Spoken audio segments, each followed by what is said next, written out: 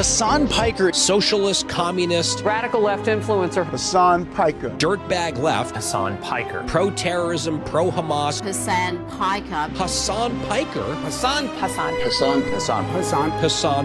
Hasan Piker. Going on this vulgar rant, mocking wounded war vet for losing his eye fighting for our freedom. Have you ever heard someone mention the Streisand effect and wondered what they were talking about? This phenomena is named after actress Barbara Streisand.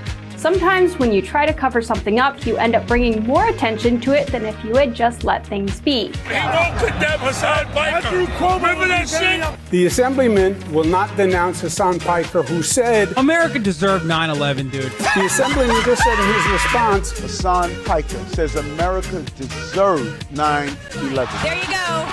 There you have it. My friends, we have toppled a political dynasty.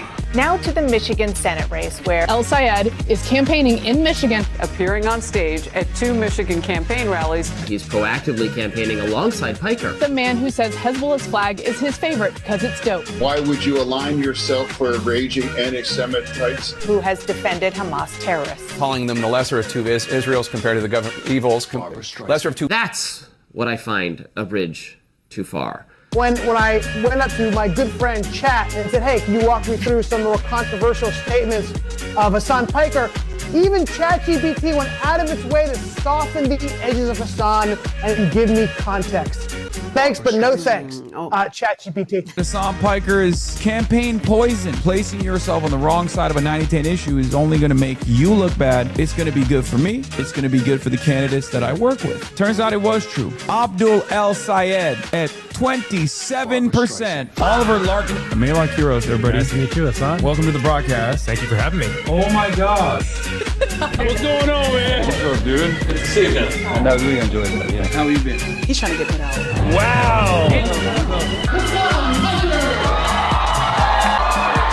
What's going on, everybody? I hope everyone's having a fantastic evening, afternoon, pre-noon, no matter where you are in the world. I'm Hasan Piker. This is the HasanAbi broadcast coming to you live from sunny California, Los Angeles, folks. We're live and alive, and it's the suit guy. That's right. We're live, we're alive, and I hope everyone's having a fantastic one because today's a beautiful day. Today's a wonderful day. Today is Saturday. It's Saturday fun day. That's right, folks. We're live. We're alive. We got the new intro. Shouts out to Froggy Tonic for that. That shit was fire. Hasan Piker. That shit was fire. And yeah, that's all I got. Did I make it on time? Dr. Jihad, Mr. Jihad. It's not Mr. Jihad. I didn't go to doctor school to learn and get a doctorate in racism just to be called Mr. Jihad. Okay? It's called Dr. Jihad. Anyway, I'm live. I'm early, coming to you live from Hasan needs to prove he's not cucked to the Democratic Party and endorse a third-party candidate like socialist Greg Levy in Ohio. I'm cucked to the Democratic Party. I'm a sheepdog of the Democratic Party. I love sheepdogging. Anyway, we're live. We're alive. And Have I ever evicted? What is this? What the fuck? React. This we just started. You're already sending me shit. Treasure Train, 35% off, 5 gifted, by the way. We're early, we're live, coming to you from stolen Tongva land, and there's not really much going on in my life because I'm a chud-ass loser, as you guys already know. After that Nithya interview, I just kind of, stepped back. Okay, Druku, are you trying to get me fucking banned from the planet? I can't use these, man. That's crazy. You're out of your dang mind. I mean, these are sick, but I can't use those as a blast-off meme. The interview cooked you, admit it? Yeah, the interview definitely cooked me. I hate doing contentious interviews with people who I am, like, at least somewhat ideologically aligned with. You know what I mean? Like, people who I have, like, at least some agreements with. You know, if it was, like, a Republican or, like, a Gavin Newsom type, it's very different, right? Talking with people tend to prefer the term kiz. Okay, good to know. I just don't like being disappointed. You know, who likes being disappointed? Nobody, right? I certainly don't. I don't like being disappointed by people who I think could do better, who I think should do better. So yeah, it was just a sad state of affairs. The showing yesterday. I tried to be fair, tough but fair, you know. But it is what it is. All right, so I feel like you got to chill now with these campaign interviews. People keep behaving in bad faith with how they're treating your involvement. What do you mean? I don't give a fuck. When have people ever behaved in good faith? People have never behaved in good faith. We're leftists. We're socialists. You should understand that no one is ever going to be charitable to your worldview until you win.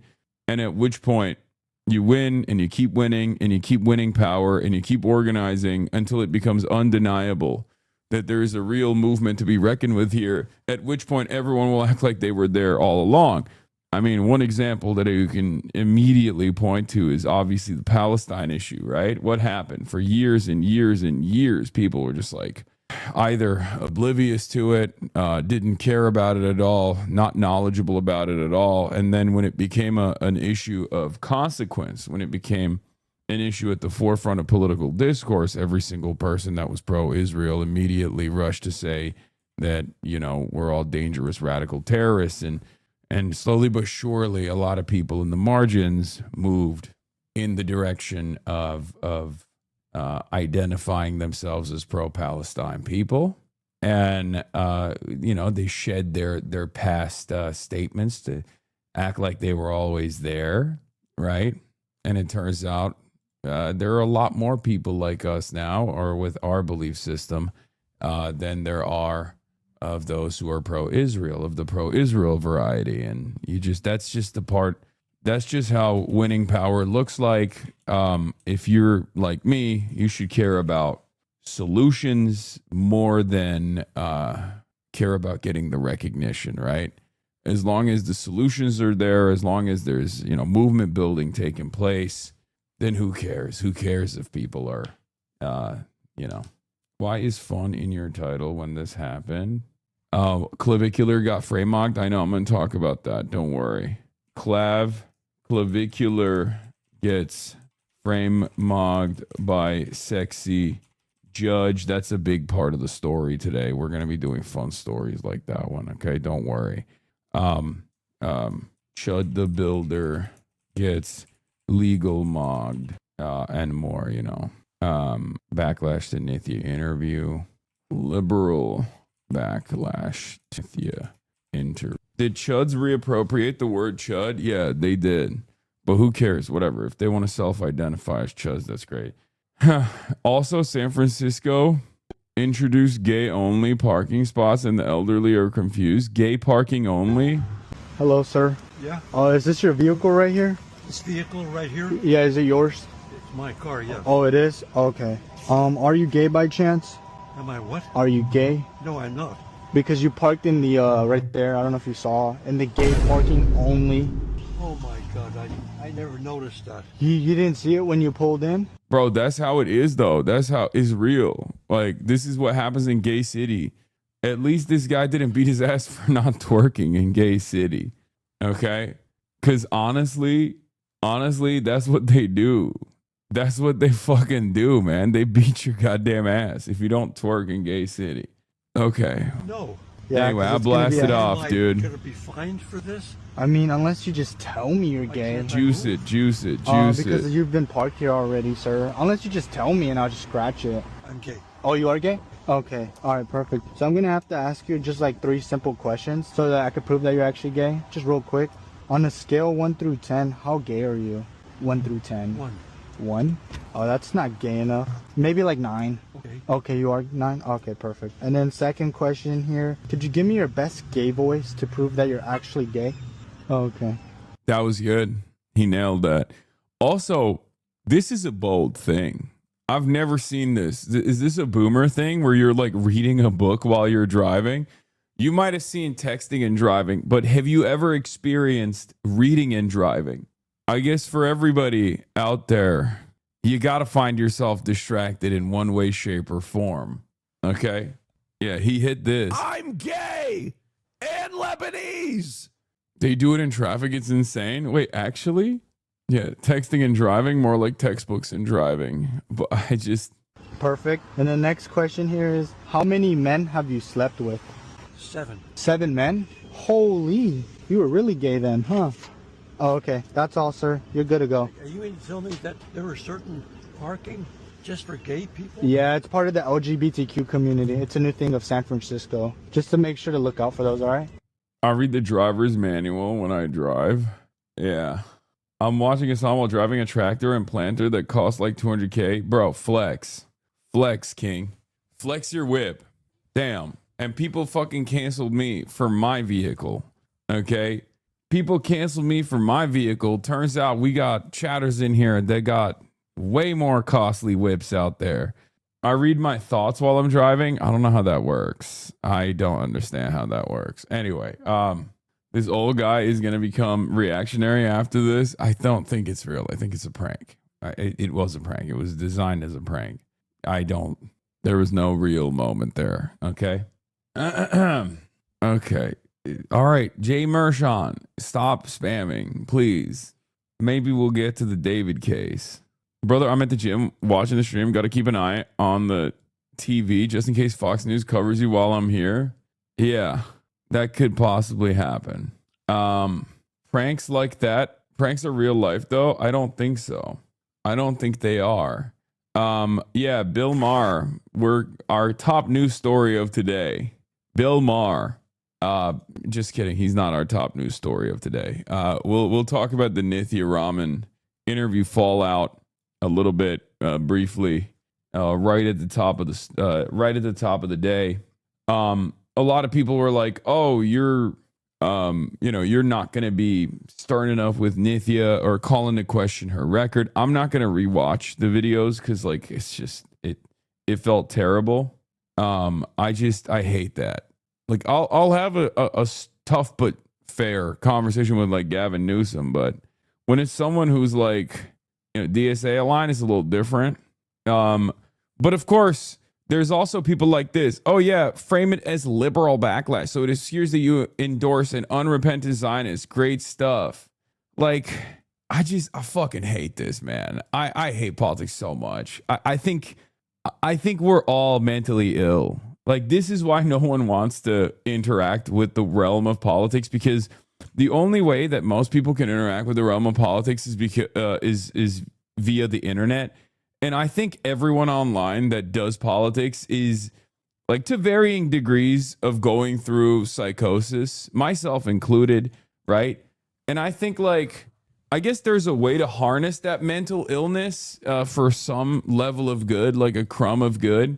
But I think a lot of people don't do that. They harness it for their own pet projects. Like, unfortunately for a lot of people's pet projects, I am the figure of enmity for them. I'm like the maximum worst guy that you can be. There are people who make Israel their top priority, and therefore will try to angle all their criticisms of me off of like whatever else. But then you just like do a little bit, you scratch the surface of their anxiety a little bit, and you very quickly realize, oh, there's a fucking Zionist there, right? And then there's the other side of the story where people are just like, you're not sufficiently pro-Palestine. You actually cape for Zionists. You love Zionism. You're like a massive fan of Zionism. I always find myself in the center of these sorts of ideological battles for some reason, but maybe it's just my perspective from where I'm standing, I guess. From where I'm standing, I don't think I will ever be able to achieve a result that the ultras to my left and the shit lips to my right will ever fucking openly say is good, And I've given up on that. Everyone has been able to figure out a way to be like, I despise you. When has anyone online praised anything you've done? The internet has never done it. People complain about Zoran on every side. It's true. But Zoran has a lot of fucking, Zoran has a lot of motion. He has a lot of people who ride for him pretty hard. I mean, I ride for him pretty hard. I mean, I'm critical of him when he does something that I don't think is good. But it's just, we can't be fucking unbearable, I love what I do, and I'm going to continue doing it. But goddamn, it's just like so fucking annoying. People will always be like, why is there not another like equivalent to what you do? It's like, because no one wants to be under this fucking microscope, okay? Because right-wingers don't receive this. Right-wingers have a base. Right-wingers have a legion of apolitical to ideologically committed far-righters that will dick ride them into oblivion and will fight their battles for them. Liberals have a base as well, very active. That base is diminished, obviously, on the internet. But, like, there's somebody out there for everybody, okay? There's no one out there if you're on the left. There's just no one. Your own fan base is constantly like, you have not been sufficient there for everybody, okay? There's no one out there if you're on the left. There's just no one. Your own fan base is constantly like, you have not been sufficiently socialist today. You need 10 lashings. Now, this is not a woe is me moment. Like, I think this is a wonderful community. I'm so fortunate that I've been able to build and be a part of such a large community, such a large movement, right? But it's just ideologically, you're always going to be on the back foot, no matter what, in the United States of America. And leftists, I wish, were just like a little bit better, but they're not, and they never will be. So we're just going to keep staying the course. But yeah, I interviewed one of the top 3 mayoral candidates, Nithya Raman, yesterday. And going into it, like, I obviously designed it in a way where I wanted to talk about, you know, some of the positive things that she has done, some of the areas where I definitely agree with her in comparison to obviously who her opposition is. But then also there was some questions, right? There were obviously going to be a ton of questions, given that, you know, she's been in a position of power in Los Angeles local politics for quite a while. And I wanted to ask some good questions, right? And I think I did. But liberals were very frustrated. Hasan really brought on a candidate for mayor and thought the best use of her time would be hardcore interrogate her on fucking Israel-Palestine as if she's in any position to affect policy. Lamau, the unhealthy obsession is unreal. Now, you might see this as a, I guess, or if you're like the average person encountering this statement, you might be like, wait a minute, that is weird. Why the fuck is he just like so honed in on Israel? Except the reason, if you actually watch the fucking interview, and this is Stu Smith, who's a dipshit who watches every single stream from Manhattan Institute, the right-wing think tank responsible for the anti-CRT initiatives, the anti-DEI initiatives, the right-wing think tank that's responsible for all of the culture war initiatives that the Republican Party leans into, just so you know. They are the ones who do that. Now, one of their big things, Manhattan Institute's, this right-wing think tank's big initiatives now is to try to combat right-wing extremism, even though they fomented it for decades. And the real reason why they do that now is because they have some big donors that are obviously pro-Israel. So they are trying to redefine where they stand on this issue. You can't make this up. Nithya skipped council yesterday, which included a celebration of Jewish American Heritage Month, in order to kiss the ring of virulent anti-Semite Hasan Piker, who is advising her. Nithya Raman, who is running for LA mayor, is notably not here to celebrate Jewish American Heritage Month. Sources tell me she's currently filming. Yeah, like this is one of the problems with someone like Nithya, where she has to stand on an issue and just like plant her flag. Okay. And the issue here is she's like a little bit wishy-washy. She's not like confident in her perspective, right? And I wish she was. I wish she was more confident. Like it was very frustrating because like from my position, like the reason why I asked, and I made it very clear, right? Like the reason why I asked her about this issue, which Stu Smith calls a struggle session, like. These guys are so not fucking used to any kind of friction in interviews that they called somewhat adversarial questioning a struggle session. I literally, in my opinion, was tough but fair. I gave a full assessment of her track record. There are plenty of great moments in her track record. I talked about some of her enemies and what they've tried to do on the areas where we aligned, obviously, and there's some, right? There's plenty, actually, like urban planning, things of that nature. I'm not like super anti YIMBYism regardless, right? With the exception of like, I don't know, offering tax credits for real estate developers. But like she's done a lot of great work on dealing with homelessness in her district, right? Like I wanted that to be definitely a big part of the conversation, which it was, right? It was a 80-minute interview or something. And we talked a lot about local issues. And even when I was asking her stuff about Israel, obviously I kept it local, but these guys don't want to address that. So they just go, Hasan really brought on a candidate for mayor and grilled her on Israel. Oh, this unreal, unhealthy obsession. Yeah, except we talked about a ton of local issues, and she's much stronger than Bass and Pratt law on homelessness, housing, urban planning, etc. Israel's politics, unfortunately, are intertwined with Los Angeles. I asked her about her local choices / endorsements and if she's changed her mind on the issue and why. Why are you so intellectually incurious? And then I found out exactly why this person is intellectually incurious. Genocides that are not real. Gaza, white, the unborn. Like, imagine comparing the fake ass, like, white genocide to Gaza, dude. You're fucking disgusting. You're fucking disgusting. You're a disgusting monster, dude. Fuck you, okay? Of course, this is the guy who runs the Political Extremist L's account. Like, what's the difference between you and a fucking neo-Nazi at this point? Yeah, online left content creators or ex-content creators tier list. Just ultra lib. Ultra lib, his only worldview revolves around his favorite fucking content creators. Just a disgusting little creature.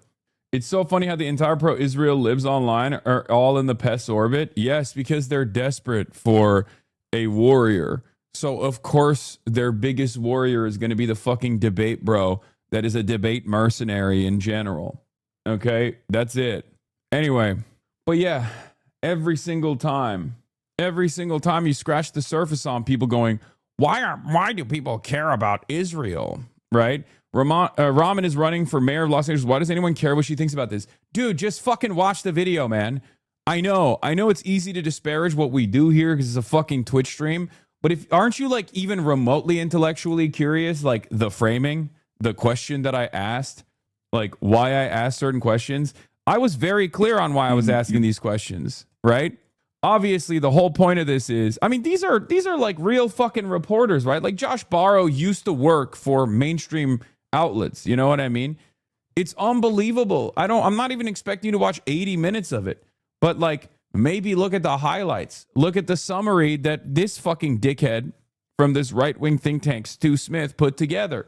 Because he put the whole compilation together, right? Do you believe that Israel's an apartheid state? I think that is, yeah. Then Hasan brought up her 2024 censure from DSA LA over accepting the Democrats for Israel LA endorsement. Like, that is her own local organization. How is this not going to come up? You know? Like, of course that's valid. It's a valid fucking question to ask. These guys don't even like Nithya Raman, by the way. Yeah, of course. I don't understand why we're having this question. Like, why this is like shocking to go through, or there is like, or this is like totally out of line. If local politicians didn't have any power over Israel, Israel wouldn't be, or Israeli groups, like pro-Israeli groups, would not be fucking endorsing them. Okay? Obviously, local politicians have a lot of fucking power over what happens in Los Angeles, and that's precisely the reason why I brought her perspective up, her past actions up. It wasn't like I randomly was like, what do you think about what's going on in Israel? Let's talk about Israel. Would you fucking go to, I don't know, would you go to the International Criminal Court or something? No, I was saying like, here are some of the things that you've done in the past. Has your position changed? And if your position has changed, why? Like with Zohran Mamdani, a lot of the questions that pertain to Zohran Mamdani's background literally were calling into question his like past advocacy. And then beyond that, it was like, would you travel to Israel? I'm not asking her if she would go to the fucking West Bank or something, right?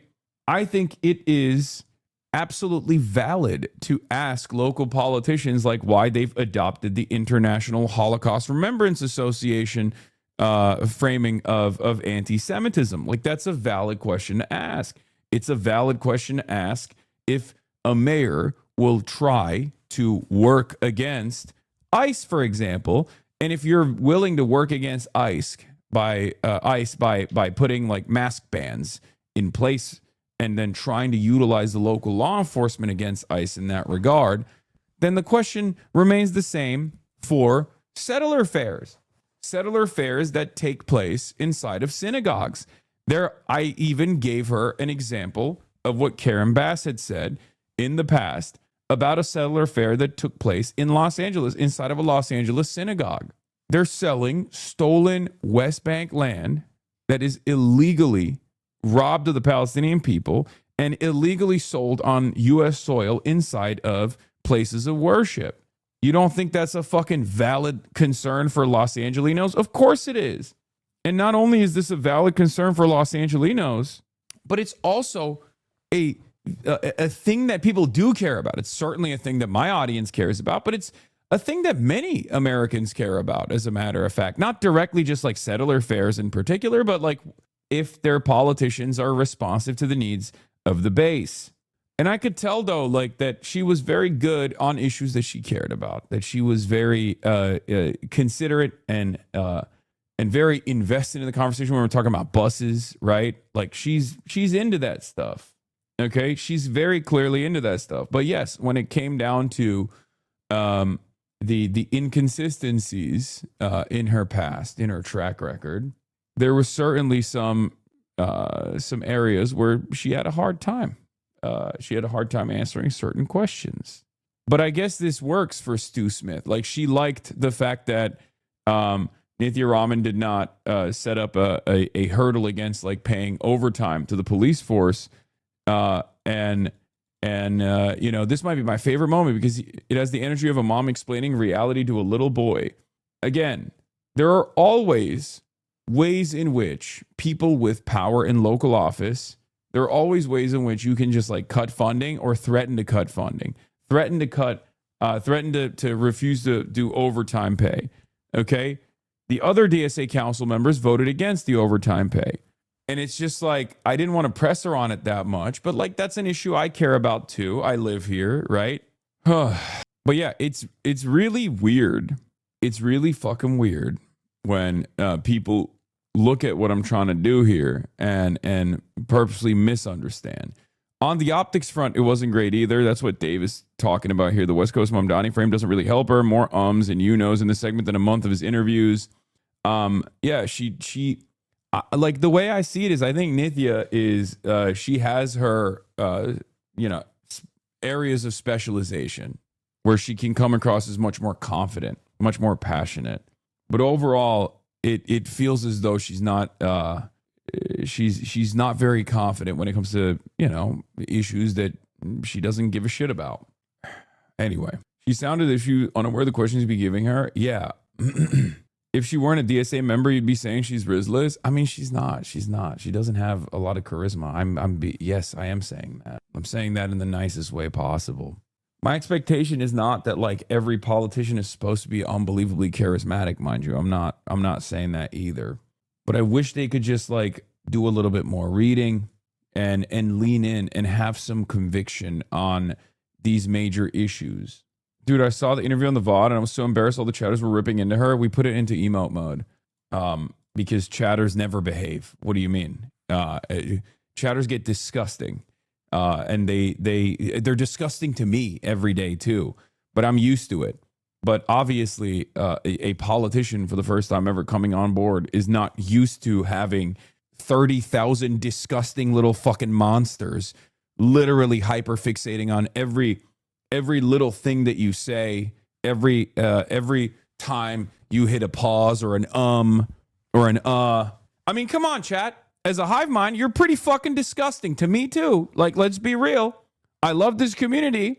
I love what I do, but you turn into fucking goblins. You turn into grimace. Look, I just said 30K. Someone went, oh yeah? It was around like 24K, dude. See? Yeah. Oh, come on, man. It's like 25K. See, proving the point. Proving the fucking point. Dog, she sat down next to me and the first 100 comments were literally We're talking frame one. Why is he not asking her about Palestine? Oh, here we go again. Hasan, here we go again. Hasan doing the sheepdog of the Zionism movement. And it's like you click on their profile and it's like a 58-month subscriber. You look back at their background and they're like, Hasan, you've been so impactful in my life. Like, I used to be a chud. I used to be a neo-Nazi before I fucking came onto the stream. 7.5 years ago. You've genuinely made me a better person. I love you, in the comments, right? Like, a couple months back. And then today, it's like, I want to kill you with a gun because you work for Benjamin Netanyahu. How did we get here? How can this happen? How do you go from, I used to be a fucking reactionary neo-Nazi and you changed my life. It's been so impactful. I love giving you fucking $6 a month every month for the past 58 months.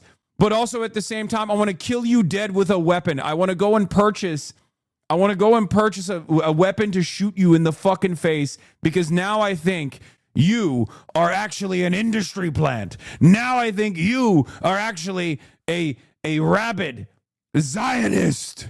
How does that happen?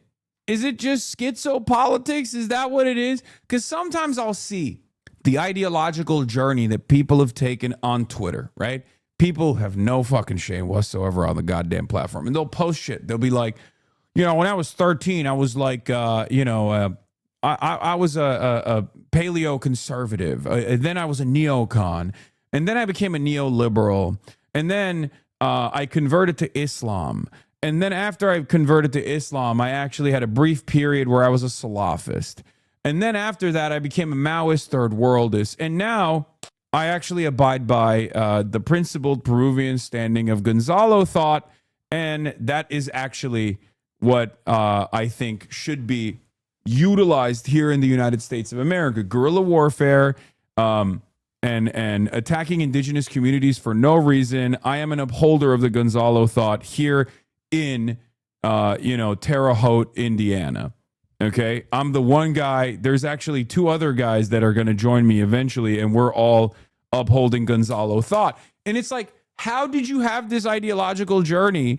And also, at no point did you go, maybe I should fucking dial it back a little bit. Maybe I should find myself. Maybe I should do some self-exploration before I move on to the next ideological tendency on the left. And then talk about a guy who doesn't who personally doesn't understand the point I'm making to become the guy that you weren't the guy I'm talking about, but hit dogs holler, it seems. That's so disingenuous. Most of us are talking real issues with real failures on her part. Yeah, I did that. Okay? Using the worst actors to paint everyone who had a problem with her as a candidate was expressing as disgusting or zealous as ultra is not a reflection of reality. Was I talking about you then? If you like the conduct, if you like the interview, then I'm not talking about you. I'm talking about something very different. People who were like, why haven't you asked about Palestine? Literally frame one. Okay? This is the problem. Fucking charitability. Stop. I'm not your fucking enemy, dickhead. You've been in here for 64 months. I'm not your fucking enemy, okay?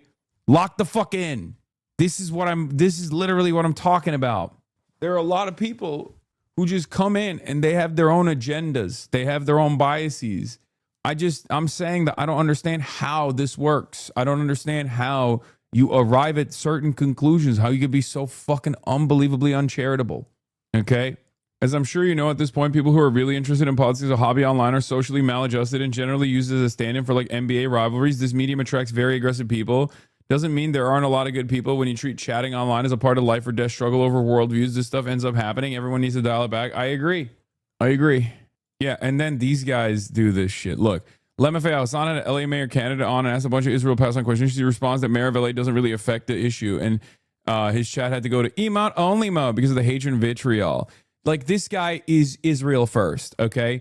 Ben Shapiro's biceps is an Israel first, sex pest in the orbiter, just a fucking repulsive figure, okay? Just an unbelievably repulsive figure whose movement has died so fucking hard that there's not even like the fandoms that he represents is gone, okay? It has perished. There's no real world example for this kind of politics, like an Israel first liberal Democrat who also is I guess joking about Ben Shapiro's biceps. Okay, I don't think they're pro Ben Shapiro. Epstein's subreddit is in a frenzy over the interview. Okay, I hope they fucking go out and vote against Spencer Pratt and Karen Bass. Then it's just funny because like this kind of narrative has a lot of prominence on Twitter, but it has no real world equivalent. It has no placement in the real world whatsoever. If you were to walk around in the real world and ask regular people like, hey, is it appropriate to ask a LA candidate about her past decisions about like, adopting the International Holocaust Remembrance, like adopting anti-Palestinian measures as a council member? Literally, people would be like, yeah, no, that's perfectly valid. If you were like, well, why do you care about Israel so much? They beat you to death with hammers, okay? They beat you to death if you were to fucking entertain this argument in the real world. Is it not the function of the funnel or pipeline that you're being fairly at the start of it? I do think back at previous stages and now disparage you over other people is unsightly and dumb. I think I have advanced further and I do not have a pitchfork. Having said that and understanding it must feel awful. Do you think it's important? Love you, big fan. What? I think I have advanced further and I do not have a pitchfork. Yeah, okay. Give it a couple more months. You'll be coming in here to fucking demand the guillotine for me, okay? Anyway, and then give it another couple more months or maybe a year or so and you'll be back here yelling at everybody else who's doing the fucking guillotine pitchfork thing. That's just how it goes. I've seen this cycle, okay? Yes, everybody comes in here. They don't know shit. They don't know anything about fucking theory and then they go on their own ideological journey and then they come back in here. The first step, you look like you get pegged every morning. Yes, and I do some pegging to your dad as well. We swap it around though. I'm verse with your dad. Your dad is verse too. I butt fuck your dad, Chatter, every morning, and then your mom too. It's awesome. You're grounded, by the way. We're a throuple. We're in a polyamorous relationship, and you're now grounded. Okay, but yeah, every person has this own fucking journey where they're like, well, I've actually advanced. He was very important. He was very formative in me getting into the leftist funnel, but I've actually advanced beyond it. Okay, dude. Oh, all right. Well, good luck. Yeah. The defense of this is really fucking stupid because like this conversation is directly about her record on Israel. Corporate interests. This is the reason why it's like a very effective litmus test and a moral test. Is for the obvious reasons. Like here I am describing why I'm asking this question about Israel. But of course, no one watches the fucking clips. They just talk over it with their own biases. At this point, there is no real discourse. Okay? There's no real discourse whatsoever.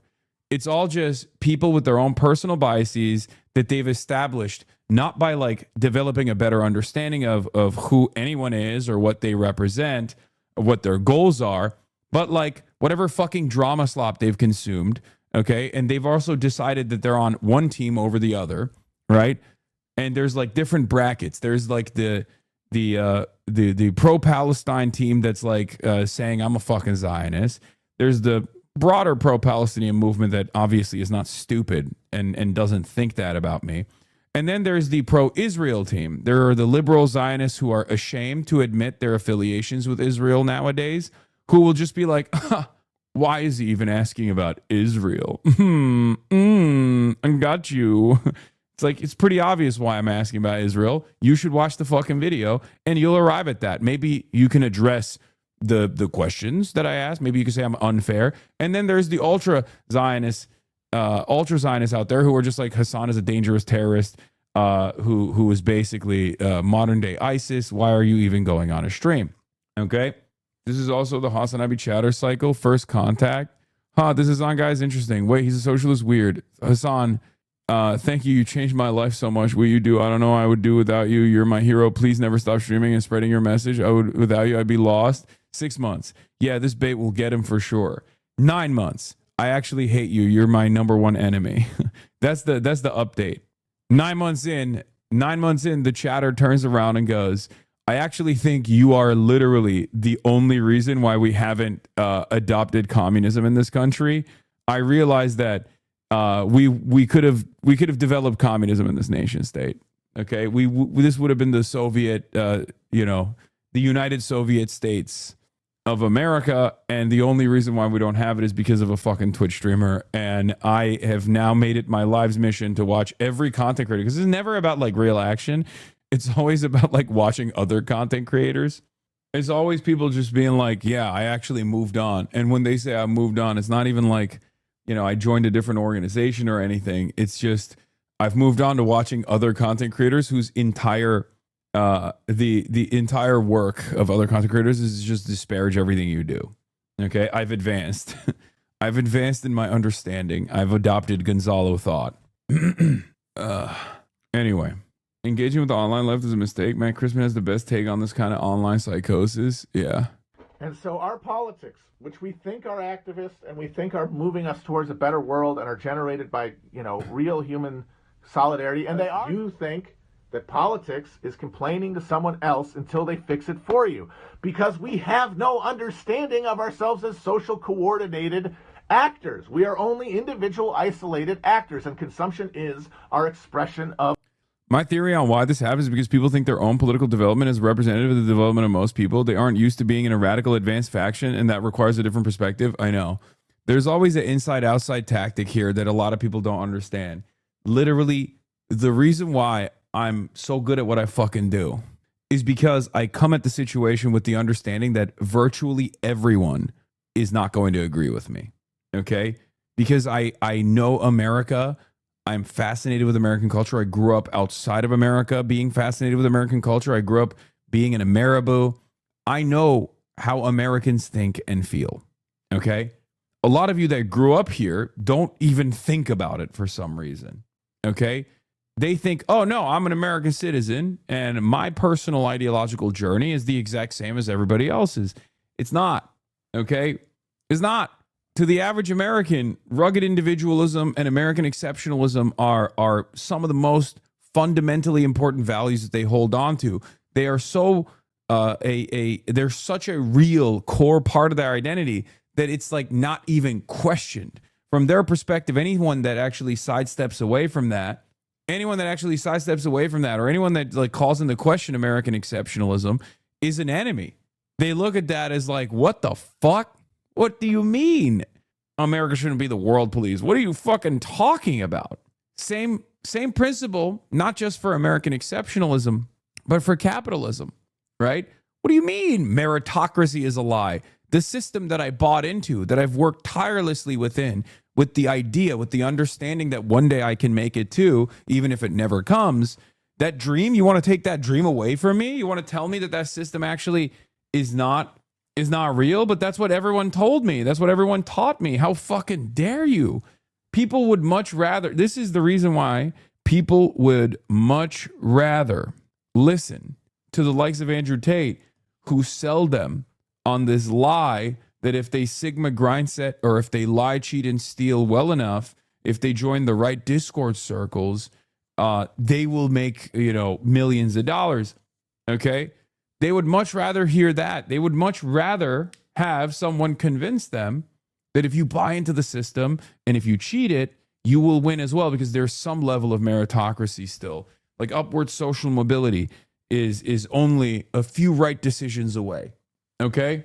They're scammers.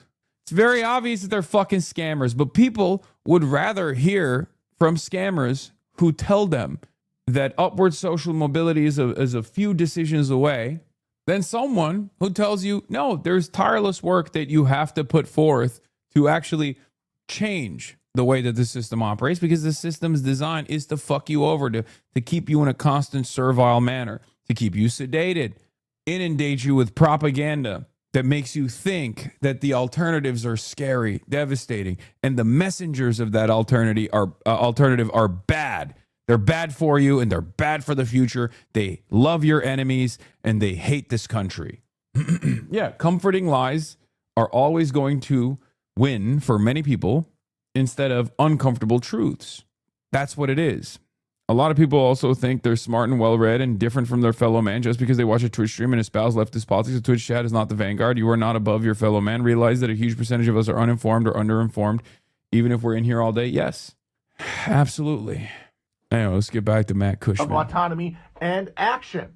All of it is yelling at someone who you can imagine is responsible for your pain.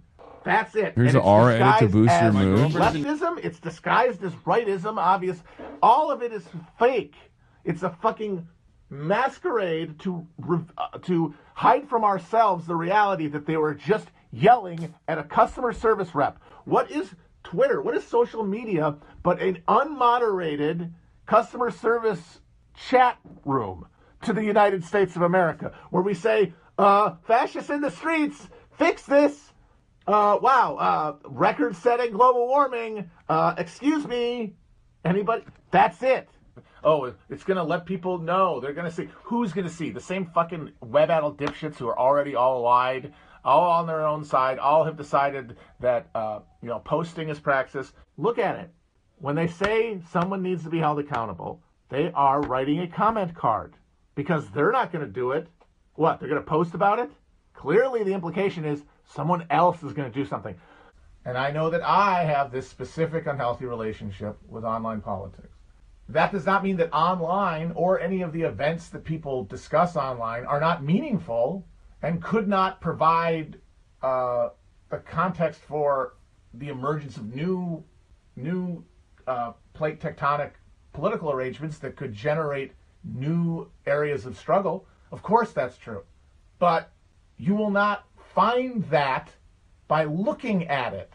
The internet, because of its ability to connect people, is useful to the extent that people use it productively. So Twitter, useful. Reddit, useful. The whole thing, useful if it's being used. If you're using it. If you're not letting it use you. The real thing that drives everyone participating in the political project, unconsciously or not, is that the way the world changes is that you say things enough. You find the right phrases and the right words, and everything clicks, and then everyone just changes their view simultaneously and then acts differently because of that.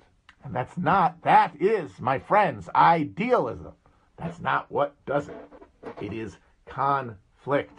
Forces in conflict. Right now, we are in the middle of a class war. No amount of complaining to the manager will do the job. And you have to reorient your understanding of what political action is. And nobody wants to fucking do that because it looks hopeless. And nobody wants to suffer unnecessarily. And the only thing that breaks you through that and lets you do the Indiana Jones leap of fucking faith into the goddamn hole is if you have a thing beyond reason driving you. An emotion. An emotion that is generated by a feeling that transcends language and rationality, otherwise known as faith. They have the fire. And yes, it's because they live in a fantasy America, but that means they're powered by something that the left, such as it exists, doesn't have, which is belief. And I don't even mean belief in God. I mean belief in success, belief in victory. And of course, that all stems for them from a delusion. They believe that they could win because they think this is a different country than it is, because they have just absorbed America's propaganda from a position of relative privilege in America. And most people, unless they go to college to learn how to have anxiety, are going to respond to that the same way, by accepting it. And only now are we seeing their lived experience colliding with their idea of America. And because they believe in America, they think, well, this is all fucked up. Even if why they think it's fucked up is wrong, even if it's all bundled up with racism and stupid nationalism, and it is, and xenophobia, it's still generated by a very real connection of their unhappiness to the political order. Either way, the challenge is the same. Build actual coherent.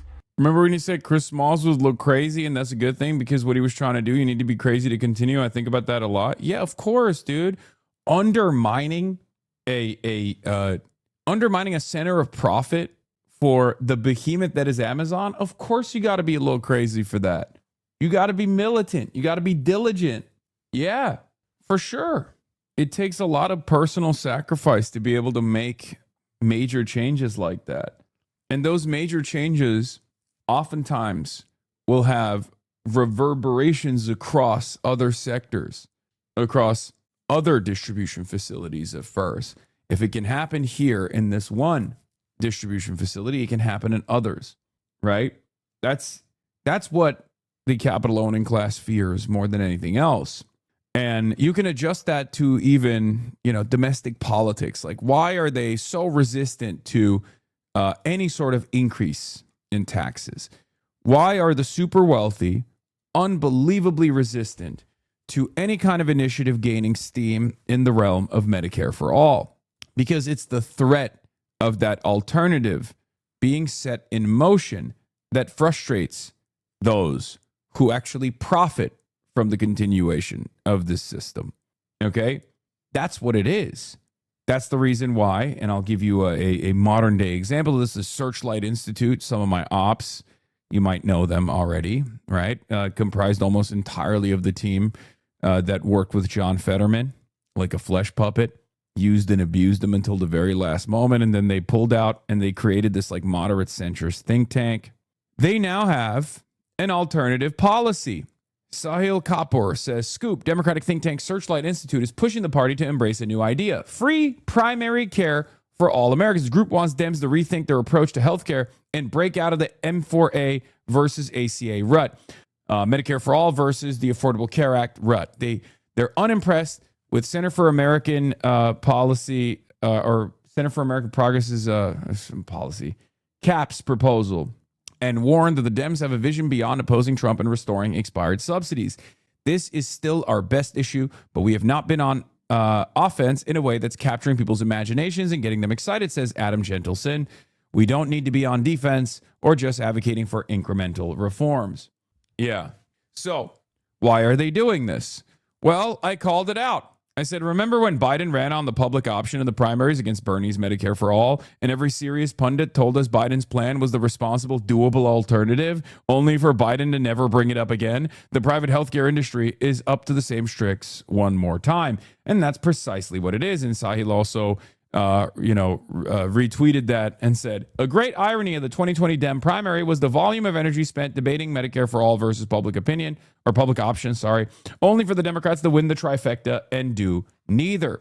From 2021, Benji Sarlin and I covered how the public option fizzled and why nobody really cared. Because the public option was never a real alternative. The ACA, in its final framework, was initially designed by the Heritage Foundation. A lot of people don't know this. Even now, when I describe it, Obamacare was actually first implemented by a Republican governor, Mitt Romney, in the state of Massachusetts. It was Romney Care. And before Romney Care even existed, it was actually designed in a right-wing think tank, because at the end of the day, government-funded subsidies to private health care is not actually an alternative. It's not actually socialized medicine. It's just a continuation of the private paywalled system that exists. Okay? Now, the Republicans fought tirelessly against Obamacare, and there were provisions in Obamacare that were good, right? The 26, the fact that people could stay in their parents' insurance plans until the age of 26, the abolition of no longer allowing private healthcare to deny you healthcare coverage because of pre-existing conditions. These were good things, right? I don't deny that. Okay, the pre-existing conditions coverage requirement was a very good thing, and that's why the private healthcare insurance fought long and hard to destroy it. Okay, lifting and creating a fiscal cliff or a benefits cliff for the bottom of American society wasn't the best possible way to do it, but it was a patchwork solution that was unbelievably helpful for a lot of people and still is to this day. Medicaid coverage is life-saving for a lot of people, right? But this is where the ACA comes from, the Heritage Foundation, assuring affordable health care for all Americans. It was initially designed by the right. Now, you might be asking yourself why that's the case. Why did the right design this? They designed it as an alternative to socialized medicine, because in the 80s and leading into the 90s, this was a real point of conversation. It was a real point of contention. There were some Democrats who were also talking about some kind of single-payer system to bring the United States of America to the world of socialized medicine, just like every other OECD nation. right?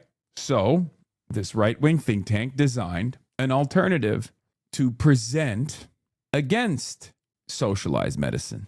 Why did they do that? Well, they do that all the time, and that's the reason why Searchlight is doing the exact same damn thing. They dangle it. They dangle a different alternative, a moderate alternative every single time. The healthcare system is a disaster thanks to both GOP obstruction and to Dems using a near supermajority to marginalize Medicare for all and create a public option free Heritage Foundation style ACA that empowered insurance corporations to enrich themselves and fleece everyone else. A lot of people accuse us on the left, liberals accuse us on the left of not being in tune with how difficult how difficult advancing legislation is. They accuse us of having silly demands. Hillary Clinton, when running against Hillary Clinton in the 90s, wanted universal health care. Hillary Clinton running against Bernard fucking Sanders in 2015 said free health care was like demanding a unicorn.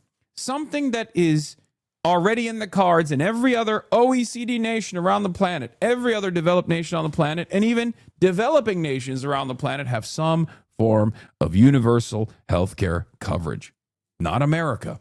Hillary Rodham Clinton was advancing this interest in the 90s. That's why the ACA was designed against that proposal.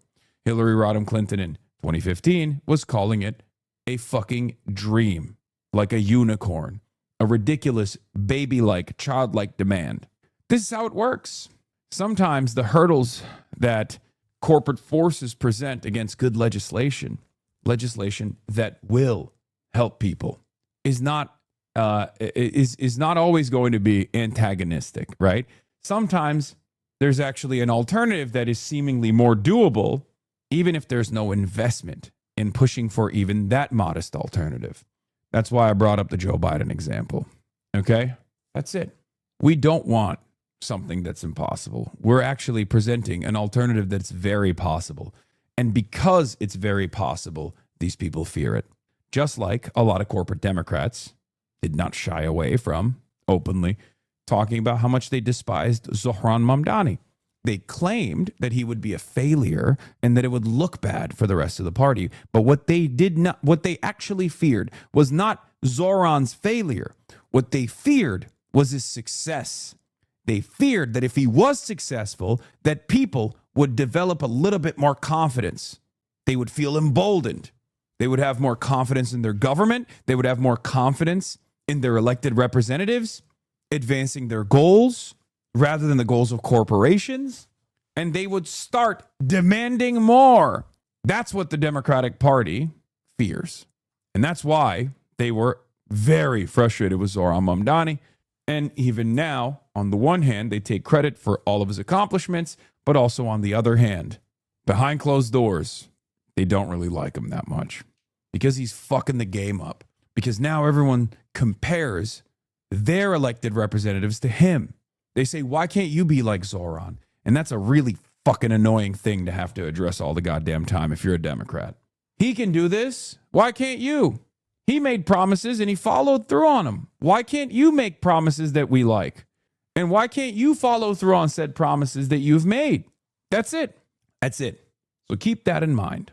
Anyway, the point is we can have people like Zohran. We can have responsive politics in this country. We can have real democracy, not the theoretical one, but real democracy in this country. But we got to fight for it. We got to fight for it tooth and fucking nail. Okay? Because there is an unbelievable amount of corporate buy-in to this system that will set up hurdle after hurdle when you have good candidates. That's it. That's why you got to tune out the fucking noise. Okay? Sometimes I may make decisions that might come across like they're counter-revolutionary, or sometimes I make decisions or take actions that you don't fully understand. I'm always pretty transparent with why I do the things that I do, but you might not be able to comprehend it. You might not be able to grasp it at first, or you might think that my tactics are infantile. You might think that my tactics are naive, okay? But I'll always tell you exactly why I'm doing certain things. All I demand of you is charitability, okay? All I want from you is charitability and trust. Just trust in what I'm doing. I've been doing this for quite a while at this point, okay? Just have a little bit of fucking solidarity, please. Anyway, here's another example, by the way. Third Way plans to launch a major PR campaign against DSA in the coming months. And one of the group's executives told Jewish Insider, arguing that its far left positions and incendiary brand of politics will be harmful for the party's electoral prospects. Put my thinking cap on.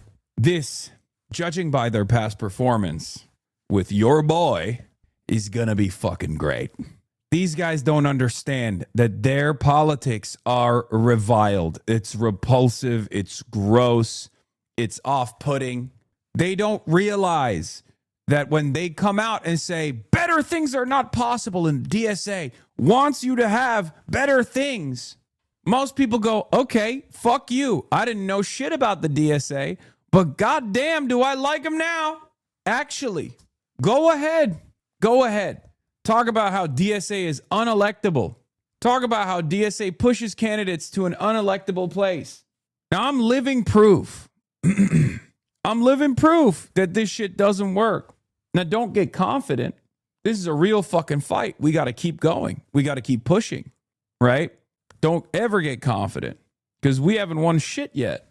There's still so much more work to be done. But just, don't get discouraged either. Don't get discouraged when you see stuff like this. Let this kind of motion give you confidence that they are terrified. Look at how Matt Bennett just straight up lies about you. Others, and I think you're included. Yeah, this is Third Way having a schizo rant about me on the Bulwark. I don't believe either of these people have actually ever watched a Hasan Piker live stream. F Third Way, more corporate hacks. You all don't know what the hell you're talking about regarding Hasan Piker. Third Way, that's exactly what the Democratic Party is at a 28% approval rating. The Democratic Party is at 28% because people like Third Way and Mona Charen. Y'all really need to read your comment section. As a European, it's very strange to me that stuff like Medicare for All is considered to be far left ass. Generally, what do you guys consider far left is usually like center left, if even. The right to unionize is in the German constitution law, and we're not some socialist hotspot. I'm a 60-year-old woman who listens to Hasan. I don't agree with everything he says, but I listen. I spend a good chunk of my day consuming Bulwark content, but I watch Hasan too.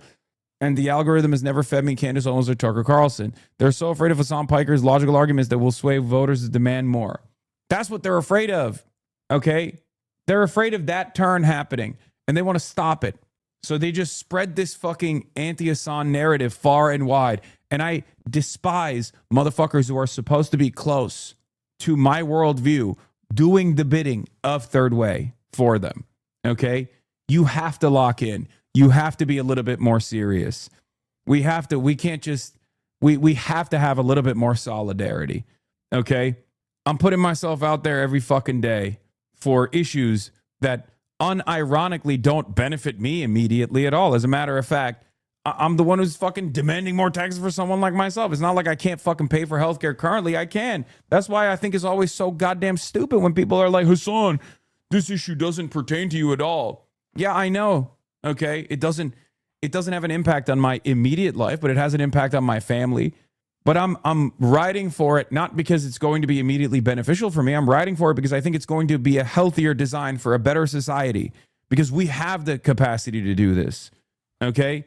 You want more people. You want more people that have the freedom, that have the time to speak for those who don't. Everybody has this fucking fantasy in their minds. It's like, you're going to have a working class guy. Well, there are plenty of working class guys that are in here, and I'm using the platform that I have for them. You don't listen to the working class guy. The person that's like delivering your Uber, the person that's working for the fucking postal service is in here listening to me every day while they're delivering packages. They don't have the time to develop a fucking platform for themselves, to become a content creator. They're working. The fuck? Thought it was important to call out Piker for a couple of reasons. First of all, he is prominent. I mean, as all of this suggests, he wouldn't be getting this attention. The Journal wouldn't have published our op-ed if he didn't matter. He has a fairly large audience. Second is, he's incredibly radical and bigoted and terrible. I mean, he says things on his Twitter stream that are awful. Yeah. All right. Shut the fuck up, dude. All right. Matt Duss says corporate-backed centrists are by far the most divisive force in the Democratic coalition. Yeah. They blame people like us for engaging in factional politics. But they are engaging in factional politics. Okay? They are the ones who are engaging in factional politics. Rather than welcome new energy that could help create an enduring governing majority, they'd burn it all down to rule over the ashes. Yes, it's very clear that win or lose, they want to make sure they hold on to their center of power within the Democratic Party. That's what it is. Okay? Yeah, the guy said Twitter stream. I don't even fucking stream on Twitter, right? Here's how they're spinning Medicare for all is bad. Some Democrats will continue to push for a single-payer system, but that comes with a $30 trillion price tag and complete government control of healthcare. Just think, if we had Medicare for all today, Trump and RFK Jr. would choose what care you get. Yeah, we have Social Security today, and they also have control over that, and they can't touch it. What a stupid fucking argument. Okay? This is, like, are you a libertarian? Like, this is a libertarian argument verbatim. Like, this is a, unbelievably, this is a far-right argument. Okay? Oh, you don't want the government to control your healthcare. Bitch, what the fuck are you talking about? Of course I do. The government controls so many parts of my fucking life, and the expectation is it's going to be good. The expectation is not that it's going to be fucking evil and corrupt. Of course I want the government to control the healthcare. What the fuck is wrong with you? You're a goddamn Democrat, aren't you? What do you mean small government? I'm a small government Democrat. What are we talking about? You can't have two fucking small government parties. Holy shit. These guys want the decentralized structure that exists in Somalia. What the fuck? They want Argentina. Guess what part of the government? Guess what kind of socialized structure already exists called fucking Medicare? And you know who loves that shit? Every fucking boomer that votes against the expansion of Medicare. They love that shit. Boomers fucking love Medicare. And even then, it's not comprehensive enough. They love it. They love collecting their Social Security checks. They love their fucking Medicare, and they vote against you having it every fucking election cycle. Oh my God. That's how it works. The fuck do you mean? Oh, the government's going to control your healthcare. Okay, great. Great. Big government, please, but not corrupt. Okay? We need to set up anti-corruption initiatives. We need to have rigorous performance checks on every single regulatory agency. We need to make sure that every single goddamn government function is working as intended, not working at the behest of corporations. No more revolving door between regulators and lobbyists and people who work in these corporations right after they're done with their tenure in government as a part of the regulatory force, because that's what happens currently.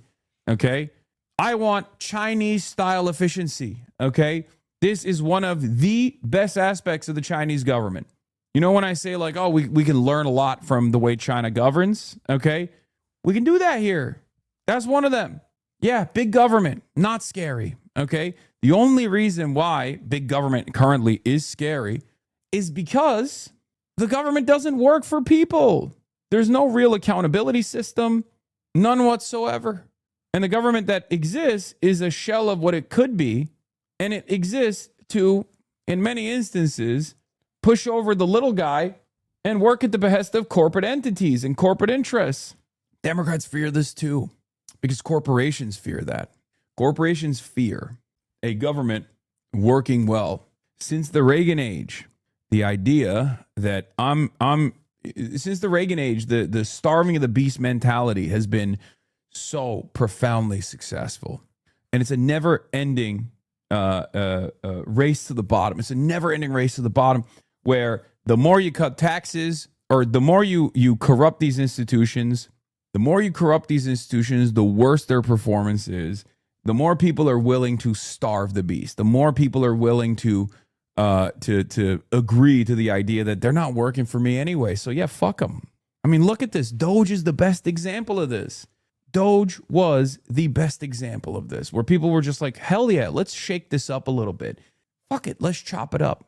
Let's destroy these systems. Let's destroy these institutions, right? And it was devastating.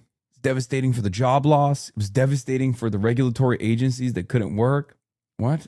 Wait, you weren't I lying? bet you didn't know that you can fly from America to China, get all of your teeth done, porcelain veneers, then have a vacation in China and fly back to America for less than half the cost of actually getting your teeth done in America. I'm going to do it right now. Wow, dude. I got 10 porcelain veneers on the top, 8 on the bottom. I can finally smile. This is Huangshan International Dental Hospital. Look how big this thing is. This is a brand new high-tech dental hospital. I came here to get brand new porcelain veneers to fix my teeth. They offer all-inclusive package deals, and they have their own in-house dental lab that saves you time and money, making it great for dental tourism. Dentistry tourism is a thing. People are flying to China to get their teeth done and still saving money. This is the genius right here. He did it all. So we start with a CBCT scan, which is essentially a 3D X-ray. Then we need to do a consultation on the treatment plan for my teeth particularly. And the best part about it all is you could do everything in English. Next was the intraoral scanning, where my teeth could then be uploaded and AI could be implemented to construct the perfect model for my teeth. So they just gave me a 3D printed model of what my teeth are going to look like when it's finished. A bit different than my rabbit teeth. I'm pretty excited. Let's see how it goes. The thing that was really cool about getting the veneers here is that it was pretty non-intrusive. Usually they shave your teeth down to like toothpicks, but here they did it just enough to where they could fit the veneers on perfectly. Oh my God. Your teeth could be printed same day in the in-house lab, and then they'll pass it down to people who will shave it perfectly to fit your mouth exactly how you need it. And after that, somebody will color it to the exact color you want it. Personally, I hate my teeth. I got rabbit teeth. I'll eat your whole family's carrots, man, with these things. Yeah, veneers are so bad, dude. I think veneers are, every celebrity does this. Is disturbing. I know. I've heard horror stories about veneers in general. I mean,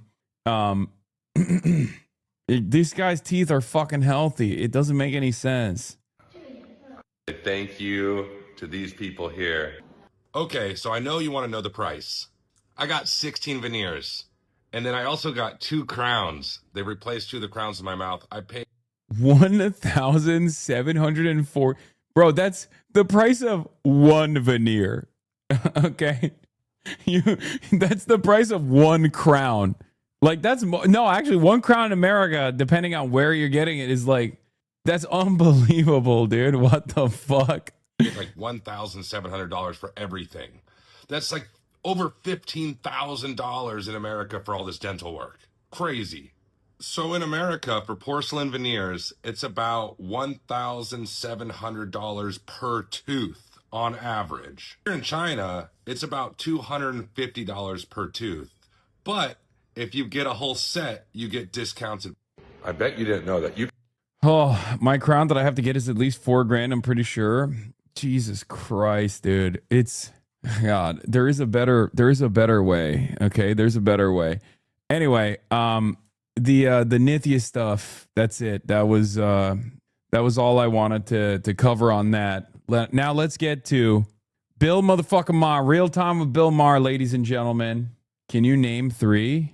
What? Bushwick is not a real place. Seeking a roommate who can name 3 journalists. $1,650, $1,650 a month available. This is a real requirement. I'd like to explain. 3 currently working journalists, not opinion columnists, not podcasts with journalism aesthetics, not the guy from Pivot, but reporters who file stories. I will ask you to name them at the door, and then I'll ask what beats they cover. Alex Press, labor. I'm not testing whether you know the right journalist. I'm testing whether you know journalists at all. Evan Hill, Washington Post. Forensic examination. Okay, that's number 2. Dave Weigel, Semaphore. I don't fucking know. I mean, there's so many. Yeah, Jeremy Scahill, Ryan Grimm, Drop Site News. Those are not podcast journalists. Those are real reporters. Nick Shirley. Jeremy Scahill, Chris Hedges, Nick Shirley. Yeah, Ken Klippenstein, Natsec, Taylor Lorenz, Internet Culture. Olivia Reingold for everything. Olivia Reingold, everything. Jesse Waters. Olivia Reingold for everything related to Zohran Mamdani's wife, which is the most important beat in the nation. Most important fucking beat in the nation, dude. Nothing touches that. Relying very. Oh, wait. I was going to do this later. All right. Let's get here. Ladies and gentlemen, let's start here. Bilbo Maher. Also another incredible journalist. New rule, he says. No Jews, no news. Now, for those who are unfamiliar, the no Jews, no news is a very classic Zionist trope. Okay? Yeah, wake up. It's new rule time. No Jews, no news is a classic Zionist trope. Okay? It's a way for Hasbara peddlers to say, oh, you only care about this because Jews live in Israel, right? Classic. It's a classic way to try and not tackle the argument that you're presenting, but instead try to imply that you're anti-Semitic for caring about this at all. Is Bill Maher Jewish? The question was yes and no. Bill Maher apparently is Jewish, but not only did he not know that he was Jewish, or he was raised Catholic most of his life. Okay. Bill Maher, on the other hand, however, is a very famous atheist, raised Catholic, and has, you know, unbelievable Catholic vibes, for the record. Was a very prominent, you know, atheist who was a major Islamophobe, and just like, you know, Sam Harris is very, very pro-Israel, despite being an atheist. It's very odd, very strange how these guys are always, I'm an atheist, but also a Jewish theocratic ethno-state is fine by me. And finally, new rules since yesterday was Israel's birthday. Having become a nation on May 14th, 78 years ago, everyone must either wish her a happy birthday or admit they're anti-Semitic. Now, it's everyone's right in a free country to be anti-Semitic, but enough with hiding behind Israel or Zionism or Netanyahu. If you think, as so many do now, that when it comes to human rights, Israel is the monster country of all time, you either don't read or you don't care about your own hypocrisy. Because it's awesome. I like that they're deploying the big guns here, okay? They've deployed Bill Maher. They got nothing else, okay? They got nothing else here. This is really, really going to help. This is definitely going to fix Israel's approval ratings in the country.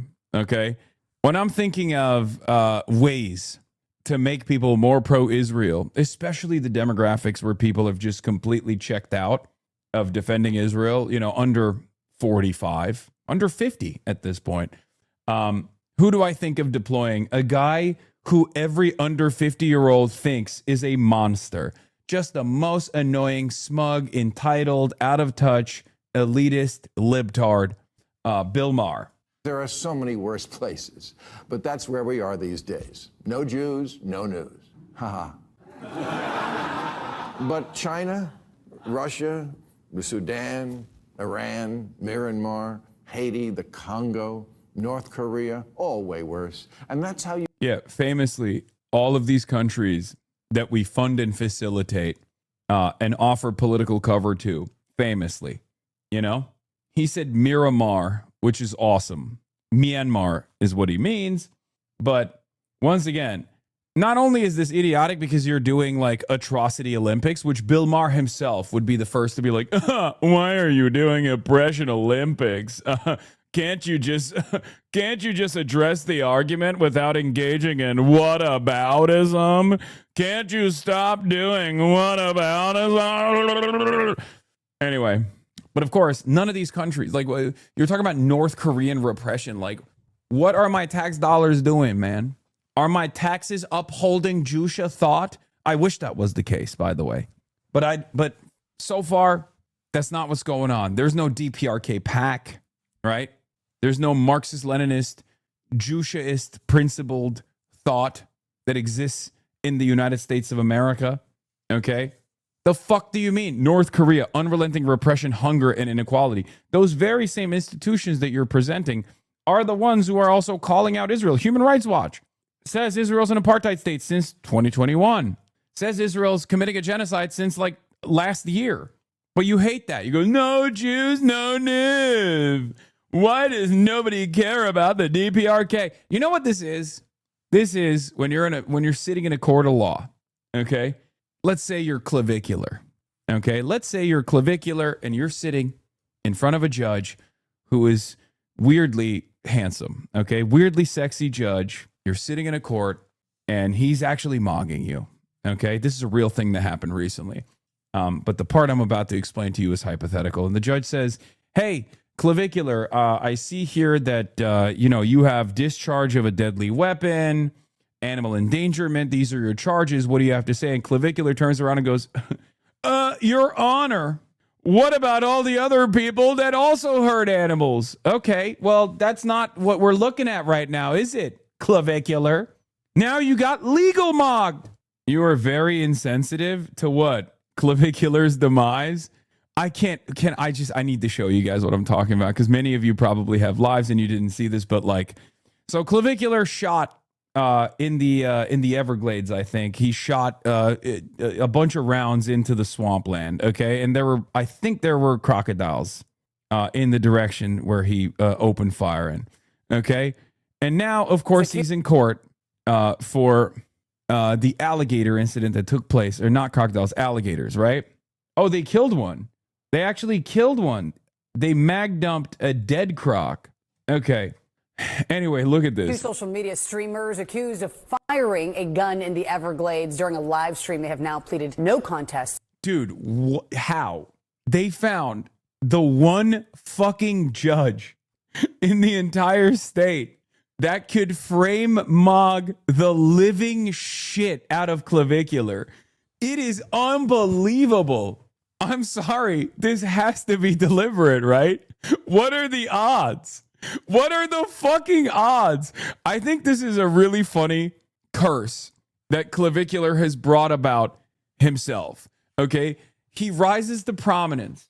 And in some respects, his rise to fame, because he's not exactly a particularly interesting person, or he's not exactly like a confident guy at all. He's not very charismatic. He can't really carry a conversation. But because he's hot, everyone pays attention to him, which technically proves the point that he was making. His life's mission is to say, being attractive gives you tremendous benefits, right? And in many respects, because of his own personal journey of becoming a more attractive person, right? This has created an environment where he's gained tremendous fame and maybe even infamy. And yet his life has become a sequence of brutal moggings. First, he goes to ASU and the frat leader frame mogs him into oblivion. Then he does a 60 minutes interview. Okay? He does a 60 minutes interview with an Australian guy, and the Australian guy is fucking hot. And he brutally frame mogs him, destroys him. Now he's in a court, standing before a judge, and the judge's like, look at how fucking hot I am. I haven't bone smashed at all. He just keeps getting fucking frame mogged. Yeah, all that looks maxing, only to get mogged by every random adult he meets. So in some ways he won. In some ways he won. His entire existence as a media figure is a victory for the theory that he's advancing. The theory that he's advancing is if you're hot, people pay attention to you and they give you tremendous benefits. And in many respects, it's true. It has happened. But at what cost? But at what personal cost? Great personal cost. Do you understand? Is it worth cashing that check at the end of the day? Think about it. He is the Vladimir Ilyich Ulyanov, Lenin of Mog theory, okay? Instead of Marxist-Leninism, we're talking about advancing dialectical Mogism, okay? It's not historical or dialectical materialism. It's dialectical Mog theory, okay? And this man has paid the ultimate cost in order to advance Marxist Mogism, in order to become the Karl Mog of an entire generation. He has constantly put himself in front of way sexier dudes over and over again. Okay? Way hotter dudes over and over again. And they're not even trying. They are just living their daily lives. They have careers.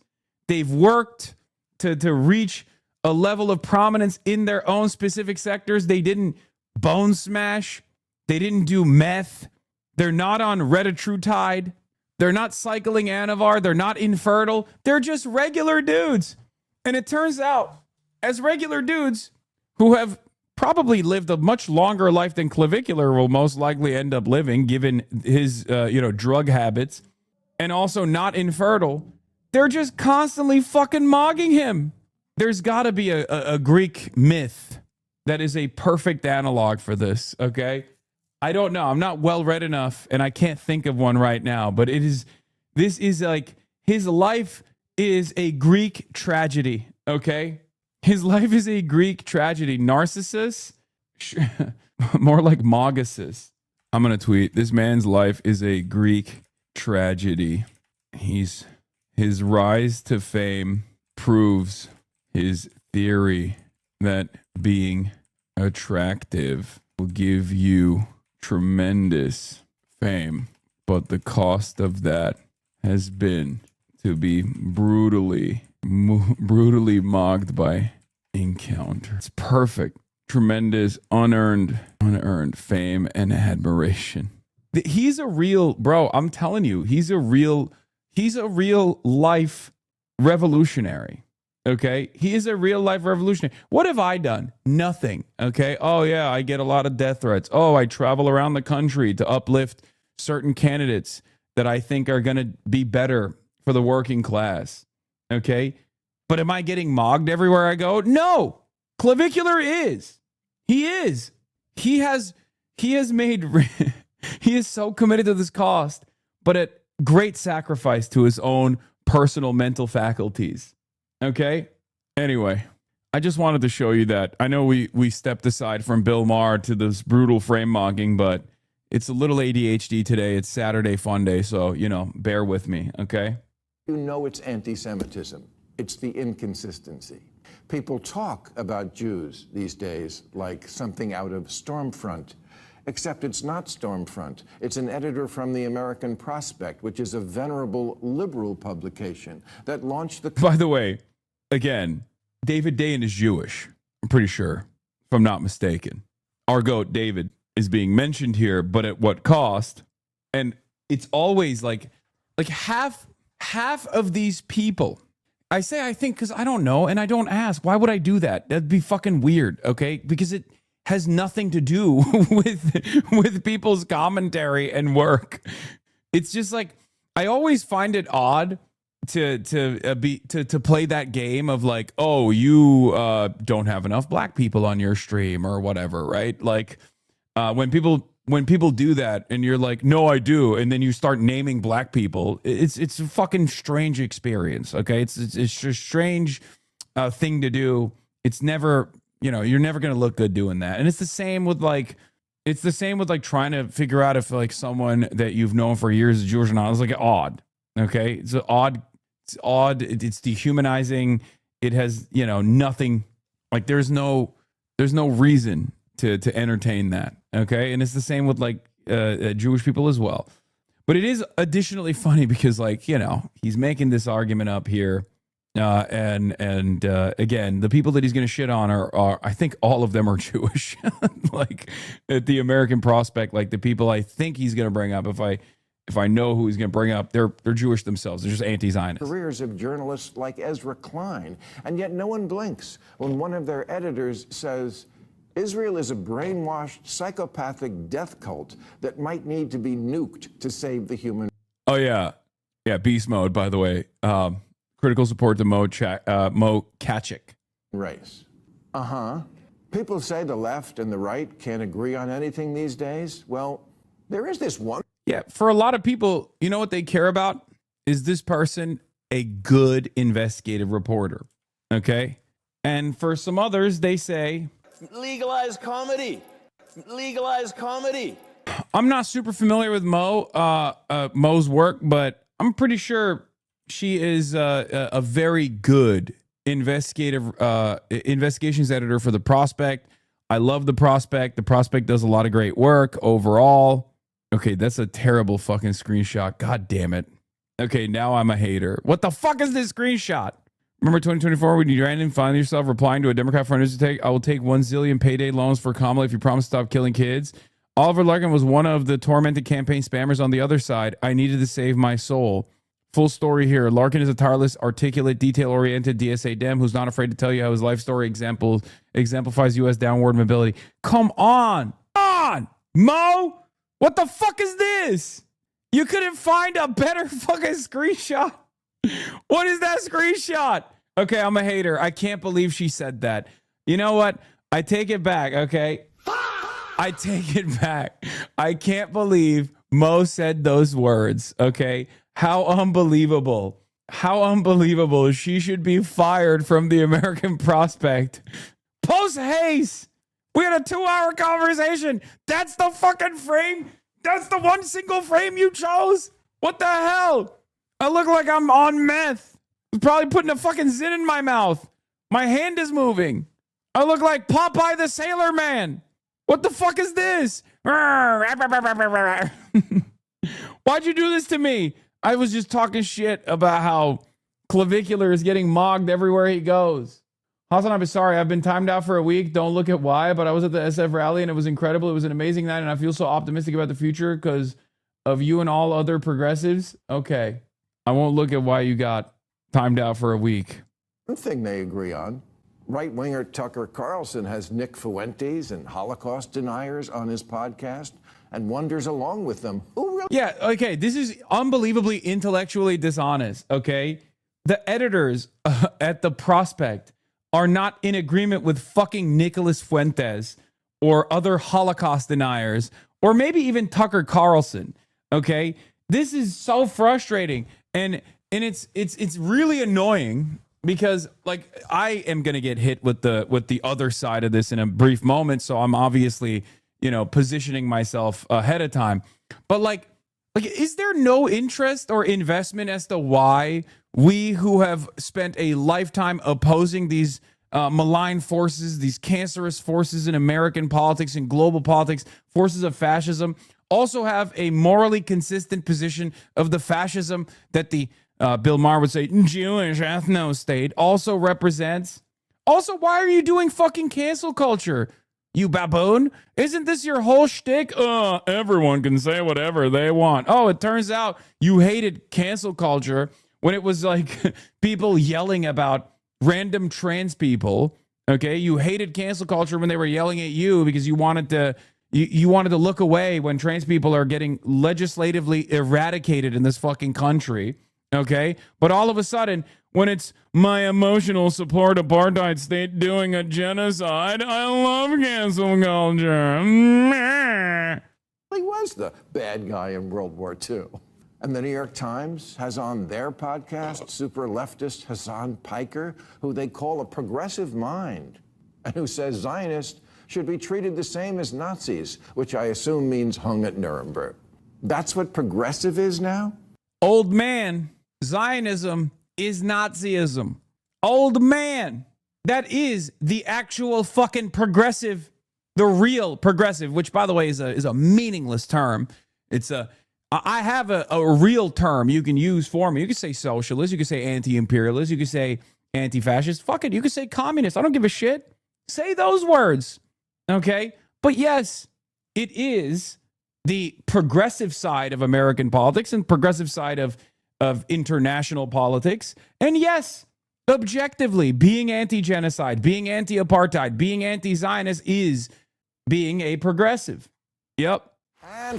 It gets so awkward that he literally has to beg them to laugh. Megyn Kelly calls it out, says he's such a hypocrite, anti-woke warrior, except when it comes to the one identity he shares, then he's full BLM 2020. To the chart. Sorry. I keep going back to the hot judge. I guess so. The kids are sure into it. They went nuts last year at Coachella for Kneecap. That's the name of an Irish rap group. As if Ireland hasn't suffered enough. Their stage set is a sign that says, fuck Israel. By the way, also based, we were there. And not only that, but also Bill Maher's shtick doesn't work in this regard. You can't fucking tailor your entire worldview over like your personal resentments against the woke and then be woke yourself. Okay. Oh my God. Shannon Watts. Oh my God, dude. Oh my God. I made the mistake of looking at my fucking Twitter timeline and it's so It is so fucking annoying. Holy shit. Look at this. Shannon Watts, supposed to be Moms Demand Action, right? Supposed to be a woke warrior, quote retweeting Chuck Ross, investigative reporter at the Washington Free Beacon, saying, I'm curious why Piker decided to press her like this. He usually does chummy softball stuff with candidates on his side. He'd bro it with Abdul Al-Sayed, Ro Khanna, etc. Shannon Watts says 3 guesses. Why are so many progressive men misogynistic assholes? Really? Really? That's why? Why are you agreeing with Republicans? Like the idea that I'm like, I'm fucking misogynistic against like women of color is insane. The overwhelming majority of the candidates that I align with are women of color. What the fuck are you saying? You just happen to hate them. So you just make them invisible. Summer Lee, Ilhan Omar, Rashida Tlaib, Malak Qiros, Darliza. What the fuck are we talking about? Yeah. Ilhan Omar was definitely in a hostile environment when she was on a stream. Someone was so awful to her that he thoughtfully gave her a gift that he knew she would appreciate very much. Actually, we don't support placing black women in hostile spaces for shits and giggles. What the fuck are these people saying? Do they genuinely? I mean, AOC, obviously. Rashida Tlaib. These people are so fucking annoying, dude. And the problem that I have is it's clearly untrue. It's objectively untrue. What Kami says, thank you for the 20 gifted subs. It's objectively untrue, but it doesn't fucking matter at all. Claire Valdez. Oh my God. I mean, Ray Huang. What the fuck are you talking about? What are you talking about? Cori Bush. Dude, Kat Alba-Ghazal, like literally the overwhelming majority of the candidates on our side are literally socialist women of color, okay? Progressive women of color, socialist women of color, literally insane. It's an insane thing to claim. Like, they did this with Bernie Sanders, right? They were like, oh, Bernie Sanders, the Bernie bros. It's like, dude, what the fuck are you saying? The squad is unbelievably diverse. It's infinitely more diverse than the regular demographic makeup of Congress. That Sudan clip has done numbers. I've had some mutuals bring it up. Yeah, I know. It's fucking annoying. And they slam it over and over again. They've learned the Trump method. It doesn't matter. They're going to say anything and everything they can. They've throw any shit on the wall. Some of it will stick for some people. Yeah, but it doesn't work because Trump is fucking president twice now. And then they send a beach ball around the crowd. Again, ha. Because again, Israel is... Every day I agree more and more with Mao. What, combat liberalism? the only country in the world doing anything bad. I see why the meathead manosphere and the Code Pink people are on the same page. Because they both went to high school in America and they don't know anything. So we really could someday soon have the tiki... By the way, I don't think any of these guys went to high school in America. They both meathead manosphere. Like, literally grew up in Luton. He did go to high school in America. This guy also British. Fear and the code don't know anything. So we really could. 2 Englishmen. Someday soon have the tiki torch Jews will not replace us crowd and the Queers for Palestine people working together to elect the next Hitler. There's a North Carolina teenager who's been charged with plotting to drive through a synagogue to fulfill her life goal of killing as many Jews as possible, because a kid's got to have a dream. I'm just asking, why in the world would this be the dream of some kid in North Carolina? Why is it the dream of Dan Bilzerian, who's running as a Republican to win a House seat in Florida? Who's Dan Bilzerian? Well, he's a professional douchebag who's attracted 30 million followers by doing this all day and posting it. Yes, he'll fit in fine with the current Congress.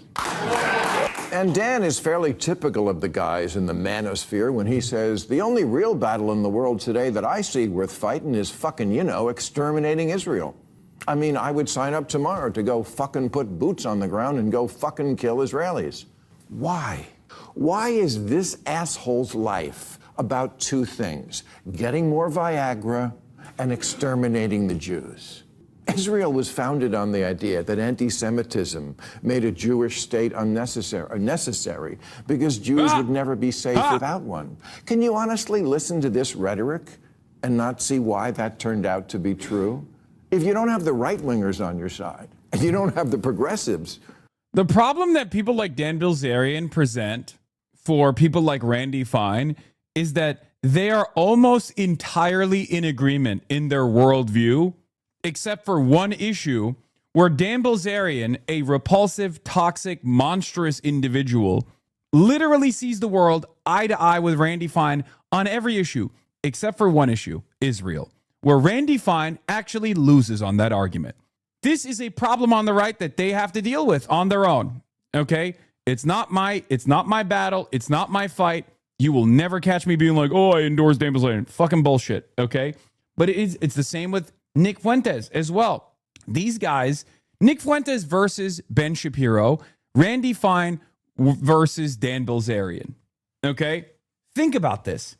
Ben Shapiro and Nick Fuentes see eye to eye on virtually everything when it comes to, destroying trans people, when it comes to destroying the lives of immigrants in this country, when it comes to designing a white supremacist dystopia in the United States of America, right? Sure, Ben Shapiro is never going to be as openly racist as Nick Fuentes is, but they largely agree on the broader strokes, okay? They do. They agree on everything, except for Israel. It is their toxic, repulsive worldview that gives people like Nick Fuentes an upper hand, okay? That's it. It is their repulsive worldview for every single issue that causes people to make that calculation to go, oh, well, I guess Nick Fuentes is better off overall. Because if you have someone, and on the other side of this story is like a comparison between Marjorie Taylor Greene and AOC.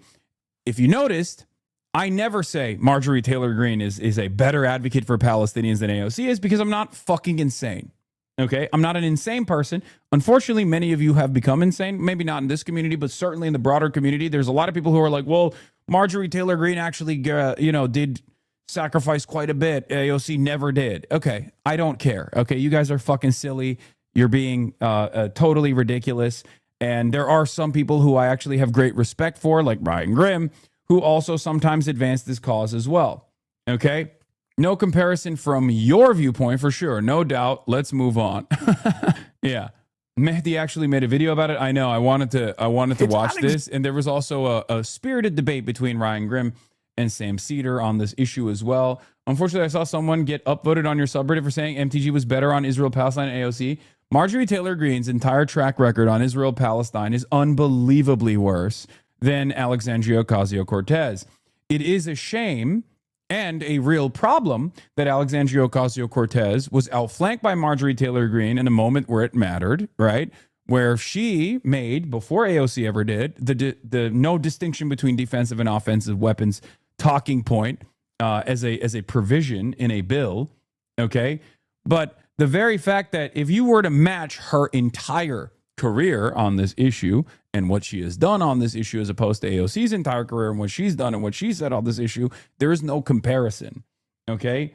We can't just throw the baby out with the bathwater, okay? We can't just decide that all of your previous choices, all your previous moves don't fucking matter. We have to be a little bit more critical about people who are newcomers into the fucking fold as well. Anyway, we'll get to that in a little bit. Let's continue with this. What's more progressive? Do we need more than Jewish space lasers? How are some so ignorant? I don't even care about that, honestly. That's not even my main point of contention here, okay? Obviously, that's a ridiculous thing, and it's an anti-Semitic thing to say, but it's not even that. That's because people will say, that's the reason why you're attacking Marjorie Taylor Greene. She's clearly an avowed champion of Palestinian rights or whatever. That's not even the main point of contention here. I think that's the tip of the fucking iceberg because of how much more she's done. Than college, where professors now say things that would make Kanye wince. Osman Omgarji calls Zionists bloodthirsty animals. Who's he, the leader of ISIS? No, he's a professor right here in California at UC Irvine. And Candace Owens agrees with his assessment of Jews as animals because she says wherever they go, they bring their filth with them. Another professor, Hamid Dabashi, says of Israel's, they have a vulgarity of character that is bone deep and structural to the skeletal vertebrae of its. Dude, Bill, it kind of feels like you're upset that people are talking about your emotional support apartheid state that's doing a genocide in the same way that you talk about the entire world of Islam. Okay? And ironic because none of them are saying, actually, it's not even as bad. It's not even as bad because Bill Maher talks about the entire world of Islam. He talks about the entirety of the religion. Okay? Zionism is an ideology. Israel is a country. Zionism is an ideology. When people actually criticize Zionism as a fascist ideology, they have every right to do this. The idea that you can't fucking say this about a fucking fascist ideology like Zionism that is designed around ethno-religious supremacy and the extermination of the outgroup is fucking ridiculous. You talk this way about Nazis, Bill Maher's not going to fucking criticize you, right? Well, actually, that's not true. He probably would criticize you because he fucking aligns with them. So I guess in that perspective, he is consistent. He will defend all Nazis in all shapes, colors, and sizes, except for Nazis who will cynically use the Israel issue to advance their anti-Semitic causes, right? Culture. These are the kind of statements Goebbels would have read and said, no notes. I mean, where are the Jewish space lasers when you need them? Now, there are absolutely horrible things said about Muslims, too. That should also be, of course, roundly condemned, like Republican Congressman Randy Fine saying, if they force us to choose, the choice between dogs and Muslims is not a difficult one. That's awful. But it's not this. Is it awful? Is it? Do you think that's awful, Bill? Or do you have to say that right now to try to present yourself as like being consistent on the issue? Bitch! Say it with your chest, big dog. What happened? Why are you engaging in ass covering, Bilbo? You fucking love that shit. Say it with your chest. Oh, no. Oh, no. Now it's awful. Let's see what he says, because he said, but. Muslims not a difficult choice. That's awful, but. Same as they need to be nuked. And let's exterminate. Wait, what? They have been nuked, you fucking asshole. You and Randy Fine are basically defending that. Not even basically, directly defending that. Israel has deployed the metric ton equivalent of 8 nukes on Gaza. Shut the fuck up. You think that shit is normal. You think that shit is good. And Israel did that with our tax dollars and our political cover on the global stage. And that's precisely what we're fucking opposing here. And you can't stand it. You support that shit. Shut the fuck up. Them. This is why Jewish people here and in Europe now say they sometimes hide their identity. Like, here's the equivalent, okay? Candace Owens is a great equivalent to Randy Fine in many respects, okay? Candace Owens will say all Jews are like this, yada, yada. They're contract lawyers. She'll wave the fucking, Talmudic Jew as a response. What maybe you find repulsive in her politics is actually a mirror being reflected back at you, where she basically flips the table and treats Jews in the same exact way that you treat Muslims. Don't engage in this fucking counter argument, okay? Candace Owens talks about Jews in the exact same way that Bill Maher talks about Muslims, in the exact same way. One is invited in polite society and can sit around and complain about not getting a fucking Emmy and consider that to be soft canceled. The other one is a fucking a congressional statement of disapproval, a bill designed after her. Okay? And I'm also catching a fucking stray in the process. She is actually anti-Semitic. I'm not, but I'm not even going to get into that part of the equation, okay? Afraid that the Star of David will get them attacked, as has happened in almost too many places to mention lately.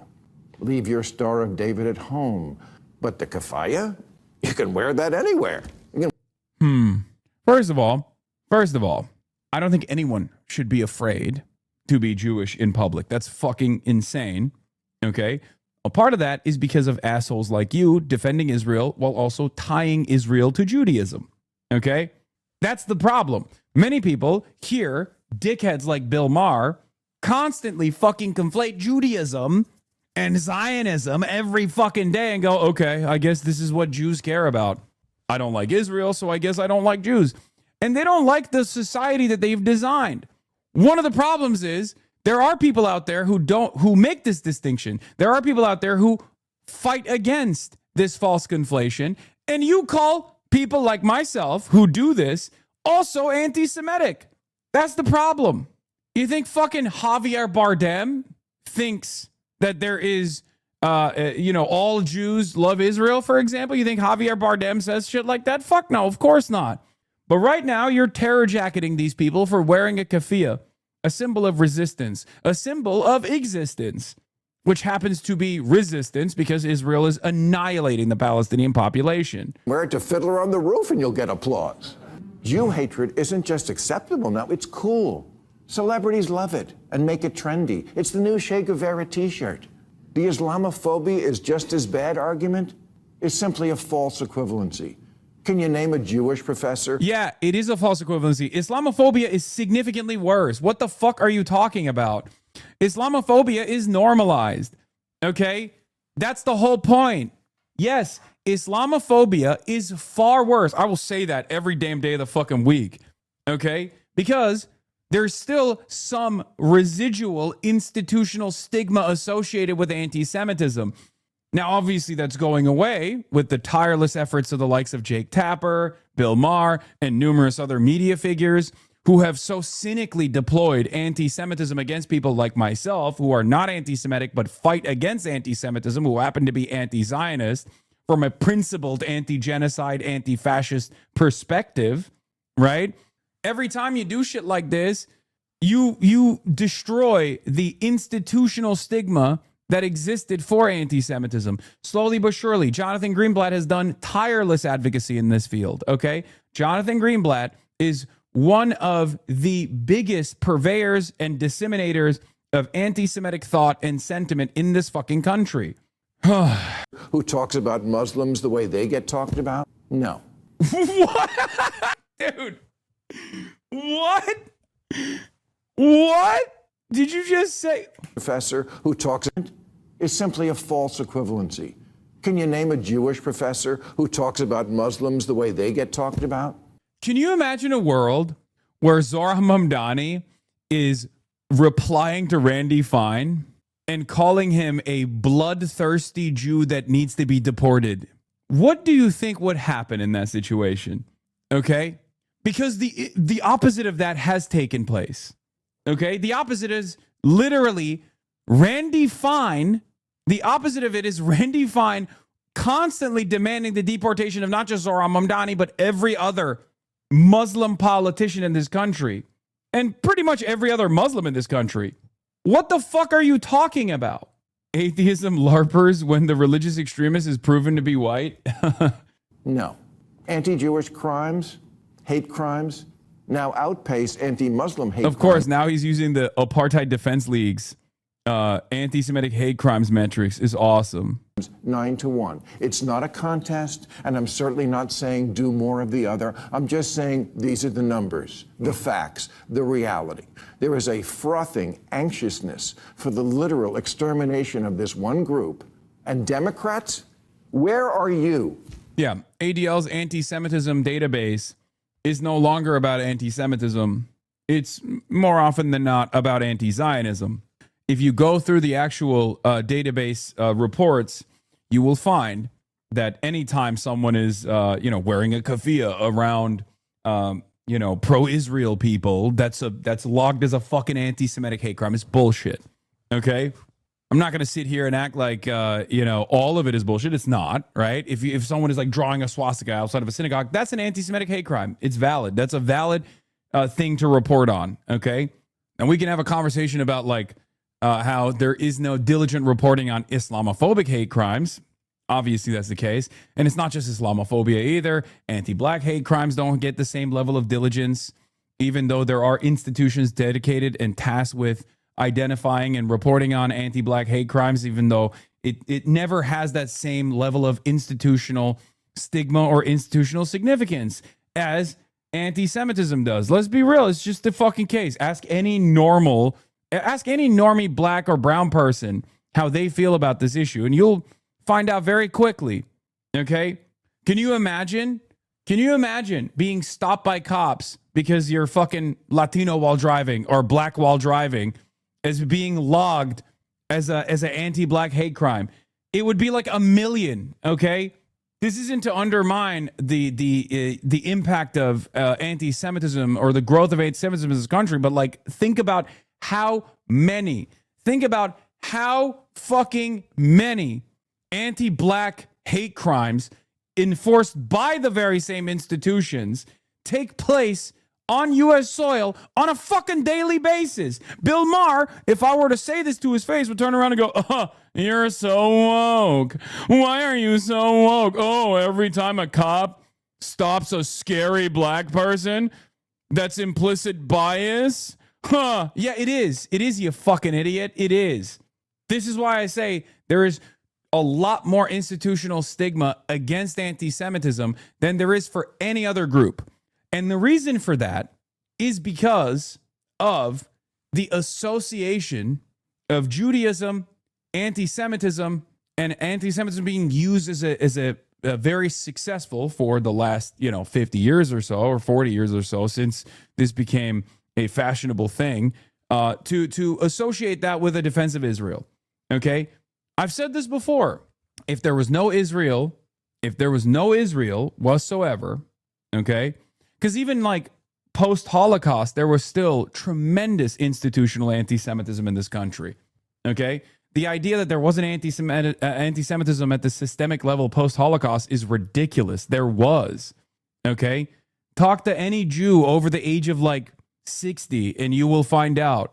Can't go to the same schools, can't go to the country club, can't, it's varying degrees. It's not like the same as, anti-blackness, of course, but still, like there was systemic enforcement of anti-Semitism in this country. Sometimes it took shape with the Red Scare. Sometimes Jews were seen as having dual loyalty, not to Israel, ironically enough, but to the USSR, for example. Yeah, Jewish law firms propped up because WASP law firms did not want to hire Jews. In a manner not dissimilar to Nazi Germany, Jews were accused of fomenting Marxist thought, which was seen as a foreign thing, that the foreigners living on U.S. soil, Jewish Americans, were engaging in, okay? It's exactly the same as what Adolf Hitler was doing, but of course we did it in the American style, and the McCarthyite trials were seen as a good thing, at the time. But the impact was all the same. Outcasting Jews in general. These were systemic versions of anti-Semitism being implemented on U.S. soil not that fucking long ago. Okay? Now, of course, things have changed. That doesn't exist anymore. Yes, Karl Marx was Jewish, but he also was not exactly fond of Judaism either. For those of you who don't know. It's always funny, though. They'll be like, Karl Marx, a deeply anti-Semitic man. He was far from the first. He was, far from being the first Jewish guy with leftist thought that was called an anti-Semite. But yeah, Karl Marx, the OG Reddit atheist. If any other minority... One could argue that if the Rosenbergs were white and not Jewish, the U.S. state would not have executed them for spying for the USSR, especially with them being the first. And also the case was shaky. Yeah, the goats. Julius and Ethel Rosenberg, born Greenglass, were an American married couple who were convicted of spying for the Soviet Union, including providing top secret information about American radar, sonar, and jet propulsion engines and nuclear weapons designs. They were executed by the federal government of the United States in 1953 using New York State Execution Chamber in Sing Sing, becoming the first American civilians to be executed for such charges and the first to be executed during peacetime. They advanced the Soviet nuclear weapons program. Group was being talked about this way. You'd Roy Cohn. Break out the Kenta cloth and have 10 benefit concerts. But because you see that so many of your brainwashed by TikTok constituents now have an unfavorable view of Israel, you indulge them when you should be correcting them. You don't tell your woke idiots Israel isn't a colonizer or an apartheid state or committing genocide, and that if you brats had to spend a week anywhere in the Middle East other than Israel, you would understand what liberalism is not. All the people likely running for president now on the Democratic side want it known they don't take money from AIPAC, the Israeli lobby, a stance which gives permission to actual anti-Semites to say, see, we're right about Israel. That's baby. Wow. Saying you deny AIPAC money is also creating a permission structure for anti-Semitism. He is so woke, dude. I love this argument. The king of anti-woke hitting the wokest line you possibly could. So woke that you have to take money from AIPAC, a far right lobbying arm for a foreign state that is advancing the interests of a far right fascist ideology and doing ethnic cleansing and maintains a fucking apartheid. You know, you live long enough to see yourself become the woker. Okay. Oh my God. It's awesome. Thank you, Bill Maher. This was great. You are going to advance our cause of creating more anti-Zionists. Okay? It's a dirty money from a dirty country. Oh, please. You take money from crypto and factory farmers and big tech, from Diddy and Weinstein and Epstein, but AIPAC is too far? Let me just say this to all who ask me, why are you harder on the Democrats than you used to be? Until you fix this whole issue, stop asking me. Yeah, I'm never going to stop railing on the Democrats for, unfortunately, being too invested in material improvements, even aesthetically, for the marginalized groups, except for one! The most maligned, marginalized group of all in modern American society. Those who want to defend the state of Israel. Not Jews, but those who want to defend the state of Israel. There is no group more cast aside than people who are pro-Israel. Yeah, no one's asking you anything, Bill. That's so funny. People ask me all the time. Why, Bill? Why are you so mad about the Democrats? What would happen if Patrick Bet David walked in as Bill Maher was saying that? I'm a numbers guy. Bill, listen. You and I, we've had our disagreements. We've fought quite a bit. Okay? But on this issue, I'm going to say, I'm a numbers guy. Why don't we grok it? To find out how bad anti-Semitism is in America? We're going to grok it. We're going to ChatGPT it. We're not going to Claude it. Okay? We will never Claude it. Claude is a woman. I'm a numbers guy. Let's go. Anyway, before we get to more anti-Semitism, more unrestrained anti-Semitism. Hi, folks. Today's episode is brought to you by what is this? My favorites. Hi, folks. Where's the actual debate? I want to do the debate. Oh, here it is. Okay. I want to watch the debate. It's 14 minutes long between Samuel Cedar and Ryan Grimm, two people that I love, two people that I admire, and I hate to see them fight like this. Okay, but I want to hear what they have to. What is this? That's not the first time I heard you say that. You know, Claude is a man's name, right? Like Claude Monet. It's a joke. I'm joking. In the joke, I'm saying Patrick Bet David weirdly has decided that Cloud is not a good AI tool because it has a woman's name. He thinks Claude is a woman's name. Okay. Oh my God. End joke. Every day is the Autism Power Hour here at the HasanAbi broadcast. Claude Monet is a woman painter. Okay. Many people don't notice. They think Monet and Manet, okay, were actually male painters. They were not. Painting is a woman's sport. That's right. What was Claude Monet painting? Women and flowers. Who likes women in flowers? Other women. I don't care about Claude Monet. I care about making money so much that I'm in the clouds. I'm going to grok it. I'm going to chat GPT it, and we're going to keep going. Out today on special assignment. Want to welcome back to the program Ryan Grimm, journalist, co-host of Breaking Point's, co-founder of Dropsite News, who was just in mid-tweet when we brought him on, confirming that he knew people who bought oysters from Graham Plattner. Take that, New York Times. Yeah. A lot of important stuff going on over there. Is there a question as to whether Plattner was actually like an oysterman, or was like some question like, was he doing lobsters, or this guy's, he's dragging soft shell clams in? What's going on? There's some effort to call into question whether or not he's actually an oysterman, or whether he's just kind of playing games at one. It's ironic there, now that Abdul El-Sayed and Plattner, he's leading, Plattner's winning. They're taking El-Sayed down a few pegs, and they're trying to push Plattner up a few pegs. They're like, this guy's not as elite as he says. He wasn't actually a physician. This guy Plattner, he's more elite than he says. He went to this private high school. So maybe they're just going to meet in the middle, and they're just then average guys each. Debate is like 30 minutes in. Okay.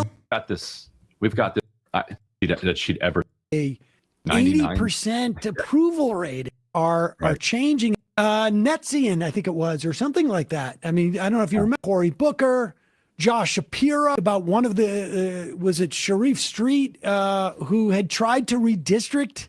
They really get into the controversy at this point.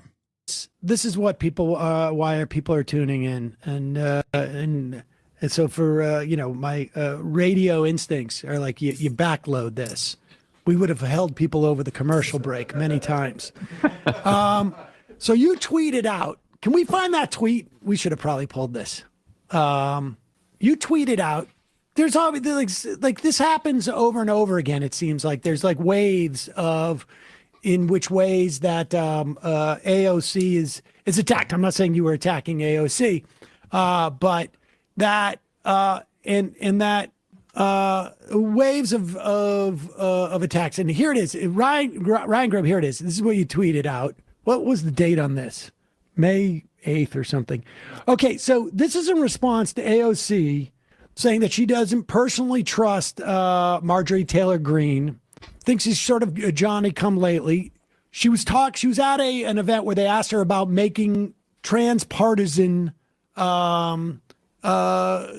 coalitions. You know what's really funny about this?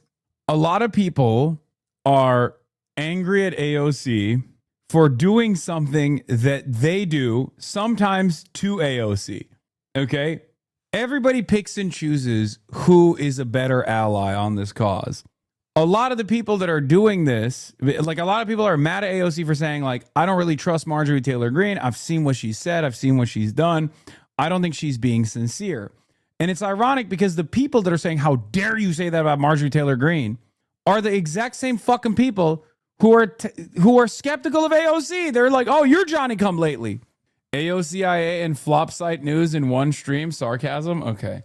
And she's talking about legislation. She's paired up with she's done this many times, maybe more than most in Congress, with Republicans to push legislation. She said, I wouldn't do this with Marjorie Taylor Greene. And you swooped in and wrote, MTG sacrificed her. Hold on for 1 second.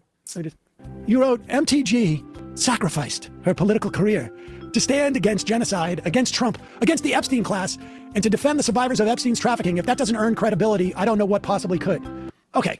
What the? I mean, come on. Why don't we also read what I didn't say there? There are a lot of things I didn't say that people ascribe to that. Well, let me say this. I disagree with the second word in that, sacrificed. Because if you'll recall that her one piece of legislation that she promoted, this amendment to a defense bill, which AOC voted against the entire bill, we should say, came immediately after she was rejected by Donald Trump to run for Senate and for governor in Georgia. He said, no, Marjorie. This is also after she was basically kept from House leadership. So she's got her millions of dollars that she has done by insider trading in the House. Not illegal, but arguably unethical. And she decides she doesn't want to be in Congress anymore, so much so that she's going to resign in 5 months from that time It was mid-July where she got the axe on the. Like, real beast mode would be to not resign from Congress, run for fucking re-election, pull a Thomas Massie. I have a lot more respect for Thomas Massie in this cause than I do for AOC. You've probably heard me talk about Thomas Massie quite a bit on this broadcast. Why do I have a different opinion on Thomas Massie, who, by the way, Marjorie Taylor Greene, I believe, is like now pushing for Thomas Massie as well? Great. Okay. Oh, did I say AOC? I meant Marjorie Taylor Greene. Sorry. Fuck. I'm saying I have a lot more respect for Thomas Massie than I do for Marjorie Taylor Greene. I apologize. I misspoke. Now everyone's going to do a gotcha. Gotcha. Clip it. Hasan likes Thomas Massie more than AOC. We fucking got him. We got him. No, I'm talking about, I'm obviously talking about Marjorie Taylor Greene. Okay. Now, why do I have a lot more respect for Thomas Massie than I do for Marjorie Taylor Greene? Because Thomas Massie has some fucking stakes here. That's it. And as far as political preferences goes, of course, I prefer AOC over Thomas Massie and certainly over Marjorie Taylor Greene. And that's when she also introduced the legislation. So she didn't really sacrifice her political career. She took the only path that was available to her, which is, I'm going to leave. Maybe she'll come back someday. But she had nowhere else to go. No, there's another path. The path is continuing to be in the House. Lots of people have tried to get Trump's endorsement to run statewide for something, not gotten it, and they keep it moving. Like, she didn't have to go after him. No, you don't have to quit. She could. Oh, she was pissed. She was spurned. I mean, look, she didn't have to do that, but we've seen her impulse control. We played the video of her peering through AOC's letter slot, maybe drunk, maybe not. I'm not sure which is a better explanation. Sandy, like, we can see impulse control is not necessarily her thing. And I don't know, and by the way, I said separately that I fully understand why AOC personally has a grudge that she's not going to let up. Oh, sure. It's so funny because he literally has the books that this is a funny conversation because, like, Ryan Grimm likes AOC. Ryan Grimm has written extensively about AOC. Ryan Grimm has also written extensively about the Squad. One of the books that he's written is about that, right? MTG has not apologized for that. MTG has targeted her personally, like, creepily at her door, online constantly, on the floor, like, acting like. No, he doesn't. You're telling me Ryan Grimm doesn't like AOC. A weird bully, like. Oh, yeah, no, I'm not even talking about that. I'm actually, I want to stay on the, like, yes, I think she has every reason to personally be like, F this person. I'm never, but if she meant what she was doing, if MTG's agenda, and look, I am happy to have her saying these things that I agree with, and I think they are marginally helpful. Okay. I'm not sure who her constituency is for this, but I do think they're marginally helpful in the same way that, like, the Washington Wizards are helpful to the Globetrotters. Mm-hmm. Like, it's good to have, our version of Alan, what was that guy's name on? Alan Combs. Combs, yeah. Yeah. Hannity and Combs. I mean, it's good to have. God, I'm such a fucking loser. This is why I'm a chud-ass loser, chat. Okay? I have no interests. Okay? This is my life. This is all I care about. Have apostates, right? Like, I'm happy that Bill Kristol is, is out there, and Jen Rubin, yeah, and all of the, like, all of those never Trumpers, and she is basically a never Trumper, except for she could have stayed in Congress for another year and had a material impact on votes, and she decided not to do that. And my question is, bonus question: who is Tucker Carlson's co-host on Crossfire? Rachel Maddow. Like, how can you say that she sacrificed her political career to stand up against genocide, et cetera, when her career, I think in her mind, was over, at least that career play, stay in the House, do something, because I think she felt like she had to pivot. And the only way that she could do that, she could have done it in the House. She could have been voting with Massie. She could have been, co-sponsoring things with Ro Khanna. She could have been doing all of those things, but instead she just, like, pulled a, what's her face? Paul Begala chatter. Wait, didn't he do something with Rachel Maddow too? Your hat is wonky. Can you look smarter on your smear clips on Fox, for fuck's sake? Wait, is it wonky? I don't think so. Paul Begalia. From Sarah Palin. She should have stayed in the House, and she would have earned more credibility if she'd have done that. And I think she loses credibility by leaving the House. I think that's true. She could have and should have stayed there. Like, there's no question about that. You and I basically agree that it's marginally good that she's saying the things that she's saying. Yes. And the thing that I was responding to was AOC saying that MTG didn't have credibility on this issue. She doesn't. I mean, like, she doesn't, but who cares? I mean, she said it, so I responded to it. Like, right. You can not care. Apparently, a lot of people care. Days later, we're still talking about it. Yes. But I care more about the idea that, like, she somehow sacrificed and that she, like... The other part that frustrated me in those comments was she said, when there are issues where there's bipartisan establishment support for something, then in those cases, and she said, like, for instance, banning stock trading, in those instances, I think it's appropriate to work with people we disagree with on other issues. So it's okay to do that for stock trading. What issue has stronger bipartisan establishment support than unapologetic support for Israel? So it's okay to do it for stock trading, stopping a genocide? Well, you can't go there? Well, wait a second. What is Marjorie Taylor what are they going to do together? Like, she's out of Congress. She left Congress. She might as well be. Yeah, if Marjorie Taylor Greene was still in Congress and was a warrior for this cause, then yeah, it's a Thomas Massey situation. Totally on board. But she's not. She got no motion. I don't know if she has the capacity to muster up the forces of conservatism is what I mean. So there's no reason to welcome someone into the fold beyond treating them, I guess, like an influencer who happens to be insane on every other issue. But on this one issue, it's fine, you know? Just some gadfly. Like Alex Jones, I'm sure has agreed with something at one point. Should AOC like a congressperson join with Alex Jones? That's a fair point too. He brought up MTG. The same people that want to kill Plattner now hate AOC for having dislike towards Marjorie Taylor Greene. Yeah, I find it really fucking strange how people's politics seemingly are like all over the place. And they argue that my politics are all over the place.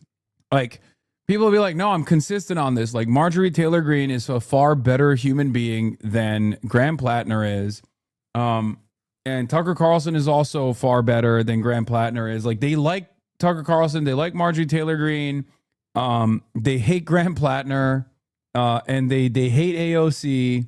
I don't know. I feel like I personally always feel like a lot of this resentment comes from like what you see and your hatred towards liberalism.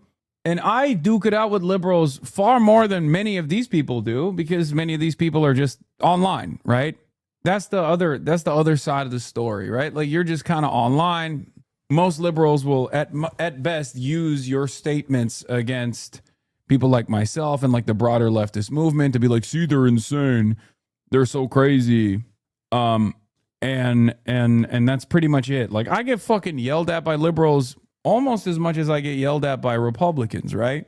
And as an experienced recipient of liberal angst and enmity, I still think that there are better allegiances that you can craft with the likes of Graham Plattner than with Marjorie Taylor Greene. You get more hate from libs? No, I don't get more hate from libs. I still get way more hate from Republicans. Come on. Liberals haven't reached the standard of like demanding my denaturalization and deportation yet. Some of them do, but they're just edge cases. They're not real liberals, right? Like, real liberals are just like, why are you so critical of my favorite candidate, Kamala Harris? You know, like that's like what some liberals say, but they haven't like Jake Tapper has never called for my deportation yet. I don't know if he will in the future. He'll set up the stage for it to happen, but he's never said this on camera. I do think about this a lot though, like the idea that, you know, AOC is an enemy, AOC is a op, AOC is an enemy, Marjorie Taylor Greene ally. It's strange, like to say Marjorie Taylor Greene has been a more valuable asset in the anti-Israel cause comes across as transparently nutty to someone like myself. I don't know. I'm just not seeing what you guys are seeing if you feel that way, right? Gee, like, why? Like, why? Like, what's the point of bringing her up to like sideline her? Like, if she's. I mean, I think in that context, she should not be paying attention to you know, a former congressperson. But I imagine that's probably driven by like her personal animosity. Right. And, which again, I get. Like, but I think the question was like, in what circumstances do you make a transpartisan thing? And I think like there is. Let me put it this way: do you think? Yeah, I mean, if you know their voting records, it's not even a question, right? Like, it's just not. Just broadening out from it. Do you think there are circumstances where there are people that it does not make sense to do? Like, go with God, Tucker Carlson. I'm glad that you are. But I also know I also know there was back in the early days of MSNBC, way back, when Pat Buchanan would fill in for Tucker on his show. Pat Buchanan would have me on because he knew I was the only Jew he could get that would criticize Israel. And I felt dirty as shit. But it was not like I had an audience that I was delivering to Pat Buchanan. I mean, that's also the question. I mean, this is the same question that like when Sirota asked Plattner about going on Tucker Carlson's show, and his assessment I thought was pretty, or his assessment of the calculation is pretty important. Like, who's helping who in this situation? Like, are we helping? Are we really expanding who is hearing an anti-genocide message when we welcome Marjorie Taylor Greene into our home? Do you stand with Team Drop Turk or Team Majority Bitchuation? Talk about it, or are we basically whitewashing Marjorie Taylor Greene, who still has a bunch of other odious policy sets, and also someone who like she gave up her material power? I think because of the way that different media environments are structured, that you're much more likely to persuade some people in her base of your position than you are going to accidentally get a bunch of Majority Report viewers to all of a sudden start hearing MTG's other ideas and be like, oh, well, that's interesting. I hadn't thought about the way weather can be controlled. Like, I don't think that, I think that they're mostly immune because it's a much more kind of open and they've gotten the vaccine. Whereas like, I think a lot of people in the right-wing media spaces are open to left-wing populist ideas. And if they start hearing them, can move over. Let me give you a real-world example. MS Now, which made the pivot to having a lot of never Republicans on, never Trump on. Right, but they're not serving anything up. But anyway, go ahead. Yeah. Well, I mean, I can tell you that. I mean, this is just an example, and it may not.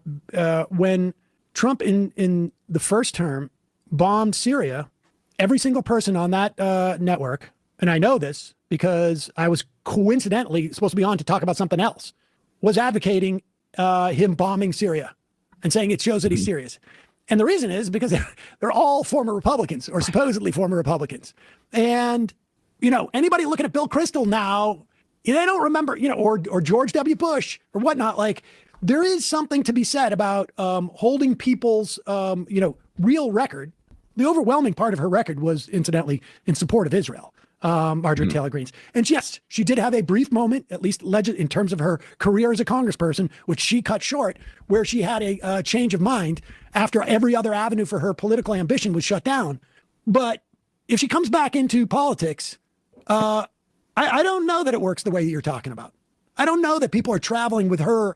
Her audience is traveling to the Majority Report when she's on the Majority Report, let's say. You nervous that she's going to snow your audience? I don't think so. I got more faith in your audience than you do. No, I'm not saying that, but I also don't think that like what is she going to do for my audience? Like, is she going to provide them more nuance on the genocide? The idea would be that then you would get access to her audience. How would I do that? Persuade them by, I don't know, that like there's podcasts in that network that you can go on. I'll hook you up with Tucker. I'll go on to her podcast. Yeah, that's what I mean. Yeah, but that's different. It's a two-way street in that sense, but. In any event, I thought this was supposed to end at 1. I think I thoroughly demolished. I was just going to say, I think we can agree. Agree on the fact that I demolished you, all caps, on this. Well, you get to write the YouTube headline, so that's right.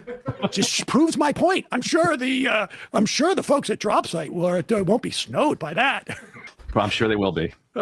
I fucking hate MTG, but last time I checked, MTG never ran cover for Gaza genocide like AOC did. Yes, she did. What are you talking about? This is what I mean. AOC has been infinitely better on the issue since Biden left office, but we can't just forget her record during the Biden admin and during Biden and Harris's respective 2024 campaigns. See, this is precisely what I'm talking about. You're just objectively wrong. I don't know how you've got this so wrong, but when Marjorie Taylor Greene was calling AOC Hamas, okay, AOC was on the fucking floor of Congress calling what Israel was doing a genocide. The Hamas caucus led by Rashida Tlaib, AOC, and Ilhan Omar treat Hamas terrorists better than J6 prisoners. Why is that? I hope every pro-Hamas student walks out of their classes today protesting against Israel gets a failing grade. The Jihad Squad. Biden gave Iran access to $10 billion after Hamas attacked Israel. Now Iran has launched an attack on Israel. April 13th, 2024. Hamas are worse than animals. Cutting off babies' herd is unspeakable, completely evil. Pro-Palestinian equals pro-Hamas. Terrorists attacking New York with their war on Jews and Christians. I don't know what the turning point was exactly. President Trump is right again, May 1st, 2024, and Joe Biden is going to bring Hamas in America as refugees to add to the chaos. It's just like 2020 all over again with a new cause, all funded by the insane left. We're not even talking about like transphobia, hatred of migrants, all this other stuff, right? We're just talking on this issue. If you think AOC and Marjorie Taylor Greene's records and statements on this issue can be even remotely comparable, it's crazy. You just don't know. You don't know the full, like you haven't been paying a lot of attention, right? Like, and I don't think it's, I don't think those other things are like other perspectives are negligible either. Obviously, I'm not saying we should just like forget about her transphobia, anti-blackness, anti-migrant sentiment either, right? And I think Mehdi, who is roundly condemned as a lib on these issues, yeah, she also censured Rashida Tlaib. Right here. Alexandra Ocasio-Cortez versus Marjorie Taylor Greene. AOC versus MTG. I think this is like it's people getting caught up on the aesthetics of it. Maybe it's got to be a little bit of that too, because it's like Mehdi is oftentimes criticized by the same crowd that likes me quite a bit for my defense of the Palestinian resistance. Mehdi is often criticized by that very same crowd for offering a lot of concessions in order to be in these spaces, right? You got to do your 10 Hamas condemnations before you can get a fucking word in edgewise. And Mehdi certainly did a lot of that. He was a fucking MSNBC reporter. He got fired regardless, by the way. He lost his fucking job in spite of that. I think there's also the other element of this, the Ummah loves a white person saying it element for sure, okay? We are oftentimes way, way more mean to people who are closest to us and closest to our worldview than we are to people who are like recent converts or we think are recent converts. You should stop being a libtard then. I think Mehdi occupies a different space here than I do, but we work in tandem with one another, and I think a lot of people don't see that. Our opposition sees that, so they treat Mehdi as a dangerous radical figure nonetheless. Okay. Like I have my, and it's crazy because like I have my own criticisms of AOC that I let be known over and over again. Like the Biden thing was crazy. I fucking said it. I said it at the time and I've brought it up regularly. So this isn't even just like saying that AOC's record on here is completely unvarnished or untarnished. Sorry. She's infallible. I'm not saying that at all either. But like in comparison to Marjorie Taylor Greene, she might as well be Hamas. Okay, what are we talking about?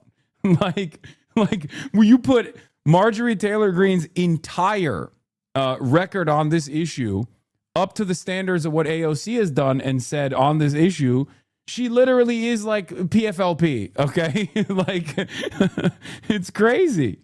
Abi, maybe I'm wrong. I understand the practical need to support AOC and Bernie, despite them falling short on many things, especially when they kept backing Biden, etc. They don't feel completely trustworthy to me. That being said, maybe we need to move with them as we supported Biden versus Trump and highlight their failures after getting them into power so they can move the public to the further left. The big online divide, apparently, in American progressive. I stopped listening to Mehdi after he disrespected Professor Jung. Bruh. That is true. Look, no one can be perfect, okay? I certainly am not. I genuinely stopped following Dropsite over this. Is wild. Okay, you're a fucking dummy as well. Are you kidding me? Don't be a dumbocrat, okay? That's insane. Dropsite News is one of, and Zeteo too. Zeteo and Dropsite News are two of the best outlets, bar none, on this issue. You should, what? That's crazy. That is crazy. That's crazy. Please don't do that. Yeah, you're being a panikin. You're being a Democrat. If you fucking if you drop your support for Drop Site News over this, that's unbelievable. Are you kidding me? Politics right now. It all started when AOC said this to David Axelrod at an event in Chicago. I personally do not trust someone like Marjorie Taylor Greene. I also unfollowed too. You better fucking follow them back right now. Right now. What the fuck is wrong with you guys? A proven bigot and anti-Semite on the issues of what is good for Gazans and Israelis. And the internet exploded. This clash between the Democratic Socialist and the far-right Republican has dominated my Twitter timeline for the past week, and it's been astonishing to see how many self-proclaimed leftists... Yes, go to dropsitenews.com/Hasan and subscribe to Dropsite News now! ...have taken MTG's side, claiming, I kid you not, that MTG is better on Gaza than AOC is, that MTG is a now more conscientious and principled politician than AOC. Look, whatever you think about AOC or the Democrats, it's been maddening to watch this unfold. So frustrating. There's so much gaslighting going on, so much misinformation being spread, so many ludicrous positions being taken by people who really should know better. Yes, MTG has switched on Israel and Palestine since last summer. And yes, that's a good thing. But no, that doesn't... Do you think it's okay for her not to have called it a genocide until after the DNC convention, though? AOC called it a genocide before the DNC convention. Doesn't make her better than AOC. Bro, AOC's been calling Israel an apartheid state since 2021. Since before half of you motherfuckers even knew what Israel was. Okay? She called it a genocide in 2023. I'm sure Mehdi will get to all of that, but it's crazy. Come on, guys, please. What the fuck? On that issue or any other. So it's time for a debunking. It's time for some receipts. Let's just run through one by one the pro-MTG attacks on AOC by a handful of terminally online alleged leftists. Number one, they claim AOC's record on Gaza and Palestine more broadly is worse than MTG's. Now I get that Americans have short memories, the memories of goldfish. Come on. MTG became a critic of Israel in the last 12 months. AOC has been a critic of Israel since entering Congress 8 years ago. In fact, forget 8 years ago. Just compare their records side by side since October the 7th, 2023. AOC was calling for an immediate ceasefire in Gaza on October the 9th, within 48 hours. Meanwhile, this is what MTG was saying that same week. To our friends and families over in Israel, you are our greatest friend and our strongest ally in the Middle East. Unironic AOC derangement syndrome in your chat? No, I know. And then everyone always says, oh, you're just only defending AOC because, like, you have a relationship with AOC, like you talk to AOC, that's the reason. Okay, so why am I also criticizing her? How does this work? We are praying for you and hoping for peace during this extremely difficult time. Now, I have seen people online suggesting AOC hasn't called what's happening in Gaza a genocide, while MTG has. Not true, of course. AOC called Gaza a genocide in a scathing speech on the House floor in March of 2024, less than 6 months after October the 7th. If you want to know what an unfolding genocide looks like, open your eyes. MTG called it a genocide in July of 2025, well over a year after AOC did, and almost 2 years after October the 7th. By the way, around the time that AOC was calling Gaza a genocide, do you know what MTG was doing? Censuring Representative Ilhan Omar of Minnesota. She was trying to get Ilhan Omar censured by Congress. And not just Omar. On October the 26th, 2023, less than 3 weeks after October the 7th, Squirrel's not gonna like this. I know. They're already up my ass because I said Bernie Sanders is good. Yeah, because I said Bernie's doing a good thing by propping up candidates. Say, Squirrel, you mean Syed Mohammed Marandi? Stop. That's so funny. Professor Marandi.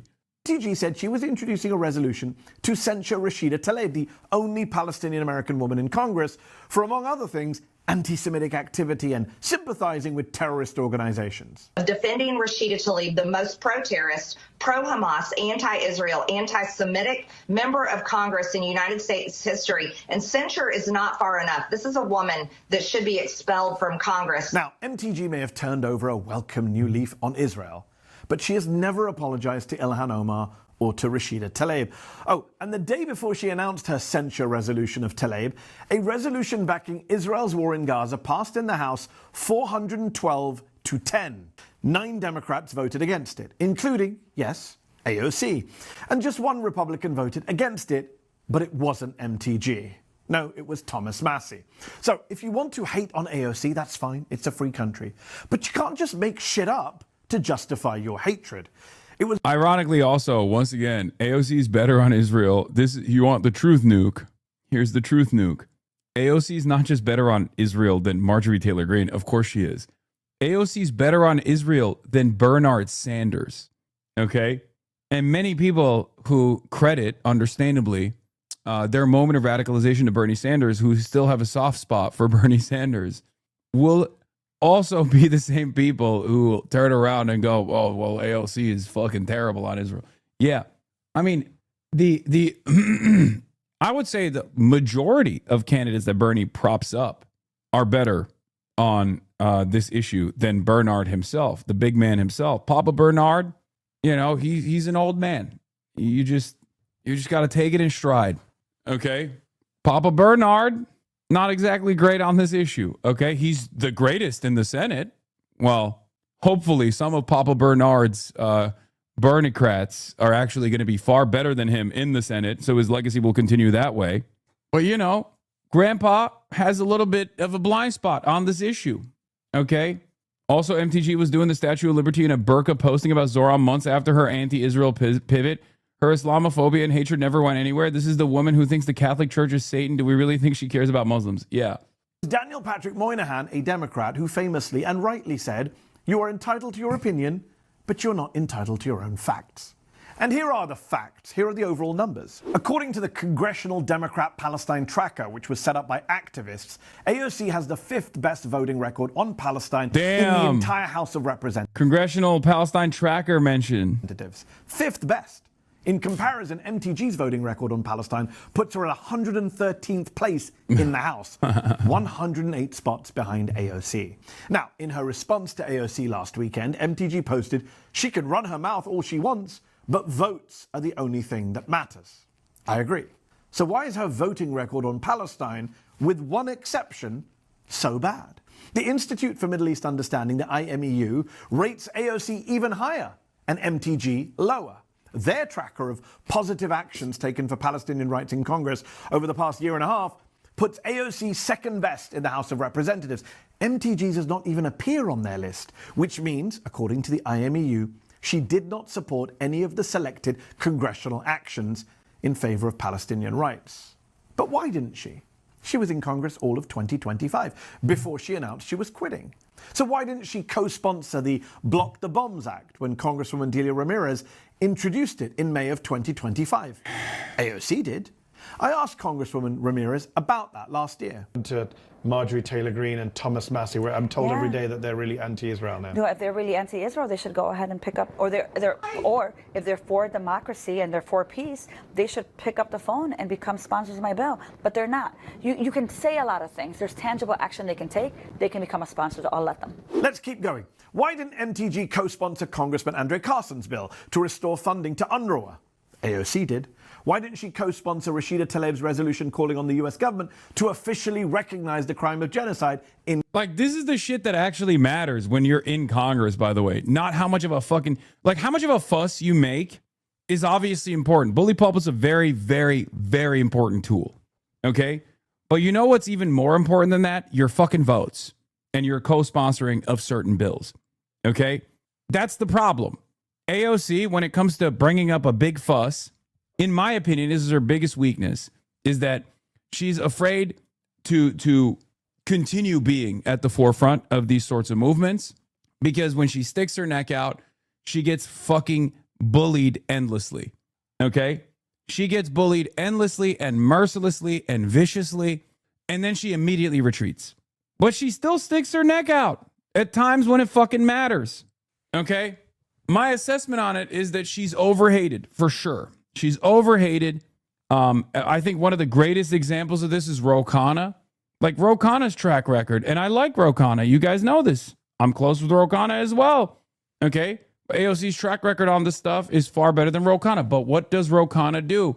And he does this very well. He goes out there and he fucking dukes it out. And we're all, at the end of the day, lizard-brained animals. Okay? So we see Ro Khanna duking it out.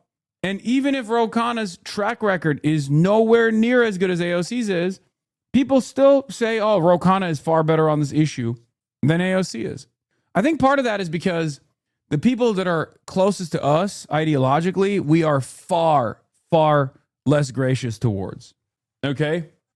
Mike said AOC is facing the same fuck Hasan algo. Right-wing auto boosts any anti-AOC posts and online left falls for it. So they start posting anti-AOC effort posts and really receive good impressions from bots and misguided people? Yeah. Oh, for sure. In Gaza, this was 4 months after MTG became the first Republican to call what was happening in Gaza a genocide. And yet she didn't co-sponsor that resolution either. AOC did. But look, sadly, online, you don't hear much about any of these bills or resolutions that AOC backed, co-sponsored, voted for, and which... Saying you're a democratic socialist? Oh, Mick Gibbon. Wait, is Mick Gibbon the Albertan nationalist? Or am I mistaking him for someone else? Oh, it is, yes. I clocked it. The bully ball pit helps you get recognition, which helps you get votes. He lies. Saying you are a democratic socialist is a way not to be called a commie. Well, you're talking to someone who doesn't mind being called a commie at all. So, I don't give a shit. I don't give a shit what you call me. Albertan nationalist. He said bully ball pit. Dude, it's insane how much you know about us. What the fuck? Come on. I've already eradicated formative memories from my brain. I've lasered them out so I can know Mick Gibbon's weird fucking Albertan nationalist framework that he operates off of. He's a centrist libtard who also happens to be an Albertan separatist, okay? MTG just ignored, or in some cases, voted against. All we hear about is one single vote on one single amendment that MTG made to the Defense Appropriations Bill last July, which would have stripped Israel's Iron Dome missile system of US funding, but failed in the House by 422 to 6. AOC voted against that amendment of MTG's, which I think was a mistake by her. Yes. 100%. And if you recall, I said it at the time. I said, this is an unbelievable mistake. This is a consequential mistake. Okay? You should never be outflanked by Marjorie Taylor Greene on any issue that pertains to Israel-Palestine. You are a movement leader. And many of these other politicians that are in the squad didn't actually eat the bait. They leaned into it. They said, great, we'll vote for it. But here's what they don't.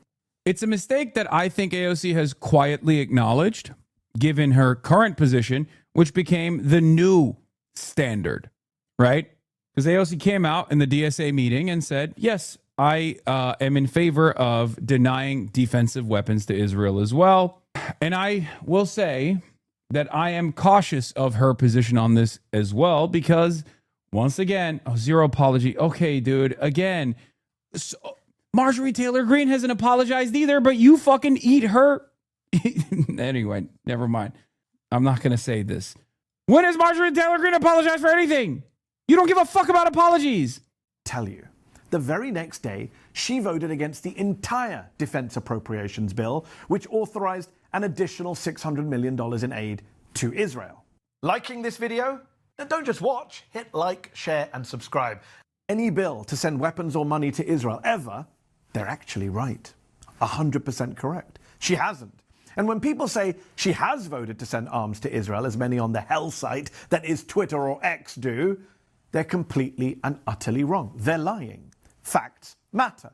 I mean, again, we, ironically enough, on the left, we apply the same false framing to those who are closest to us as well. There's already a societal expectation that if you're on the left in any way, shape, or form, if you're advancing the cause of working class people in any way, shape, or form, you have to be infallible in every way. Okay? As a matter of fact, even if you meet the standard of infallibility, then people will make up new shit to yell at you about. They'll say, oh, you're a fucking leftist, you're a socialist, but you bought a house? How dare you? How dare you buy an expensive house in an expensive housing market that you have, no control over? This is obviously inconsistent with your worldview. I never fucking said it was, right? It's not a standard I apply to myself at all. It's not even a real normal working standard at all if you think about it for a little bit longer than behaving like a reactionary idiot, okay? We do that all the time. But it's very frustrating that it's not just the right that does this, it's the left that does it to itself as well. It's very fucking annoying. Oh, and in recent weeks, AOC has also made it clear she will oppose all funding for Israeli arms, including for the Iron Dome. Number 2, the critics say MTG at least went against Trump. She sacrificed her career standing up to Trump, while AOC never criticized Joe Biden over Gaza. Again, total nonsense. Here is what AOC said just 3 weeks before Election Day in October 2024. The horrors unfolding in northern Gaza are the result of a completely unrestrained Netanyahu government, fully armed by the Biden administration, while food aid is blocked and patients are bombed in hospitals. This is a genocide of Palestinians. The US must stop enabling it. Arms embargo now. Does that sound like a Biden shill to you? A liberal Zionist, as some online are now. Well, the reason why they say she's a Biden shill is because she also did lie and said they are working tirelessly on a ceasefire. Because that's it. That's the reason. People don't care about what she said against Biden. They only care about her endorsement of Kamala Harris, and they only care about her defense of and the fact that she did lie. She did lie about fucking working tirelessly for a ceasefire. It was ridiculous, right? Ludicrously claimed. Okay, we interrupt this. Ladies and gentlemen, boys, girls, and MBs, we interrupt this broadcast for a very special breaking news report coming to you live from the Daily Mail. It brings me absolute pleasure to report that UK Prime Minister Keir Starmer has told his friends he intends to stand down, according to the Daily Mail, and set out an orderly timetable for his departure. The kid starver might be out, ladies and gentlemen. We will await new reporting confirming this statement. Back to, now, once again, I must caution you, this is the Daily Mail after all, and the Daily Mail is not a reliable source for real journalism. Okay? Now let's get back to our regularly scheduled broadcasting. By the way, do you know what MTG was saying around that same time in October of 2024? Pray for Israel. I'd also remind you that MTG voted for Trump 3 elections running. She has never not voted for Trump. And she didn't just vote for Trump, she helped him spread the lie that he won the 2020 election. She defended the violent insurrectionists from January the 6th, campaigned for their pardons, lied about the violent acts that they committed. Even today, she has never shown any regret or contrition for any of that. But wait, say the AOC critics. MTG did eventually sacrifice her political career standing up to Trump. Sorry, folks, that's not quite what happened. Check the timeline. It was Trump who turned on MTG, not the other way around. It was Trump in May of 2025 who refused to endorse her in the Georgia Senate race, and then refused to endorse her for Georgia governor. And it was only then that MTG started criticizing Israel in the summer of 2025, calling Gaza a genocide, and mildly pushing back against Trump. In fact, right up until the moment she announced she was quitting Congress in November of last year, just 7 months ago, she was publicly proclaiming her love for Donald Trump. I did not date Donald Trump, but I do love him. But now she's an anti-Trump warrior, apparently. Okay. Number 3, the pro-MTG leftists say AOC lied about Kamala Harris working tirelessly to secure a ceasefire in Gaza. They are obsessed with this one line, with these 10 words from AOC. And they come from her wildly popular speech at the Democratic National Convention in Chicago in August of 2024. She is working tirelessly to secure a ceasefire in Gaza and bringing hostages home. Now, it's perfectly acceptable to criticize that line. I did at the time. I interviewed Ilhan Omar, who also criticized that line. You wouldn't have used that phrase on the debate stage if you were giving a speech. Because it's not a narrative that, like, it's not a rhetoric that makes any sense, right? Because if you are working tirelessly to end this war, you would start stopping sending them weapons. AOC shouldn't have said it. She should have done what Bernie Sanders did in his speech to the convention and just called for an immediate ceasefire. That's it. But just for context, though, there were ceasefire negotiations going on at the time in Doha, and the Biden administration claimed... God, he's so lived up. This is lived up to the max. This is lived up to the max. Like, you don't have to defend AOC on this, okay? It's just... Come on, man. Come on, man. God, he is such a... He is... Look, he is the debate lord. He is the lord of all lords, okay? And yes, part of it is because he's British and he can't help himself. He has to be in the holes. He has to be in the commons. He has to, God, look, it's fine. He is our debate lord, okay? You have to remember that. He is not just a debate lord, he is our debate lord. Mehdi Hasan is the most valuable debate lord, a weapon to be wielded against our enemies, okay? And I guess this is just, it comes with the territory. I mean, he literally wrote a book about debating, okay? That's how much he loves debating. He is the master debater. Aimed at the time to be close to a ceasefire deal. We now know they were lying, but at the time that was the public line from the US government, from the Biden administration. That's what AOC may have been mistakenly trying to amplify. By the way, do you know what MTG was saying at the same time as AOC was saying that in August of 2024? That Donald Trump, quote, brought world peace as president. Yeah, I mean, this video is really good, by the way. Like, I know people will just be like, I hate Mehdi Hasan. Like, all the ultras that fucking despise Mehdi Hasan, who will then point to, people that I obviously align with, that I really like and really appreciate, really admire. Because there are a lot of people in the, like, there's two different camps in the anti-Zionist movement, okay? I think Mehdi Hasan is also an anti-Zionist as well. I don't think it's a crazy thing to say, but there is the people that push the limits of the permission structure, which Mehdi does in many respects in these liberal circles. But people who will defend the Palestinian resistance, defend the anti-imperialist resistance, regardless of whatever their domestic policy. Like their insane domestic policy might be, right?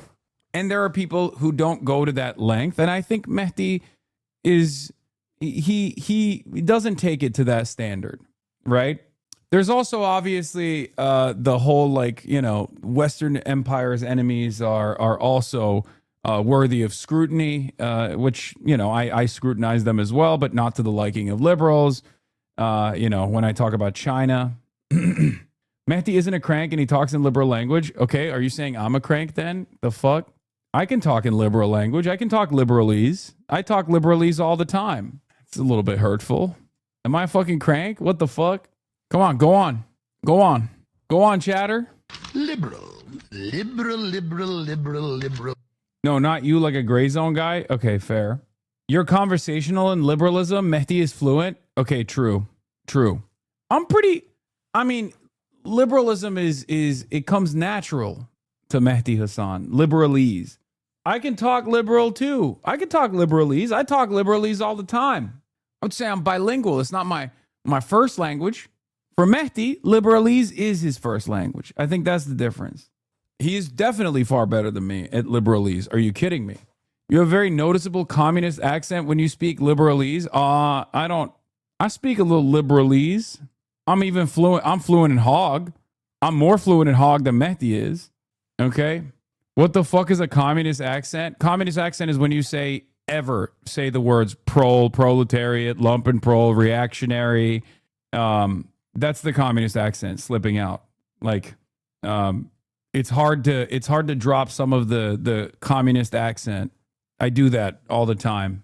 Means of production, dialectics. MTG was pushing the line that Trump bourgeoisie, adventurism, even something like class consciousness, alienation, petite bourgeoisie. And Harris pro-war. How did that work out? Should we ask the parents of 120 murdered? When a liberal says something so worker phobic, you just have to hit him with the lumpenprole stare. Iranian school children? But of course, MTG gets a pass on all of this from some of these terminally online leftists. I do not know why.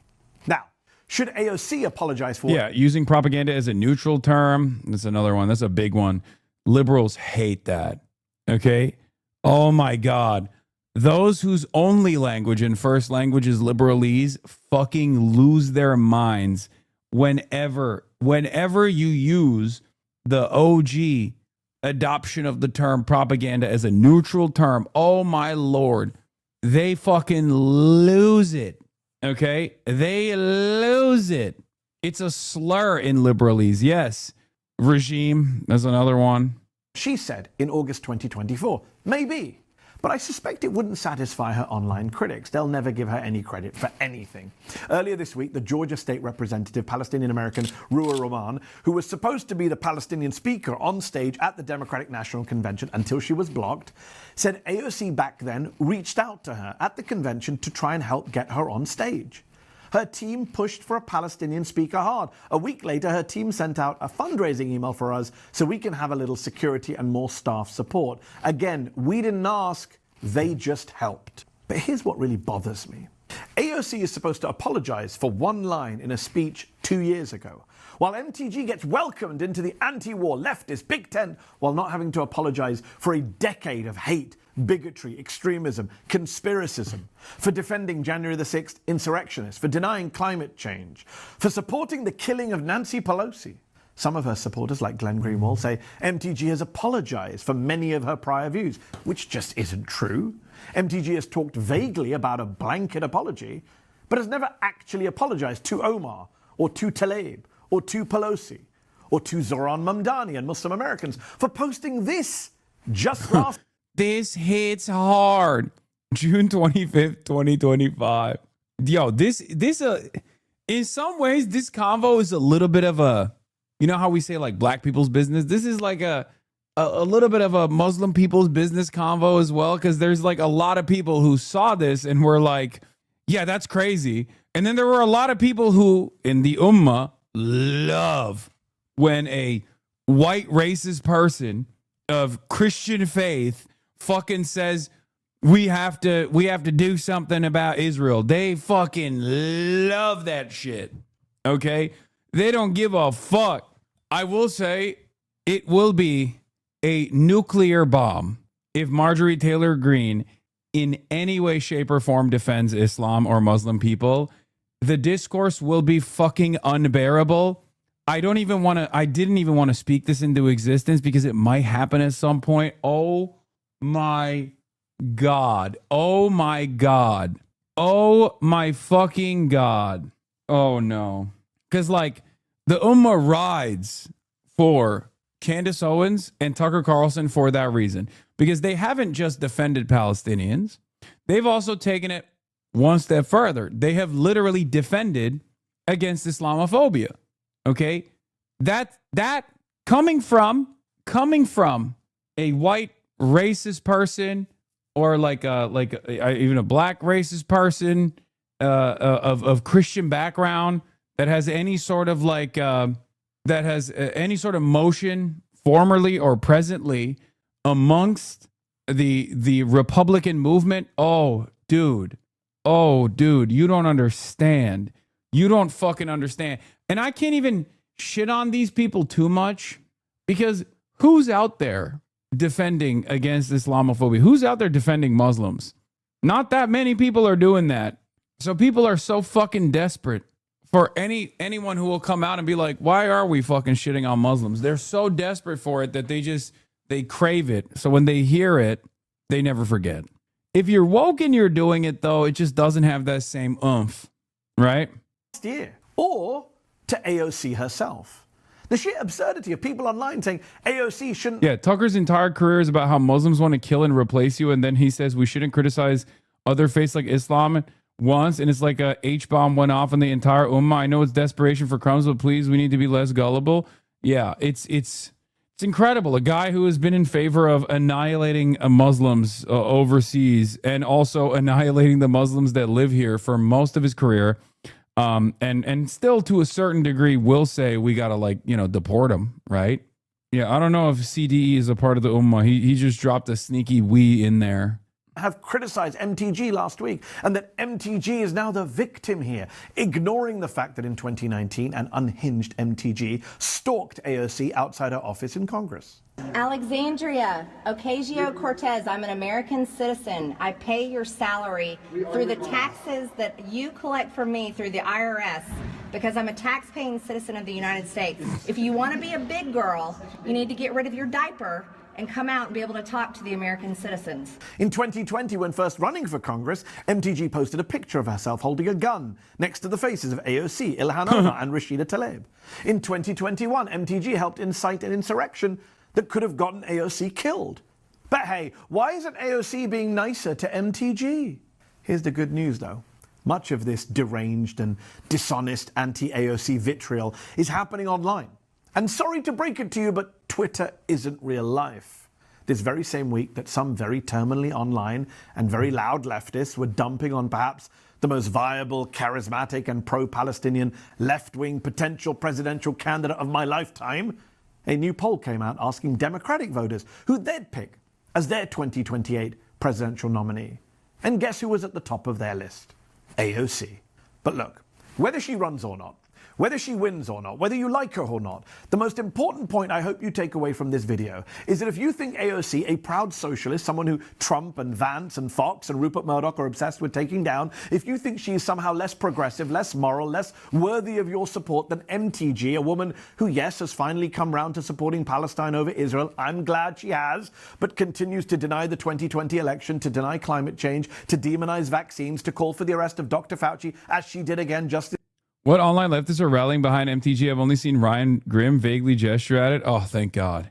Okay, this means that this video was good. That fluent liberalese speaker Mehdi Hasan had made such great points that people are not defending this. Okay, this is a retreat. Okay, thank God. It worked. Okay, good. I'm glad. Holy shit. This week to demonize LGBTQ people, who has never apologized for her long track record of smearing Muslims, migrants, Palestinians, student protesters, socialist members of Congress, of supporting Elon Musk and Doge as they gutted foreign aid, including for the Palestinians just last year, who has consistently opposed allowing Palestinian refugees from coming into the US. If you as a leftist think she is better than AOC in any way, then I think you need help. Or at least you maybe just need to go touch grass. Did you like... I've lost a few longtime online friends over this issue this week. Yeah, I don't know. The standards are completely out of fucking whack. That's my point, right?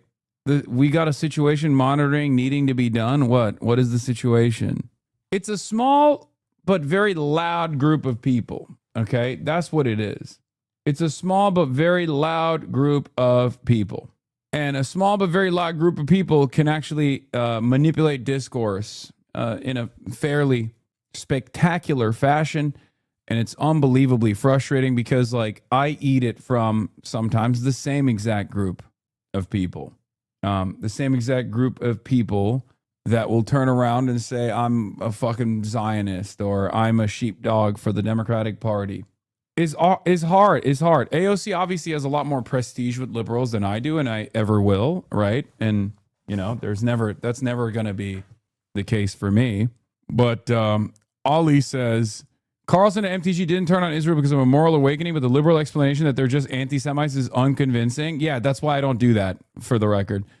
They see where the right's going and they want to get out in front. Carlson was early on the Trump train for the same reasons. Here's early off it.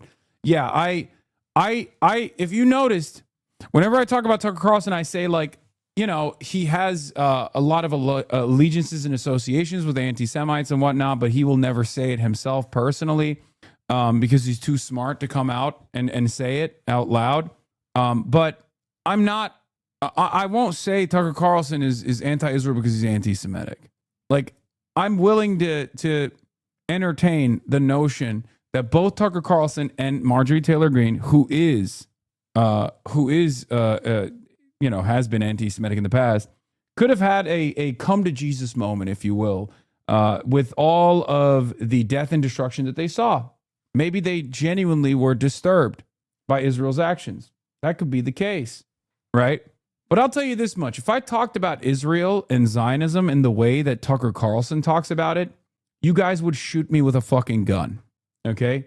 you would go to the nearest Walmart, purchase an AR-15, and come and shoot me in the fucking head. Tucker Carlson still to this day says he loves Israel. So ask yourself why you give him so much charity that you don't give to someone like myself or to someone like even AOC. It's aesthetics at the end of the day, right? I like Hassan, but he's a dick to his chat, and it's cringe when he turns it off thinking he's cooking. He's got narcissist problems. I still want socialism, though. Okay.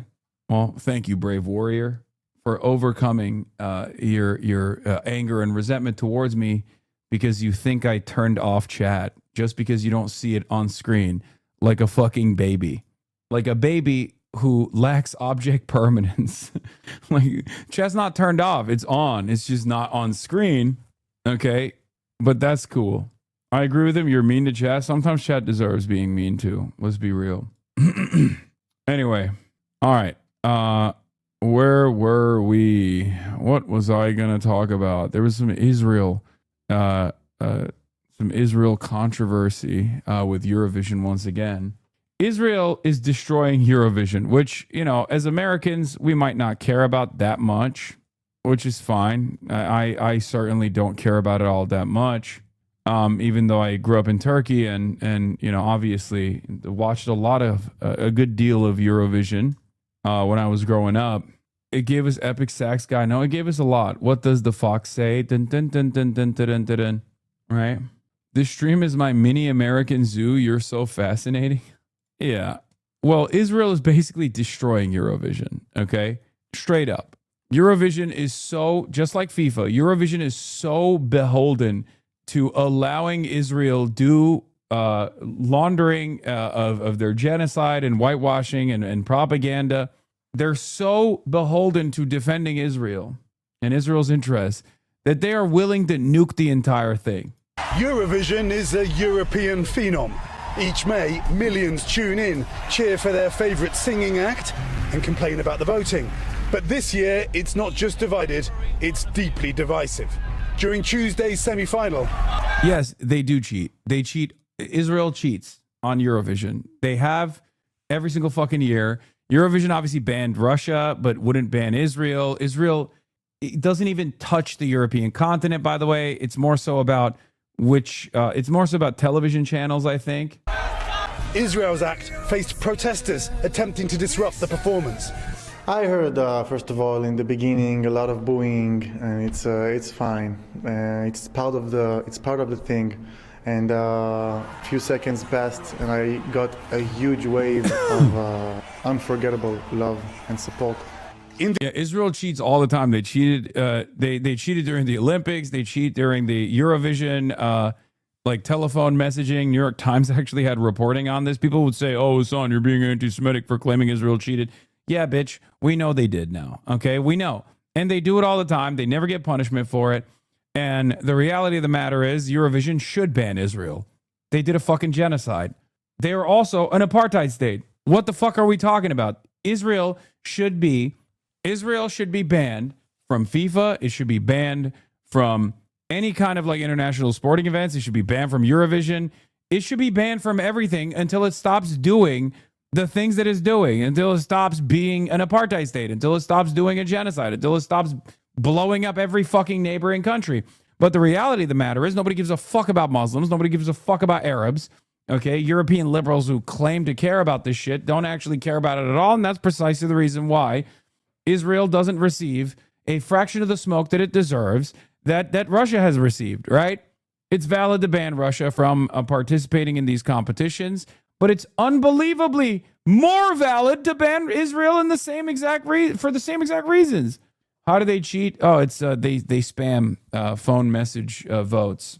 Years since the October 7th Hamas attacks, Israel's war in Gaza, its treatment of Palestinians in the occupied West Bank, and the current conflict in Lebanon has prompted 5 countries to boycott the competition. Slovenia, Ireland and Spain will not even broadcast tonight's event. Once known for its escapism, Eurovision has long been a political flashpoint. Russia was banned after its full-scale invasion of Ukraine.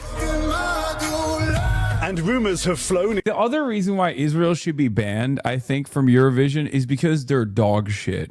Yeah, I'll say it. I don't really listen to a lot of music, But what's the lady, the famous one? You know who I'm talking about. I don't want to say the famous Israeli lady. I don't want to say what her noticeable physical qualities are. So, you'll figure it out. Yeah, this is Israel should have been barred from competition when this came out. Okay. Everybody come, everybody come, everybody come, everybody come, everybody come, everybody come to the upper house. Feel it, feel the vibe, feel it, feel the energy, feel it, feel the city, feel it, feel the location, feel it, feel the vibe, feel it, feel the energy, feel it, feel the city, feel it, feel the location, feel it, feel the vibe, feel it, feel the energy, feel it, feel the city, feel it, feel the location. Now let Papa Bombing Binyan Balabite in my star frame like gun. Me va big born #1 upper house. I am from Israel, and this is my kind of music. I love this music. I make everyone listen to this music. This is great artist from Tel Aviv.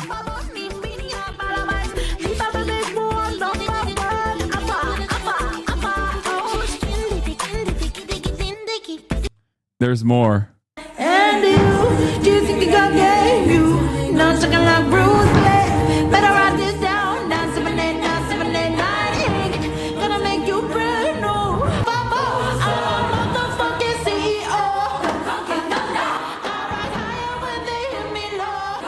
And I take the sugar. Don't you know I'm in the shop? Don't you know I'm in the shop? Is there anything that Israel produces that's not a war crime? Actually, okay, I'll take her word for it. I'll stop. Anyway, so that's Israel. That's Israel. Yeah, best music. Israel invented music. Okay. In previous years, that the Israeli government influences the results, promoting a mass voting campaign. NBC News asked the Israeli government about those claims. We have not heard back. Tonight's final may see more protests. I do not like the double standard that Israel is being held to. We are all kind of on the same opinion against Russia, and I think international law should be applied in the same way. Events here in the Middle East impacting politics across Europe, and even an event once designed to unite. And Laura, there's been tension here in Jerusalem just this week in southern Lebanon. There continue to be clashes, and that standoff between Iran, the US and Israel continues. The longer this goes on, the more it will send shockwaves around the world. Laura? With no signs of ending, Keir Simmons, thank you. Hey, thanks for watching. And don't forget, you can catch the Today Show every morning on... Behind the results may be a careful... Did Israel tip the Eurovision 2025 results? New York Times reports delves into voting data. The answer is unbelievably anti-Semitic, of course. How dare you? How dare you say Israel cheat? Everyone loves Israel. Everyone loves Israel and also its music. Oh, it's a small state, size of New Jersey. How dare you? How dare you say Israel not #1? New York Times. More like Hamas Times. Hamas! You are Hamas! No politic here!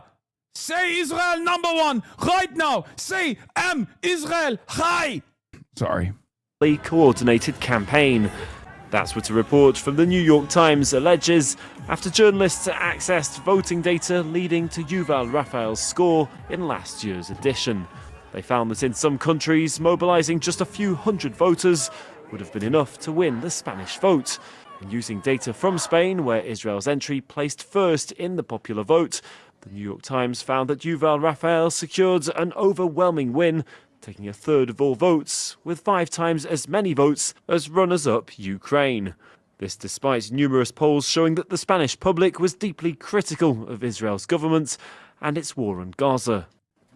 With Eurovision allowing people to vote up to 20 times, Support groups, as well as Prime Minister Benjamin Netanyahu, encouraged people to cast the maximum 20 votes permitted by spreading messages online. With those rules in mind, 482 voters would have been enough to beat Ukraine and claim the popular vote in Spain.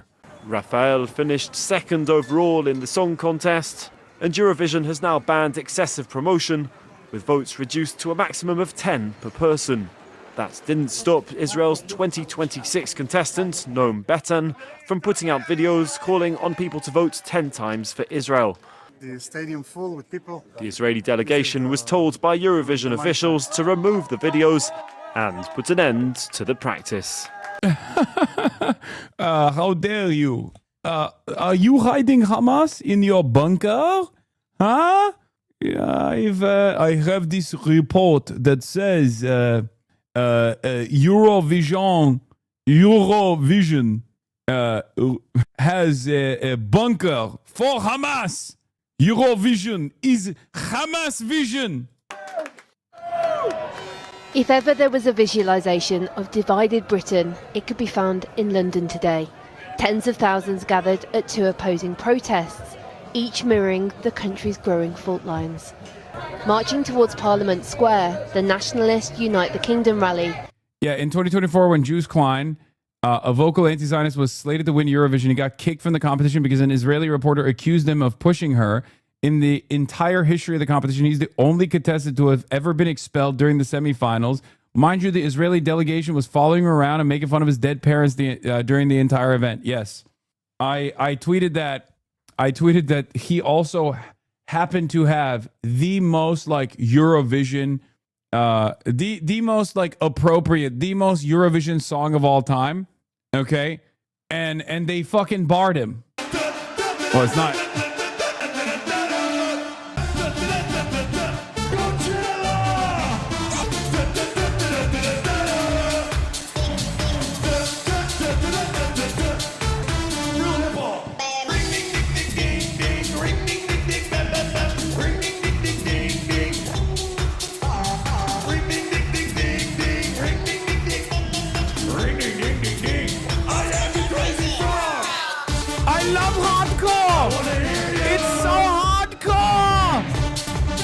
You don't love hardcore? You don't love EU music? Such a strange group of people, man. I love hardcore. It's my favorite. Oh, it's so hardcore. The American mind will never understand. Yes. Hardcore to the mega. All the way hardcore. Go to the mega. Anyway. I think is cute. I do think it's cute. There's something cute about it. I don't know. This is not hardcore at all, Lamau. Don't get me wrong. Hardcore is fucking shit, but this is definitely not this. But I get it. Jokes are allowed. Okay, thank you. What? This was a breakthrough with a German artist? Oh, Ski Agu. Ski Agu is the one that talks about ripping coke lines, right? Ski Agu. My name is Ski Agu. And I'm here to say, I forget what it is, but he has like he's the German techno guy.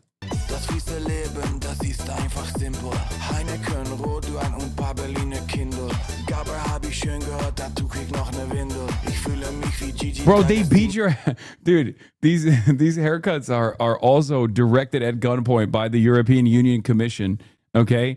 They spent all of their defense money on making sure that they have a standing military that will beat you to death if you don't have a fuck-ass haircut. This is DTR music.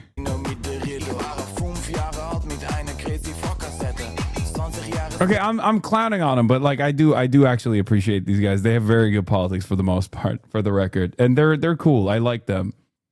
I don't understand them, but I like them from afar.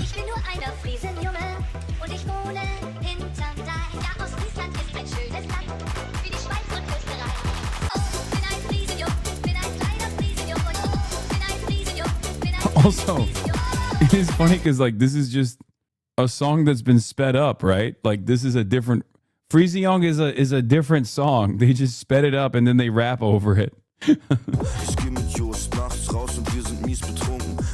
Yeah, this is the Ski Agu guy. The Ski Agu guy who what's his most famous song? His song was super viral on his song went supernova on fucking TikTok. Is it Partizana? Is that the one? Is this the one?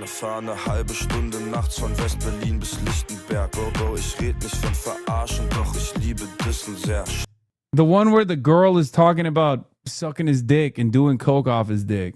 This is like Techno Cotton Eye Joe. You just described a lot of, DDR music. Joost Klein also released a song a few weeks ago about capitalism, which he used art to make multiple real artists for the music video. What's the Skiagu song, man? Stop sending me other songs. Send me the song that I want to hear. The one that I'm asking for is, this is the original Freezing Young song. Yeah.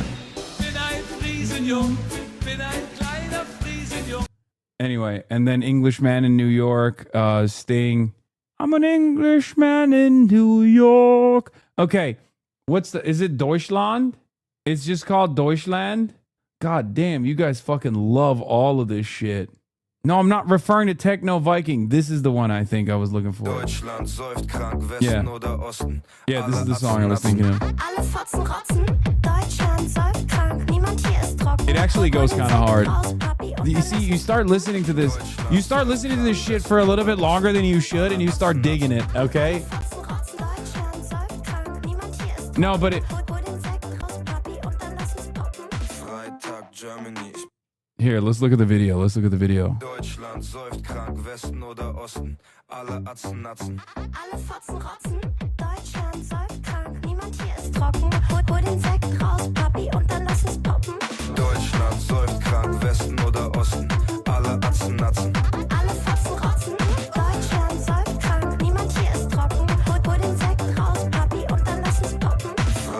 Germany, ich bin für alles offen. Bin ein Westberliner und heute feier ich im Osten. Stick reinkloppen, benommen, hab was genommen. Jeder, der kommen will, ist willkommen. Jagu! Ich bin ein Snowboarder. Ich fahr auf fette Bretter ab, frag Panne bei den DJ, ob er was von dem drinking and driving. This wasn't the song I was thinking of, though. There was another song. What is this? I don't listen to music, but knows about this bullshit stolen from another chatter. No, there's another Skiagu and Ikimel song that I was thinking of, but it's not. Here's the other song you're looking for. Fuck you, dude. Fuck you. When mom finds the poop sock better. What is this? No, this. Stop sending me Quando. Fuck you. Fuck Quando and fuck you. God damn. Oh my God. Everyone's got their own little fucking mixtape in the chat. Everyone's like, oh, dude, it's my time to shine. Hasan is finally listening to music.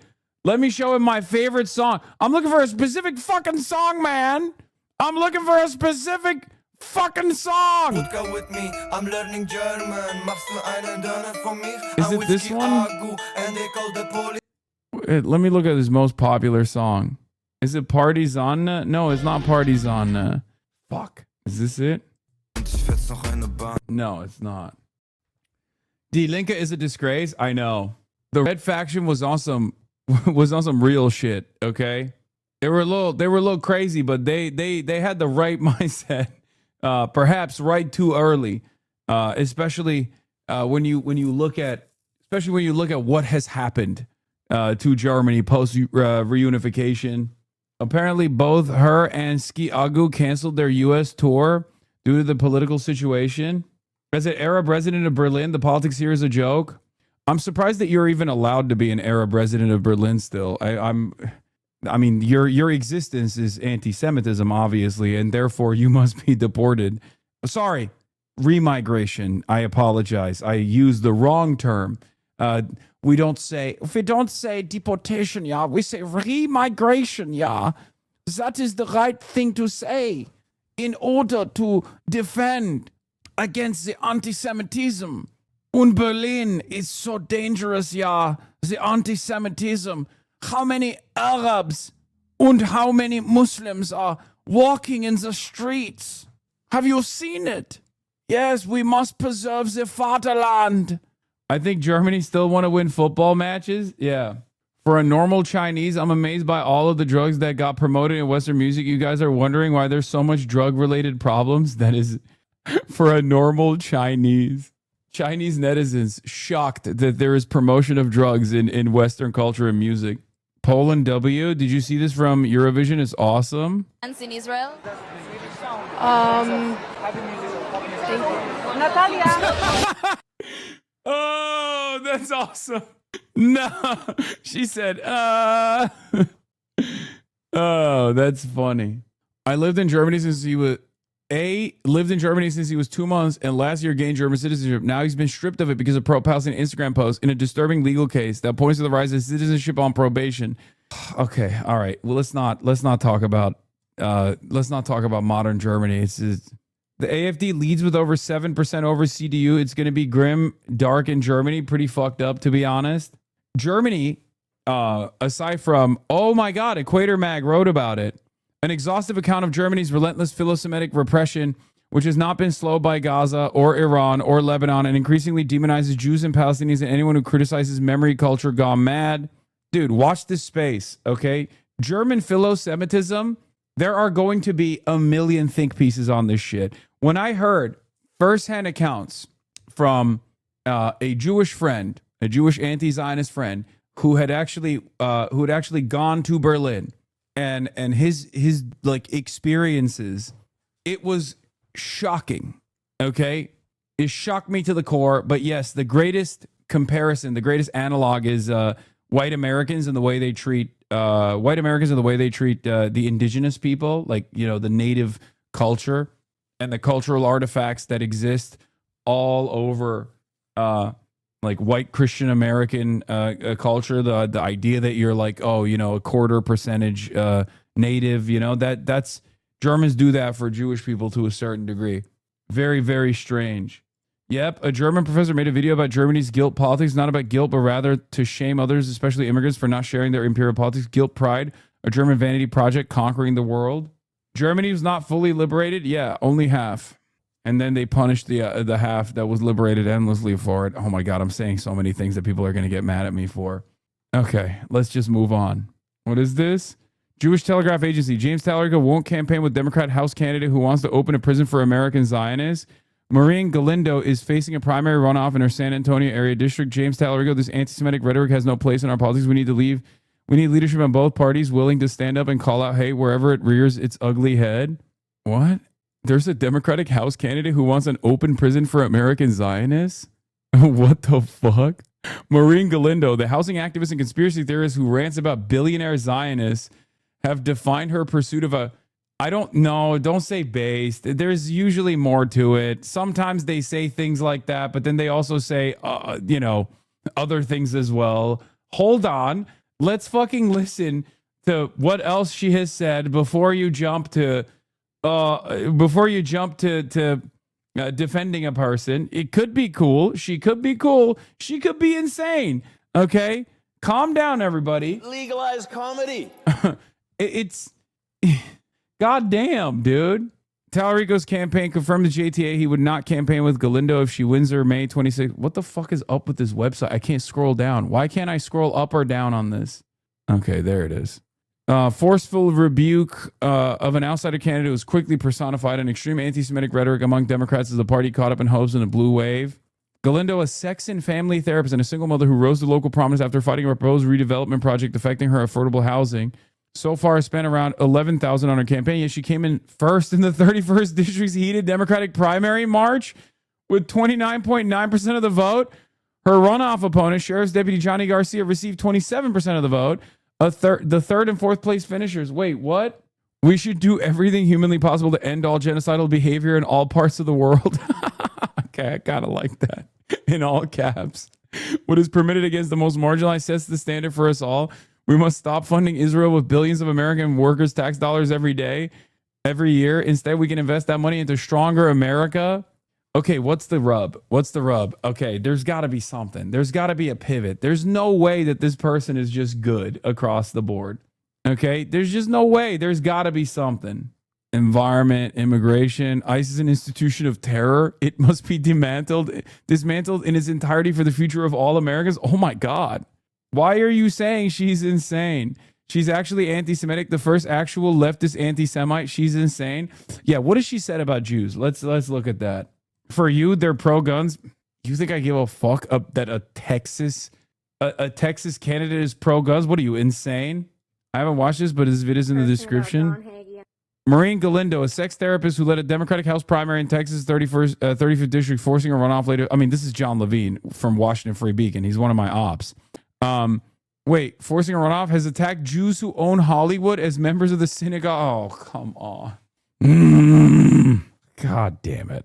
Can't have anything nice, you know? In a Cornerstone Church in San Antonio, Texas, and how it's possible that because of him, the whole situation in Gaza is as bad as it is right now. And I can't believe I'm saying this is stuff that I talk about personally, but never on this platform. But it's time to get into it, apparently. I didn't expect this, but it's time to talk about spiritual warfare. So what does all of this Gaza peace plan, their obsession with peace right now, have to do with San Antonio? On one of my posts about John Hagee, somebody who used to go to Cornerstone Church left this comment. I could never understand his obsession with Israel until I read one of his books. He's so obsessed with the rapture. Okay, to be fair, John Hagee is a cornerstone of televangelism in Texas and is actually insane, for the record. You get a lot more bandwidth when you're fucking John Hagee because you're pro-Israel and probably one of the most pro-Israel people on the planet aside from like Mike Huckabee. Okay, a demon. John Hagee is a fucking demon. Some of his choice quotes, for those of you who are wondering, is he once famously said it was good that the Holocaust happened because it led to the creation of Israel. He also said Hitler was Jewish and he brought about the Holocaust. I think he said Hitler was part Jewish, was the Antichrist, and brought about the Holocaust just so Israel could take shape. So in 2021, she supported a law to allow residents of her state to legally shoot squirrels if they were on their property. What the fuck is a Rick Astley clip? Thank you for being a fucking boomer and trying to poop sock me, boomer style. Sure. With the rapture. That's what all of this is about. And wants to see it happen in his lifetime. It's not just John Hagee. This is. She was outraised 100 times and she was only endorsed by Track APAC. Greg Kazar endorsed her opponent. She received the most amount of votes, least amount of money spent. What's the analysis? It's Texas. It's Texas, baby. I think the lesson to be learned here is if you want deep red districts or deep red states to turn deep blue, you're not supposed to actually run people who cave and capitulate on social issues. You're supposed to run cranks, okay? You're supposed to actually do the horseshoe theory, which is not real at all. But in this circumstance, the one unique circumstance where it might be, okay, we might have actually stumbled upon an actual ACP PATSOC, patriotic socialist. Yeah, you just need to let it ride, okay? As a Texan, what you're saying is that this is my time to shine. You just have to like bludgeon yourself in the head a couple times without losing sight of your main objective, soldier.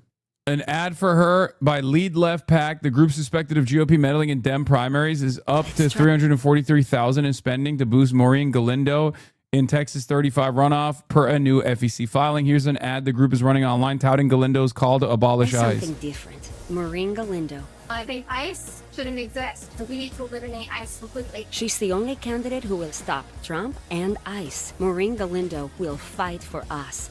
Wow, what an interesting race. San Antonio Democratic congressional candidate Maureen Galindo is facing heat after an article and an op-ed, both appearing over the weekend in New York Times, accused her of spreading anti-Semitic conspiracy theories on social media. In response to the reports, Galindo doubled down on her rhetoric, telling The Current in a conversation Tuesday that she's not anti-Semitic, but instead is taking a stand against the cabal of Zionist billionaire Jews that controls the world. Oh, buddy. Yeah, that's a bit much, okay? That's a bit much, okay? That's maybe you fell off the deep end a little bit on the dark woke side, okay? She was like, no, I'm saying, I'm not even saying Zionist billionaires. I'm saying Zionist billionaire Jews specifically. I would like to That's crazy. It's all very complex, but it's my perception that Zionist billionaires run the world, Galindo said. They're of all religions, but especially Israeli Jewish billionaire Zionists who disproportionately and factually own a lot of Hollywood production studios, media companies, and banks. Oh, no. Galindo told The Current she has no hatred towards any group except the billionaire Zionists and their puppets. Hey, man. The accusations in Galindo's response are the latest chapters in one of the most bizarre political stories this election season. The self-proclaimed sex therapist and housing advocate ran an underdog populist campaign to represent Texas' redrawn 35th district, which includes parts of San Antonio. Despite her fringe rhetoric and meager funding, she ended up in the Democratic primary runoff against Johnny Garcia, a former Bayard County Sheriff's Department public information officer. Galindo said she didn't read either of the New York Times pieces, which hit the streets as her May 26 runoff looms. However, she said she suspects Zionist Jews and their collaborators are behind the so-called hit pieces. Her old tweets are insane. What? Is this actually her? Dude, what the fuck? Is this actually her or are you fucking with me? Yeah, I don't think it's her. I think Chatter was, you're almost at the good part. Keep reading the article. There's a better part than this. The claim appears to dovetail sentiments she shared in a Facebook video last fall cited by the Times, in which she warned that Jews and Christian Zionists are trying to bring about the end days via their control of Hollywood. Wait, what? So she also believes the rapture? How is this? What the fuck? She believes the rapture, but also doesn't. It was not her. Wait, what? Sorry for spreading misinformation.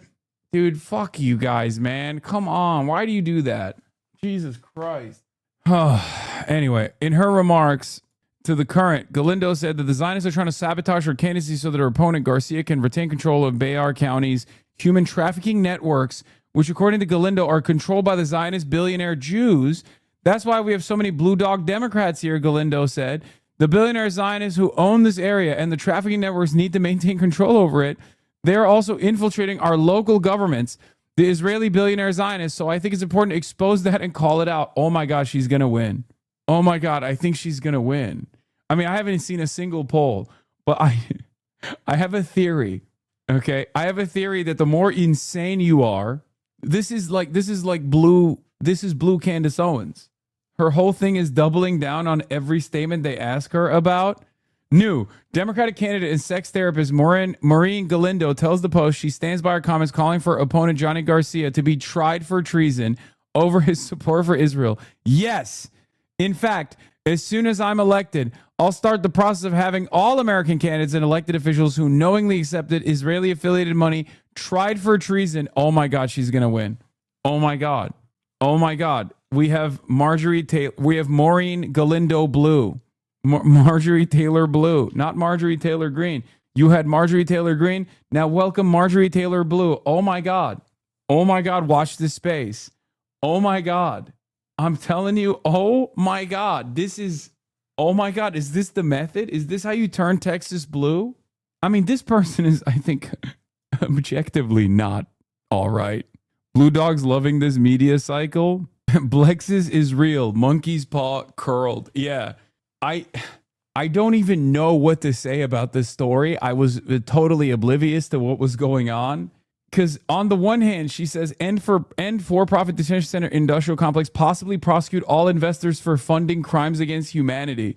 I don't even, I mean, is she she's got to be an anti-vaxxer too, right? I mean, this is this is perhaps an untested, but also maybe undefeated meta, okay? Like a tenant organizer who's just batshit fucking crazy. That's definitely a crystal mommy. And most likely, I suspect most likely an anti-vaxxer as well, I assume, right?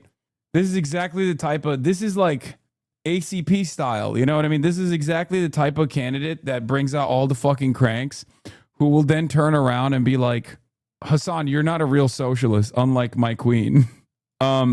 Okay, in a statement to The Current, Garcia's campaign rejected Galindo's claim, stating that Garcia has never participated in an illegal... Oh, no. Oh, they're making a mistake, too. Oh, the opposition is making a major mistake. Oh, no. They're openly denying the claims. That's going to make people think you did it. Oh, it's over. Oh, my God. Oh, my God. Oh, they have no idea how to deal with this kind of thing. Oh my God. Reducing the very real dangers of human trafficking into an anti-Semitic conspiracy theory directed at Johnny, who has worked to keep the people of this community safe, is a new low for a campaign that's become increasingly untethered from reality and has already denigrated and insulted Latinos, Garcia's campaign said, Johnny is focused on winning this race and creating a more affordable future for families at Texas 35, period. Even so, Galindo released a statement early Wednesday that lobs new accusations against Garcia, this time maintaining he collaborated with Zionists to put immigrants and non-Zionist Jews in detention centers. Johnny Garcia is paid by Zionist terrorism and trafficking, Israel, ICE, and prison industry profits, Galindo wrote. Therefore, Johnny Garcia is being paid to put Jews and Mexicans in concentration camps via Zionist trafficking networks. I'm not kidding when I say this. This is, again, untested, uncharted waters. Okay, this is an untested method being deployed in uncharted waters. I have no idea what the polling looks like, but I can totally understand why she won the primary. She's a Threads user? Oh, no! Oh, no! That's how you know she's crazy. I'm really afraid to see if she follows me or not. I don't want to know if she... I don't want to know. Oh, wow. I turned on Threads, and the first thing that popped up is, I know there are legitimate criticisms of Hassan Piker, that he's an anti-Semite isn't one of them. Maybe Palestinians should be mass murdered isn't anti-Semitism. Journalist Hassan Piker spoke to me about what inspired him to champion Palestinian humanity. Plus, he defends the New York Times' Nick Kristof. Wait, that's my... This is the Dino Badala show, baby. I did it. Okay, where is it? Let's see. Does she follow me? Does it? Okay, she doesn't follow me. Oh, thank God. Okay. I was nervous because all this stuff is coming out about me being anti-Semitic today, and I know like younger people like know that that's not real, that Zionism is the real anti-Semitism, but this was like older people and I wasn't sure, and so they all came to me and was like, I was reading about it today, I can't believe they said that about you. It's Israel, they're the Zionists, we're anti-Zionist. I was like, yes, thank you. And I'm just like, so, I mean, I've been getting the most support of any other time that I have had in this campaign. I've been getting the most support about this. 80% of Democrats want nothing to do with Israel. So wouldn't that be crazy if the Democrats of District 35 chose somebody who was Israeli funded, my opponent? Oh, and then I also wanted to say that Greg Casar, Congressman Greg Casar, apparently is a Zionist, and he's supporting my Zionist opponent. We just finished a debate at Pika, and I was... Why does she talk like that? Is this what... Oh, God, this is crazy. This is actually crazy. This might work. She follows Hannah Einbinder, Mark Ruffalo, and Dropsite News. No, she's like... This is... This chatter allegedly knows her. Oh, HasanAbi, that's what you're talking about? Went to high school with her. She seemed pretty chill back then, but the one moment that stands out to me is when I saw her at my local park with unsalted peanuts and hard-boiled eggs feeding crows. She refused to give me any and then stole my chicken nuggets and rolled off on a lime scooter with a crew that jumped out of the bushes. Fuck you, chatter. I'm so confused by her. Confounding runoff. Even though Galindo's claims create new headwinds for her grassroots campaign, many political observers were befuddled that she made it this far. I'm not befuddled that she made it this far. She gets to hit literally the largest group of voters. Okay, conspiracy cranks, which there are many of, especially in Texas, and also people who want to hear someone say that Israel sucks. Stop running fucking candidates that say Israel is good, and you will avoid this problem. Sorry, that's it. Simple solution. Stop running dog shit, centrist fucking liberals who tried to pivot to the most appropriate version of liberal Zionism. Okay? I know her. She's an amazing tenant organizer, IRL. A little bit of a crank, for sure. I mean, not a little bit, a lot. Are Texans anti-Israel? Seemingly, this shit does work on my conservative dad. Only turned on MAGA in Israel because Candace Owens said they killed Charlie Kirk. Yeah, if the Democratic majority for Israel is involved in this race, that means they're fucking worried. Despite spending less than $10,000 during the primary, Galindo finished first with 29% of the vote. Equally confounding, the race's two losing candidates, John Lira and Whitney Mastermoyes, endorsed her over Garcia. What the fuck? Oh, that's awesome. I think the Democratic Party of Texas and Bexar County in particular maybe should have done more due diligence when it comes to encouraging candidates to run. UT San Antonio political scientist John Taylor said of the result, it says something when a third and fourth place finishers in this race both endorsed Galindo afterward. That tells me that there's a messaging issue and a political split issue. Oh, Lira released a statement Tuesday afternoon withdrawing his endorsement. Too late. Over the course of the runoff, I've become increasingly troubled by a series of derogatory, inflammatory, conspiratorial statements directed towards Jewish people and other influencers. Lira further noted that Galindo's comments don't reflect his values, adding, there's no place for any kind of rhetoric for individuals seeking public office. The turmoil surrounding Galindo's campaign matters since a number of political observers think Texas' redrawn 35th congressional district could be a winnable for Democrats. The new district, which includes Guadalupe, Wilson, Karnes, swung 10 points for Trump in 2024. However, the district has a large Latino population, which has likely soured on the president. Taylor said beyond that, rural issues such as data centers and water usage could sway some moderates to the left. Galindo could win the Democratic nomination and then be viewed as a crank, Taylor said. She's so far left that she'll easily be painted by Republicans as being just so out there politically that she's a risk that voters don't want to take. That notion isn't lost on GOP operatives. Yeah, I think between her and possibly a corporate-backed Democrat, she might have a better shot at defeating the Republican in this race. She might have cross-party appeal. I mean this sincerely. I don't think people understand where the public attitude is on these issues. Okay? I don't think people understand that. Like, the Clandanistas will ride at fucking dawn, dude. Abdul and Zoran getting 100x more resistance than her. Well, she's a white woman. Excuse me. That is the most powerful force in American politics. Are you out of your fucking mind? You do not want to invoke the wrath of a white woman, okay? It's a thing that evangelicals and Jews in Israel, they want. They want to see the rapture. They want to push the rapture as quick as possible so that they can see this coming. So I don't get it. Does she also believe in the rapture theory, but she's against the rapture? Like, how does that work? How does that work? Of Christ. He's written so many books about it, and even came out in the movie Left Behind, one with Kirk Cameron in it. This is a way that like all of the Jews who own Hollywood, they use books and movies to create realities. This is all real. It doesn't matter. I always tell my kids, I'm like, it doesn't matter if you believe in it or not. Other people do, and they're using it. And if you're not at least aware of it, then it controls you. John Hagee is insanely upset that the rapture has not happened yet. It's all he wants to talk about is the rapture. I can't believe she did this with $10,000 and a dream. I don't think she's for the rapture. She just said end times. Oh, she's not she's mocking Christian Zionists. Okay. What does this have to do with peace 2025? Doesn't matter. Again, if you believe in what the Bible says or not, they do. And what they see in the Bible is that when they say peace and safety, then sudden destruction will come upon them as labor pains upon a pregnant woman, and they shall not escape. Do with all this information as you went, my recommendation. Like, I think this story is so perfectly demonstrative of like Texas politics, because she's popular, seemingly popular enough, but also so is John Hagee. Okay, so to the average Texan, is she all that insane? If the other side of the story is John fucking Hagee, who literally thinks, who's agnostic about whether or not, actually, that's not even true. Supportive of the Holocaust, John Hagee, supportive of the Holocaust because it brought about Israel, which will bring about the rapture. You know what I mean? The bottom is fucking falling out over here. And is always prayers of protection.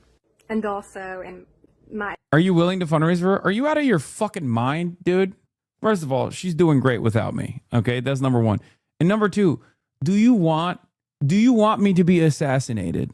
Like, some of you guys are genuinely fucking insane. Some of you guys hear this shit and you go, that appeals to me because I believe 100% of the things that she's saying.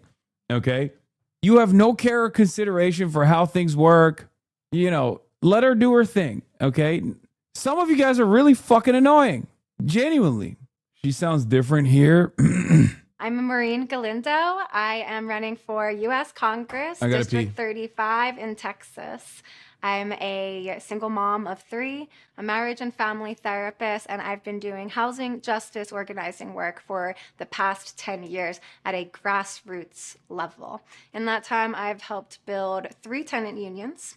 The first one of those being Soapworks and Town Center Apartments, now known as Soap Factory. That was my first home as a single mom. I had just finished being homeless, technically, for a few months. I was bouncing around a little bit with my 3 kids, finally got that apartment and learned immediately that we would all be getting displaced because the San Pedro Creek was being built. And so immediately I started talking to all my neighbors and we started organizing. We showed up to so many city meetings, and ultimately what came out of that was, first off, an understanding that government investment in projects can displace the residents around it. So we have to be careful with that. And then they created a rent relief policy. That rent relief policy I fought my way inside of, forced participatory policy-making processes so that we could oversee the distribution of the funds and make sure it wasn't just being given away, but that it was being ethically distributed, and that we could get feedback on what displacement is like to create more systemic solutions than just rent relief. And now what's happening with Soapworks Apartments is that billionaire Graham Weston is kicking everybody out and demolishing it all for some luxury high-rises of his and a minor league baseball stadium. All of this either on our tax dollar or else he doesn't have to pay any taxes for it. I've also been doing organizing work with Tenants Union of San Antonio, TUSA, that is all public housing residents, and primarily for the past 7 years we've been advocating for safety and security on all public housing properties because the way that they get treated is pretty awful. And the way that Opportunity Home San Antonio spends so much of its time developing private property is a big problem. And so the platform that I'm running on is getting millionaires and billionaires out of government contracts so that the power can be taken from them and given to the people, primarily through participatory methods, which involves including people. I don't understand how she can have, like, I've just never encountered something like this where there's like certain things that she says where I'm like, oh my God, that's awesome. And then other things that she says where I'm like, oh my God, that's insane. Like, I don't know. I don't know what to say about it. She puts the socialism of fools. Yeah, kind of. You don't know enough hippie white women? That's true. I actually don't know where the hippie white ladies are at. I thought a lot of the hippie white women turned Republican. All right, please say and spell your first and last name. Maureen Galindo, MaureenGalindo. Okay. First question. What message are you sending voters in Congressional District 35? That we have a bunch of million. She hit the dumbass. They're not even Semites line. Like, what the fuck? Have the wine moms learned Khazar theory? She's like, Jews are Turks. Everybody knows that. They're not even Semites. Millionaires and billionaires who have bought out all of our politicians and are creating all of our policy and using all of our tax money to further enrich themselves. And what my intention is to stop. No, hippie white women are evenly distributed across the political spectrum. A lot of them turned post-COVID. A lot of them turned into Marjorie Taylor Greene post-COVID. This one turned Marjorie Taylor Blue. I think if I'm going to be frank, this is a class issue. She just doesn't have the advanced education like you to be aware of anti-Semitic tropes and how to be careful when discussing Zionism. To her, she's discussing the world as she sees it in her algorithms. I think she's guileless and doesn't understand the history. Oh, for sure. Allowing those millionaires and billionaires and corporations to get away with not paying taxes. But I also do think that she's definitely subscribing to some crazy theories, for sure. And to get away with taking all of our tax money and put that tax money back into investing in America. Okay. And so how does the newly drawn district map impact your campaign? I mean, it's brand new. It's a brand new district now, so it's open. And that impacts everything in a huge way because it creates the opportunity for all of us to have a fair chance to represent it. Except and until one of the candidates got $300,000 from a Republican Democrat PAC, super PAC, and a bunch of money apparently from Israel too. And so it was cool because it's a brand new district. And so everybody seemingly had a fair opportunity. But now that one of the candidates is just able to put out his name a gazillion times with all of that money, it doesn't make it fair and democratic anymore. So, yeah. Okay. And so what are the biggest issues that you're hearing from voters on the campaign trail? Affordability, that people aren't able to get by, that they see the millionaires and billionaires corrupting our government, and that they can acknowledge that that's the reason for our affordability crisis, is because our politicians don't represent us any longer. And the last question, what sets you apart from your opponents? I think a lot of things. It's my fearlessness first and foremost, is that I Oh, she is fearless. She is utterly devoid of fear. do not play around with any social politics games. I'm in it for the constituents, for District 35. And so it can be guaranteed that what I say that my intention is to do is exactly what I'm going to do. And there's not going to be any outside influence trying to change my mind about that. But also is that I am a psychologist. I have 2 master's degrees in psychology fields, community psychology and marriage and family therapy, and my bachelor's is in sociology. I really think that this is my greatest weapon because I can see the psychology behind all of the corruption that's going on. I can see the psychology behind how even the most well-intentioned politicians get into office and then they kind of get swept up into these mainstream narratives of what they're supposed to be. Oh my gosh, she is literally Professor Jiang. She's Professor Jiang. It's like, it's incredible. It's like the 80-20 rule with Professor Jiang. Oh my God. I can't believe it. I cannot believe it. In 2022, she operated the astrology-themed Cosmic Kinks Tarot in Bayard County, Texas, where she offered kinky birth chart readings and live tarot therapy, empower individuals with the exploration of their sexuality, spirituality, and the stars, Daily Mail reported. It's like she was made in a lab. I'm not kidding. I think the Republicans don't know what kind of forces that they're disrupting here. I don't think, if the Republicans think that they can Pied Piper her, and then like skirt off into an easy victory here in this district, they are not going to say anything. These are forces beyond my control. I'm not going to say anything at all. Okay? I'm not saying a single damn thing about this race. That's it. I think for the first time ever, I think Republicans are a little bit out of touch with winning elections in ways that Democrats often are out of touch in their electoral calculations. Okay? Maybe I'm wrong. Maybe I'm totally wrong. She's in San Antonio. She's a perfect representation of San Antonio. Yeah. This is not, I'm not giving an endorsement or anything. I'm just, we'll just, this is a monitoring from afar, from an arm's distance type of situation. That is not a representation of San Antonio. Is it? Is it not? Yeah, it's a 80-20 situation. Oh my God. It's already working in my chat. There's hella people in my chat that are like, dude, just read her policy papers, dude. She's actually fucking brilliant. Like, yeah, I'm telling you, 80-20, Professor Chong style, okay?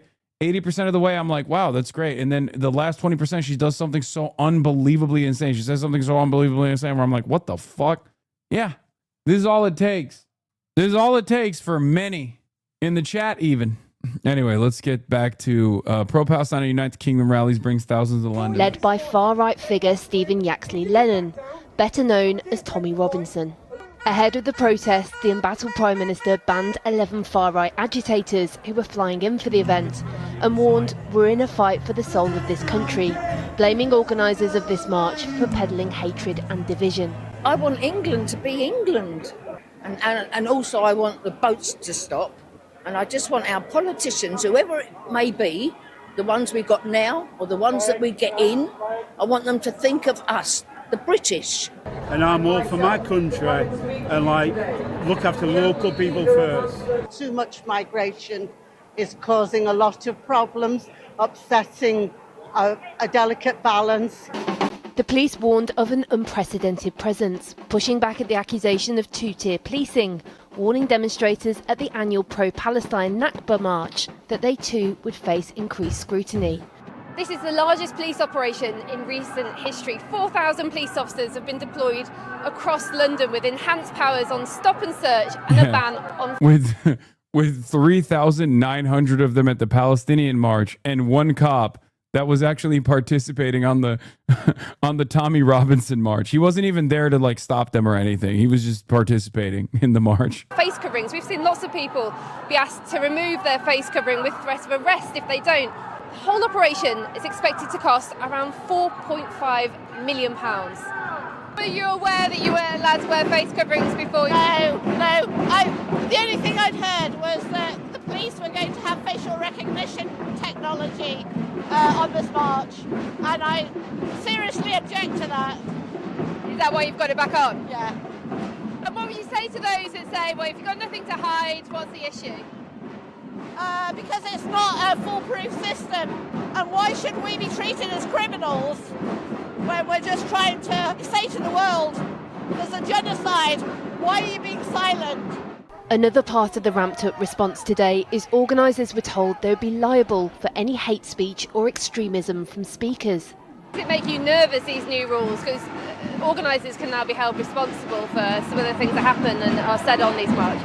I think it should make all of us nervous. What these new powers do are undermine and erode fundamental democratic freedoms. The government is out of sync with the views of the vast majority of the public. The events appear to have passed without significant incident. Dude, it's crazy. The more the popularity of the pro-Palestinian movement grows in the UK, the more the UK is like, we should just jail everyone. Like, what are you going to do? Throw everyone in prison? Yeah, it's actually illegal to be pro-Palestine now in the UK. You're going to prison. Sorry, buddy. Though at least 30 people have been arrested, tens of thousands had come to join. We're gonna do conditional amnesty and commute the sentences of rapists and murderers who are in prison right now if they're racist. Okay, we're commuting the sentences of rapist pedophiles as long as they're racist, so they can participate in the Tommy Robinson march. After all, we gotta make space for all the fucking pensioners that are out there in the streets saying illegal and criminal things, abhorrent things like free Palestine, or I shudder at the thought of saying these words in succession, but from the river to the sea, Palestine will be free. Okay? I mean, that's, I'm sorry, trigger warning. That's obviously unacceptable to say. I just needed to say it for the time being. Wait, I'm seeing some people in the chat also repeating unbelievably anti-Semitic statements like, stop genocide. Excuse me, sir. Excuse you. Dastardly. I am aghast. I'm perturbed. This is illegal. The ADL. Yes, you're taking a second off, my good sir. Oh no. Another one. Saying genocide is bad. 1 second off for you too, sir. Don't shoot children or bomb children. No. No. How dare you? Do you have a license? The events. No damage done, it would seem then, to the capital. But the damage from this ongoing division to the delicate tapestry of Britain's social fabric is much harder to measure. Tomorrow's march in London is a reminder of what we're up against in the battle of our values. The organisers, including convicted thugs and racists, are peddling hatred and division. Yeah, and he's actually talking about the pro-Palestine rally. I'm, of course, referencing the pro-Palestinian rally. Plain and simple. Their goal is to convince people that Britain's problems are caused by those living alongside them. But that is not the Britain that I know. This is a country built on decency, fairness and respect.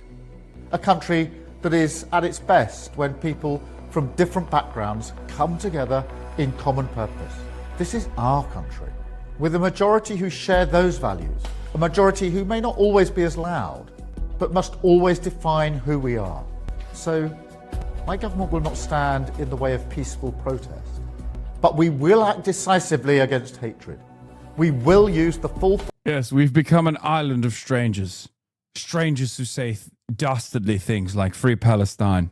This nation was built on decency. Decent peoples do not oppose Israel's genocide of the Palestinians. They defend it, like I have, and I will continue to do so. Force of the law when that hatred manifests as violence. And we will ban those coming into the UK who seek to stir it up, as we have done already. Fuck off. Well, hello, everybody. You know, sometimes... Democracy is citizen-led. Get out of my pub! Wait. Fuck off. True democracy is citizen-led. Get out of my pub!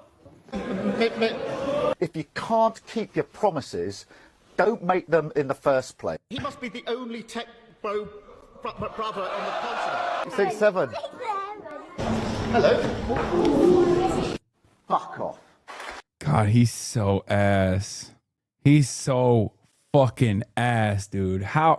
Oh my God. I guess Trump turns on Lobo. President Trump is not pleased that Lauren Boebert and Rand Paul are campaigning for Thomas Massie in Kentucky. He's offering to back a challenge to Boebert. Oh, the girls are fighting. The glitter thing was so funny. It was from a guy that wanted a randomly selected people's parliament. The most random thing. Does Massie have a chance in hell? Thomas Massie? I think Thomas Massie's going to win his re-election. Yeah. I mean, he's losing big in one recent poll. Wait, really? I thought he was, I mean, I thought I thought he had a slim victory, like a slim, it's definitely not looking great because of how much Trump has been pumping. Like, basically every pro-Israel billionaire is up and down this fucking race. Every fucking like AIPAC is spending money. Like, they're spending unbelievable amounts. And Thomas Massie's just like, my opponent's getting money from homosexual billionaires who are pro-Israel. It's very funny. His campaign is literally accusing. Where's the last ad? I saw an ad that was like, look at these gay Zionists who are funding my opposition. It's very funny. Has anyone seen that ad? Yeah. This one? Oh, this is the one. Ryan, new pro Massie. This guy's literally a fucking Nazi, by the way, Stu Peters. New pro Massie ad rails on Jewish billionaire Paul Singer for funding trans freaks and the gay mafia. This is the ad. This is the pro Thomas Massie ad. Eddie Galrine is bought and paid for by the LGBTQ mafia. Far-left trans activist billionaire Paul Singer is bringing his trans madness to Kentucky. Singer is spending millions to remove Massie. This is insane. This is actually fucking insane, dude. He put the LGBTQ star of David, gay rights activist Paul Singer. Move Massie. The gay mafia will own woke Eddie.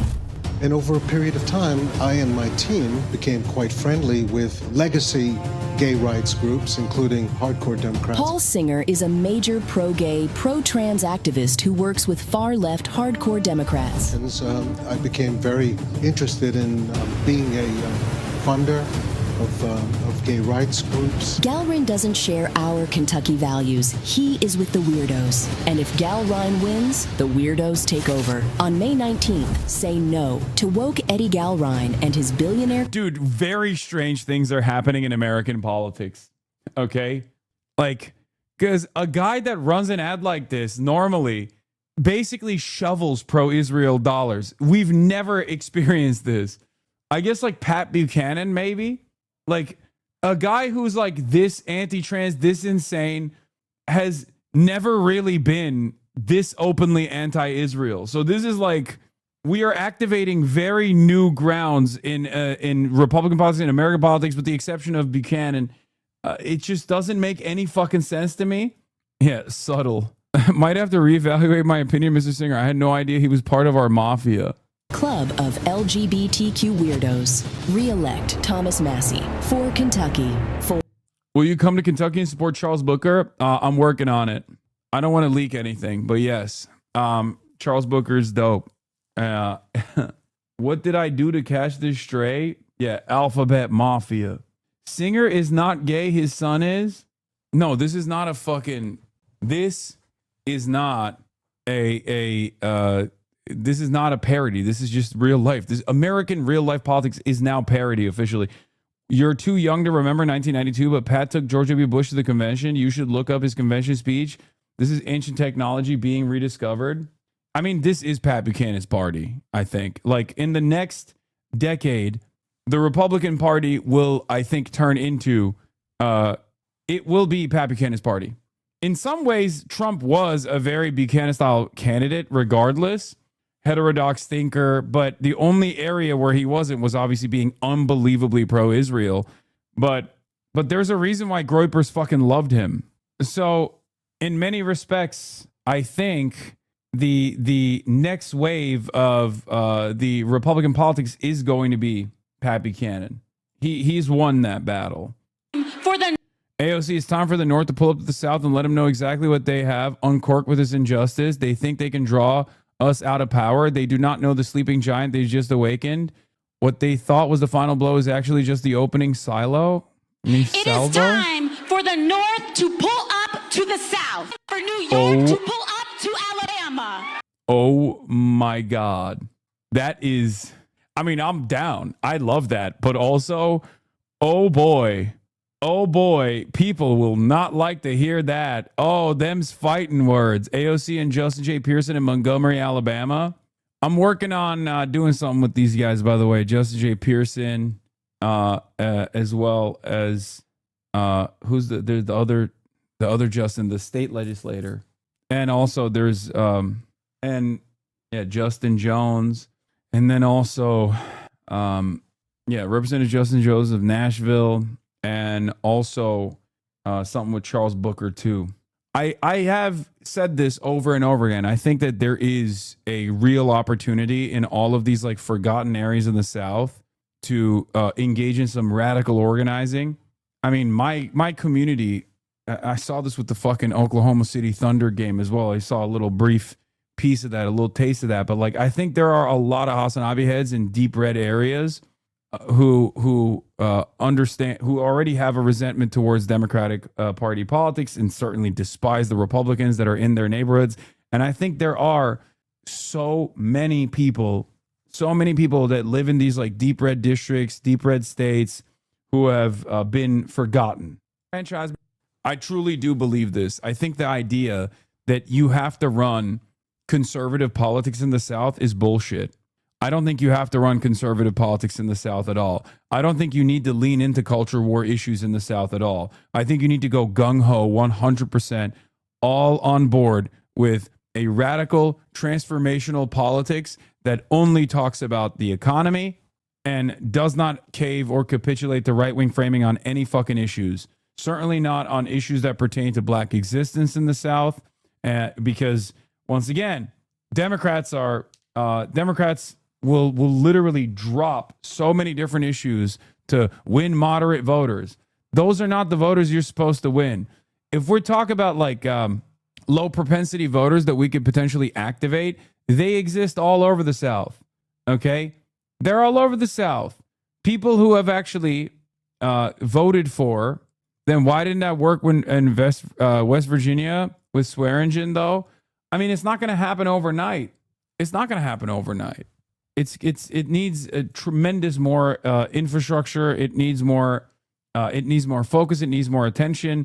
And I think wherever there is weakness in the Democratic Party, wherever they are not, doing the right things, there's an opportunity. There's an opportunity for us to seize that. Us to come to Georgia, to Louisiana, to Tennessee, to Mississippi, and exactly injustice. They think they can draw us. They do not know the sleeping giant that they just awakened. Coincidence, and a country must understand that it was not until voting rights were ratified in this country that we got the Great Society. Because when black Americans have the right to vote and that vote is protected, our schools get funded. When voting rights are protected, health care gets expanded. Voting rights are protected, our country moves forward. That's what they're actually afraid of. They're afraid of us coming together. They're afraid of us protecting one another. Alabama is the crucible. Georgia is the crucible. Tennessee, Louisiana, Mississippi is the crucible. So if you are not from here, it is time to pull up. Because what they thought was the final blow is actually just the opening silo. Yeah, she meant salvo, not silo, before people fucking yell. But who gives a shit? Great message overall. Amazing message. If you come to Tennessee and help unseat Andy Ogles, I will suck you like you've never been sucked before. I swear to God. Okay, that's a little ridiculous. I was out canvassing today and ran into 10 doors that were Dems that hated the Dems. I mean, that's my strategy, which is to openly call into question the Democratic Party, the establishment Democrats' allegiance to corporations, the corporate kleptocracy, and say, you know, there's better alternatives out there, right? That's precisely the reason why these like third way attacks have not landed at all, and if anything, have boosted my profile and has boosted the profile of the candidates that I align with. But it's good. I'm glad. I don't want these guys to make intelligent decisions. I don't want them to understand what we're up to. I don't want them to figure out exactly why. There's been study after study proving that moderate voters are overwhelmingly left-wing, especially on economics. Yes, 100%. But I think the Democrats know that too. The Democratic Party, the corporate elite in the Democratic Party, the ones that actually want to maintain this corporate kleptocracy, they recognize that. They just actively undermine that narrative. They actively talk as though that narrative or that mentality doesn't exist. That's the reason why they're spending so much money on putting the toothpaste back in the tube to try to make it seem like there is no alternative, that there is no such alternative that actually leans into left economic populism. They want to stop that alternative because they're terrified not of its failures, but of its success. They don't want the entire left flank of the duopoly to become an anti-corporate kleptocracy party. They're terrified of that prospect.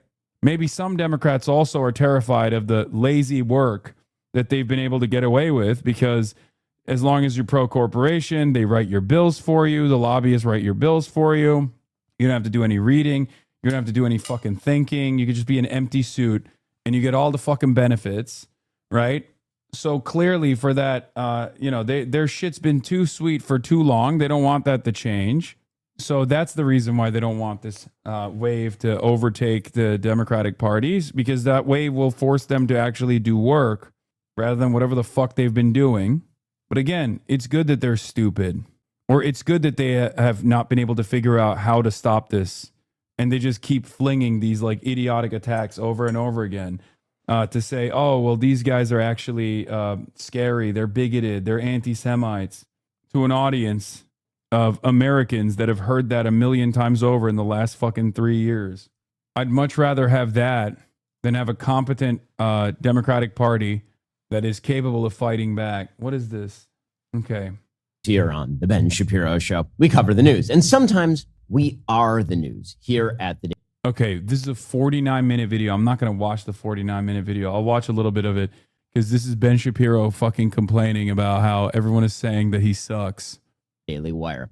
Well, over the past few weeks, the Daily Wire, you might have noticed, has been the subject of a bunch of hit pieces, like a veritable cornucopia of hit pieces. There was one from the Washington Post, and there was one from Puck, and then finally, there was an especially ridiculous one from the stellar journalists at New York Magazine, who literally plagiarized their hit piece from the Washington Post. So much journalisming, high-level journalisming. Well, this morning, that New York Magazine piece is lighting up the interwebs. It's lighting up X.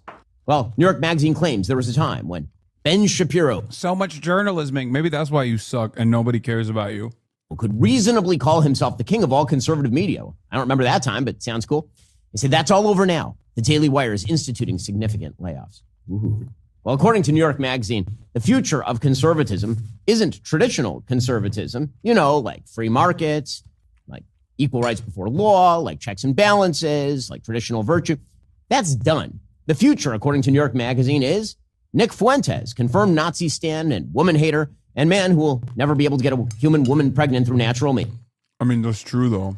That's literally true. And it's not just that. It's also like Chud the Builder or different variants of Chud the Builder that will prop up left and right, whose entire content is just like walking up to black people and then screaming the N-word with a hard R at them. Like that's where the conservative movement is heading. Or Tucker Carlson, confirmed anti-capitalist and Muslim apologist and victim of demon scratching. Or maybe Candace Owens, the confirmed slanderer of widows and connoisseur of French testicles. Or maybe Megyn Kelly, click-whoring Grandma Groiper over there. Well, New York Magazine writes, quote, the collapse of the Daily Wire can be seen as a dire warning for traditional Republicans.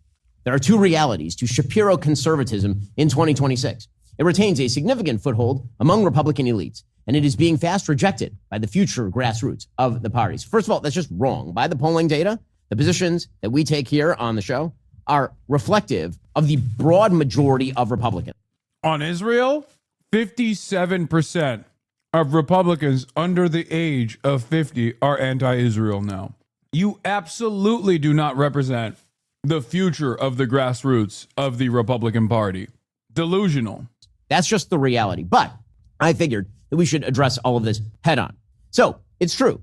The Daily Wire laid off some 13% of our workforce since the beginning of the year. And that really sucked. It was truly sad because all those people are great. And anytime, we're in business, anytime you lay people off as a business, that really sucks. It's tough. It's bad for them. It's bad for us. And I'm personally working to find other places of employ for as many of these people as I possibly can, because everybody who we let go deserves a job somewhere else. They're great folks. But for our critics, this was all cause for massive celebration. The joyful popping of the corks, or maybe in the case of Nick Fuentes, a victory celebration with Catboys and lubricant. And listen, we're honored by the attention. I mean, it doesn't work when you're Ben Shapiro, right? Like, you can't really get away with calling Nick Fuentes gay because you guys are gay in a very similar manner. Why is it that his only 50-minute videos get views? Yeah.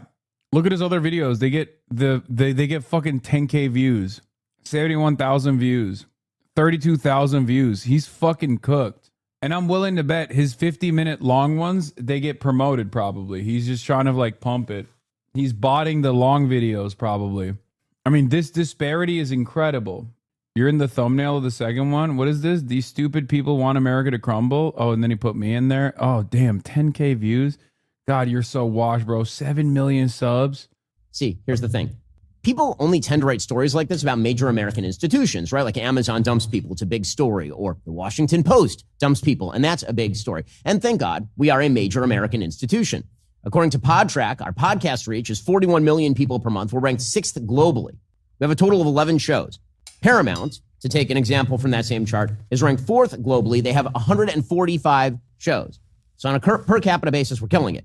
We are responsible for the 2 most successful conservative documentaries in history, Matt Walsh's Am I Racist and What is a Woman? Just this week, Vice President Vance was quoting our reporting in his fraud investigations, and our White House correspondent, Mary Margaret Olahan, is in the press room asking questions. See, here's the thing. There's no national media coverage if a top Candace Owens producer and her manager quit, or if Megyn Kelly's YouTube account starts shedding tens of thousands of subscribers a month, or if Tucker Carlson's traffic is disproportionately drawn from Pakistan. We all have our fan base. Those are all things that actually happen, by the way, but nobody really cares very much because, yeah, those people have significant audience numbers, but they don't have any real institutional influence. They are not institutions. That's not true of the Daily Wire. We're big enough that people care when we trip up. And of course, like any business, we have our ups, we have our downs. Dude, the CUB is so funny. Yeah, don't pay attention to our unbelievable, spectacular fall off. The very fact that people are paying attention to our fall off at all means that we're not falling off, but falling on. How does that work, man? Every day that passes, you're losing relevance. So much so that the only people propping your bitch ass up is like Jake Tapper. That's when I knew this shit was cooked, by the way. When he went on CNN to attack the anti-Semites of his party, that's when I knew it was over. OG Ben Shapiro would never do an non-contentious interview with CNN, non-adversarial interview with CNN. Look it up. That happened. Mainstream media straight up tried to offer him a lifeline. It didn't work. But as Mark Twain put it, the reports of our death are greatly exaggerated. But here's the thing. There's something else going on here. Something very clear going on here. The media left and the woke right, that'd be like Candace and Fuentes and Tucker and Megan, all of them. Together, the new left. Dog, you're the woke right, idiot. It doesn't work that way. It doesn't work that way. I know this is this is the terminology that they thought they could use to negatively polarize people, to be like, oh, see, they're the woke right. They're being woke about Palestine. No, you're being woke about Jews. That's the way they see it. They have a more immoral, but therefore, because this is a Republican policy we're talking about, more morally consistent framework. Their attitude is, I hate all minorities. I hate all wokeness. Why do you expect me to be woke about the Jews? Okay?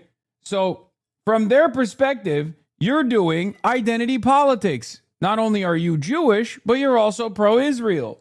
So many on the Republican right already were looking for a less intellectualized version of Republican commentary to begin with. And that's when I think Ben Shapiro started hemorrhaging his followers, because I think that's the real story here. The larger story isn't just Israel. The part of the story that is important here to understand is Holy ViewBot. Yeah, I know. Ben Shapiro does actually ViewBot, I think, his longer videos by purchasing ads for it. This article sparked his response. No, I know. Yeah, the rise of Tate and the Manosphere was the initial death blow to the nerdy debate lord commentary on the right. People no longer wanted that. Okay, people no longer had an interest in like owning their opposition in the marketplace of ideas. They just wanted the fucking they just wanted like a more blunt approach that was just simply saying all of our enemies are gay, all of our enemies are transgender, all that stuff, right? They wanted a dumber version of commentary, and it's a race to the bottom regardless. It's going to get even worse than this, for the record. The bottom has not been received yet. Chud the Builder is the next meta. Asmongold is the next meta, or is the current meta, and Chud the Builder is the next meta. People that are doing shock value, outrage, people that are generating outrage simply by being fucking monstrous.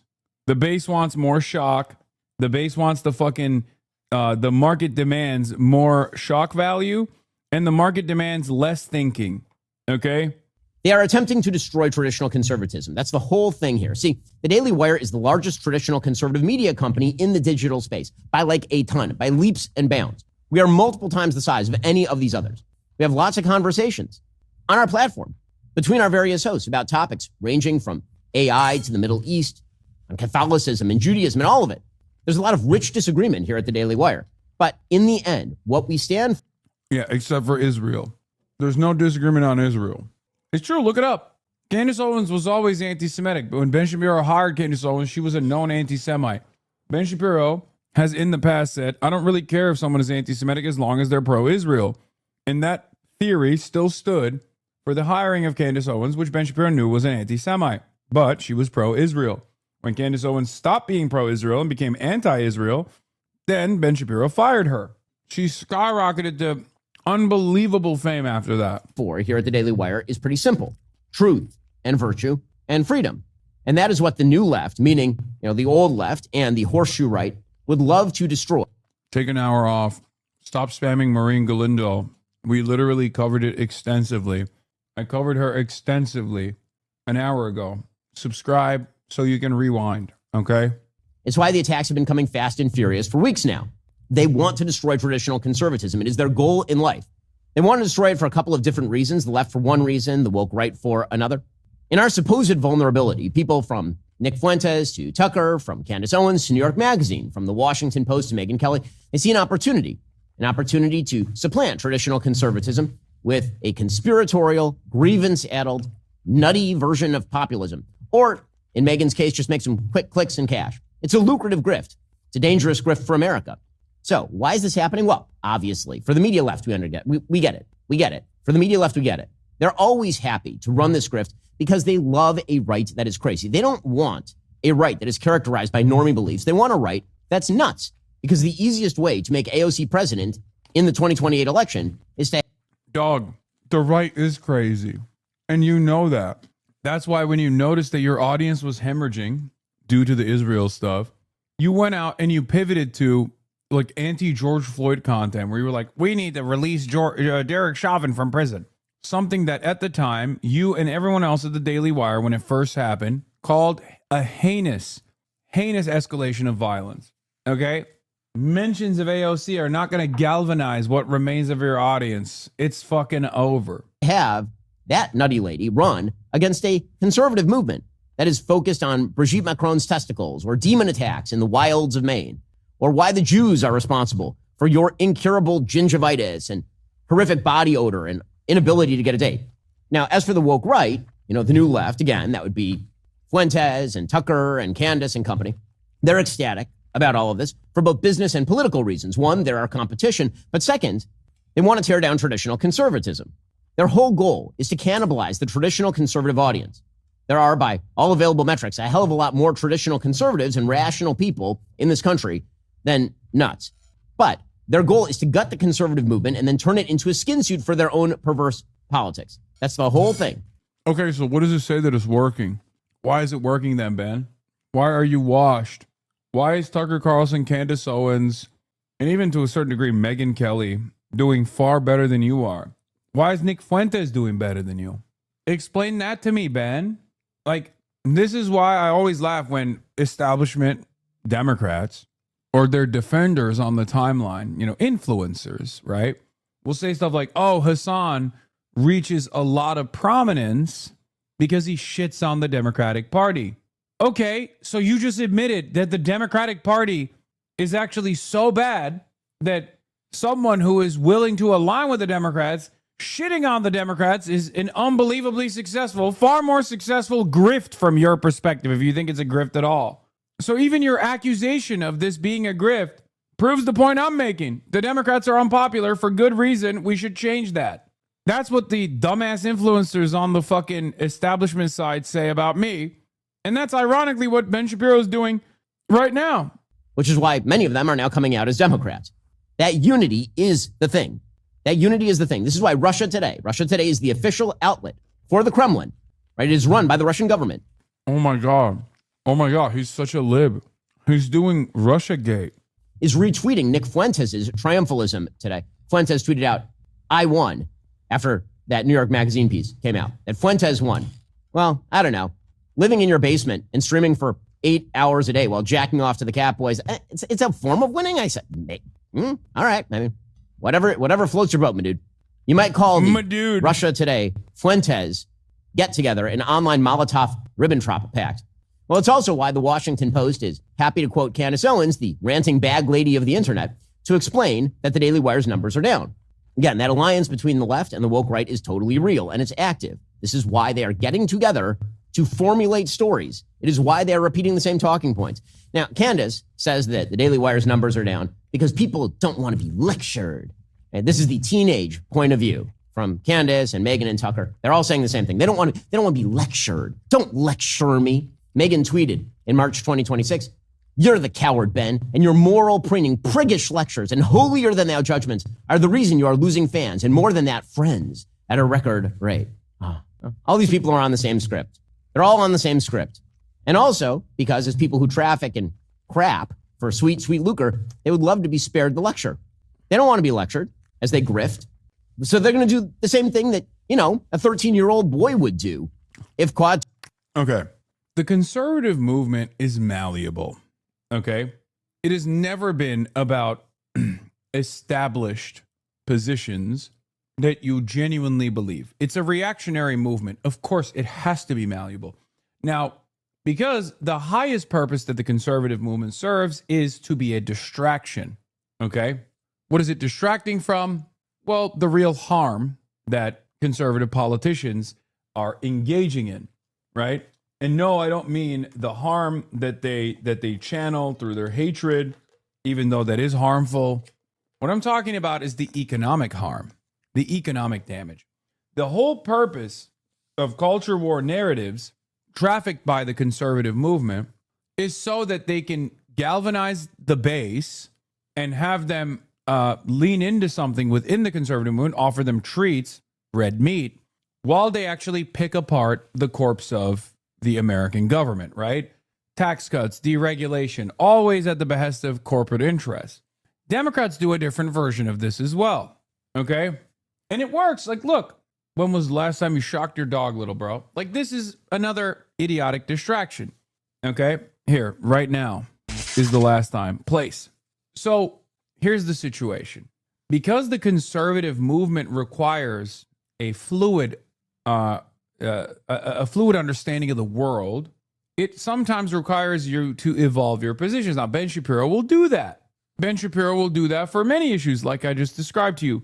Derek Chauvin, where he once called, a heinous criminal for murdering George Floyd. Ben Shapiro was demanding the release of Derek Chauvin. Unfortunately, it was too little, too late. So there's one area where Ben is unflinching: Israel. For the longest time, this was not an issue because conservatives were universally in support of Israel. It was a non-starter. But now that environment is shifting, and Ben can't shift with the environment because he does have a personal loyalty towards the genocidal apartheid state of Israel. A similar example I can give you is Tommy Lauren.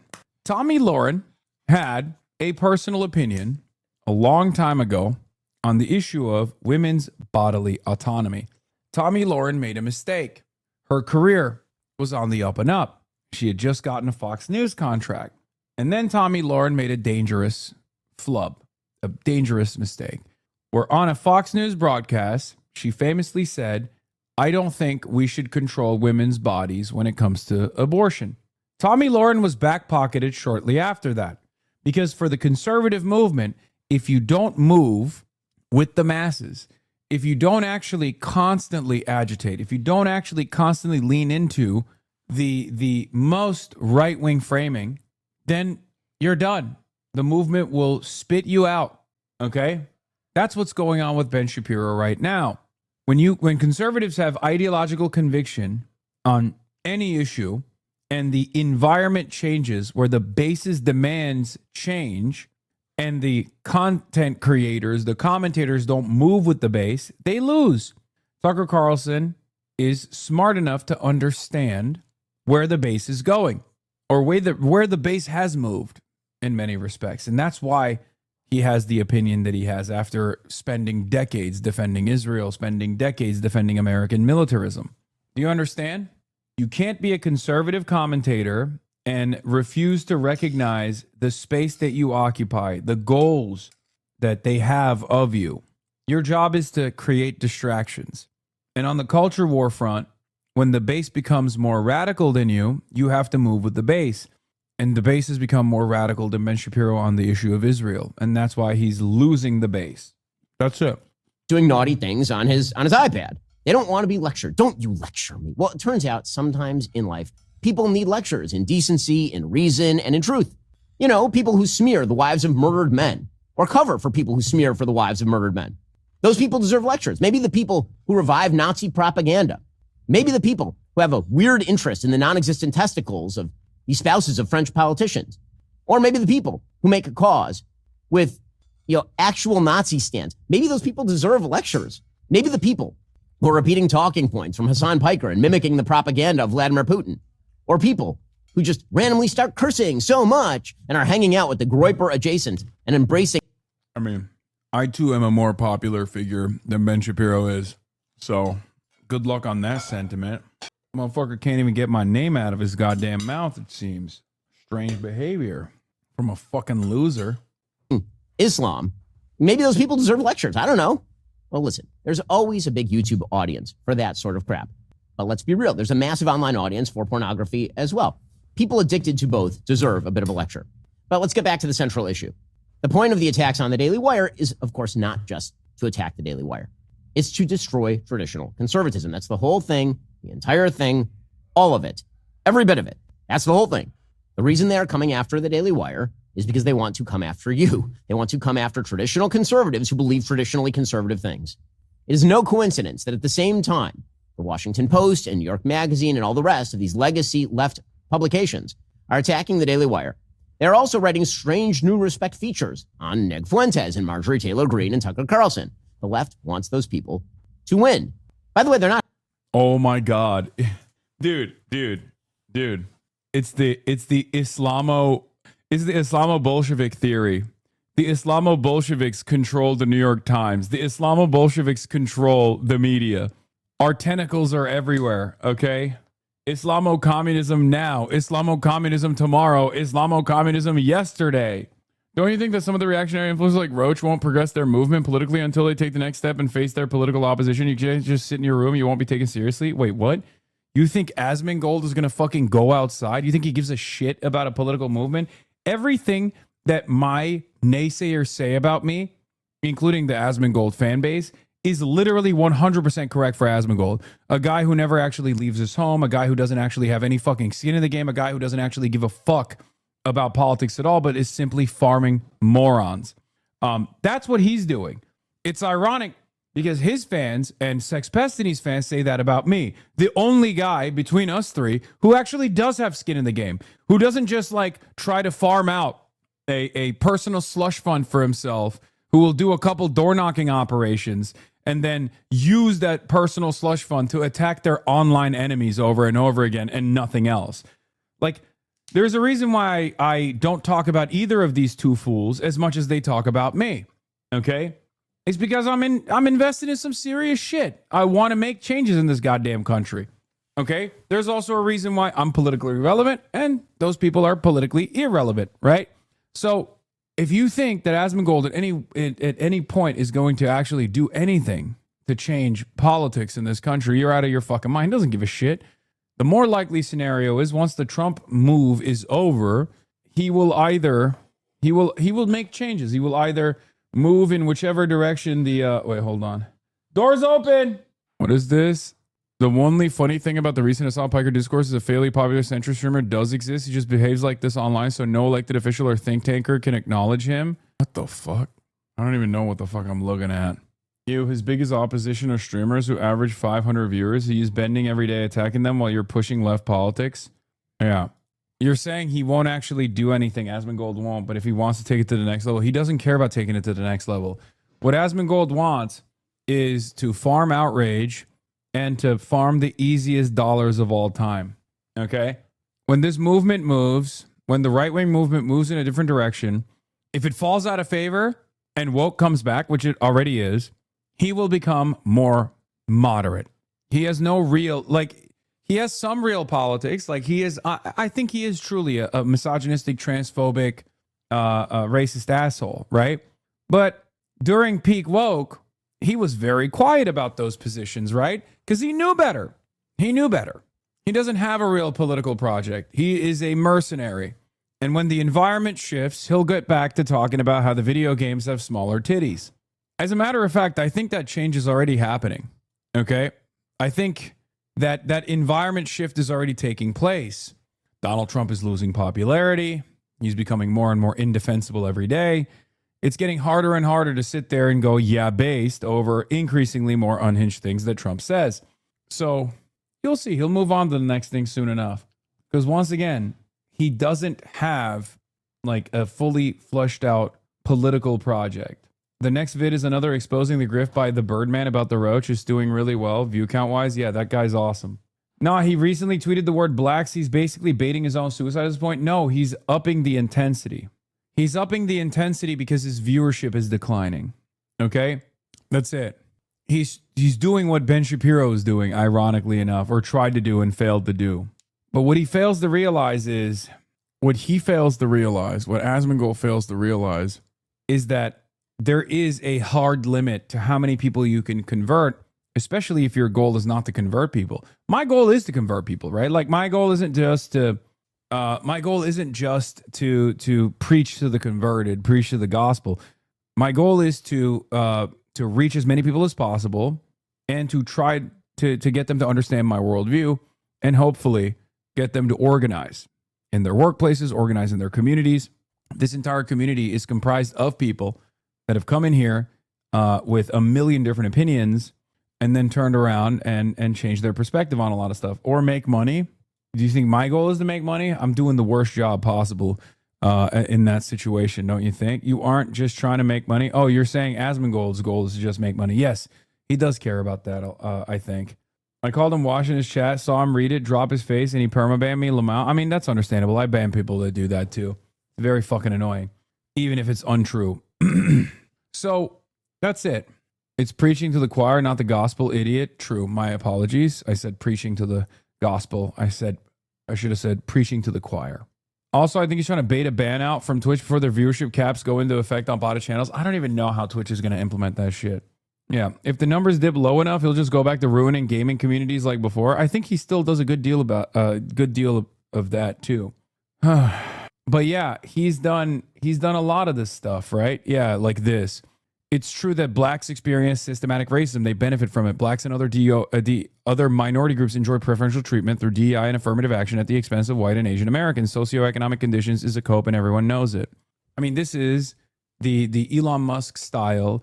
No, they are genetically inferior, and socioeconomic conditions are a cope.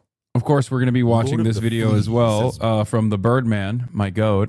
The last 3 days, he's been calling you a Muslim terrorist and nothing is happening. Yeah, I know. I mean, I didn't know that he was doing that, but I'm not surprised. Because, like, I have the top channels up here, right? Every now and then, I'll glance over the top channels, and when Asmongold is live, his thumbnail is almost always my face because he's reacting to a video of me, right? All the fucking time. And his fan base will always say, oh, you talk about Asmongold nonstop. You're obsessed with him. Bitch, is he baiting for a Twitch ban to garner controversy? No, because I think the last time he got a Twitch ban, he didn't actually receive the support that he thought he would. I'm telling you, man.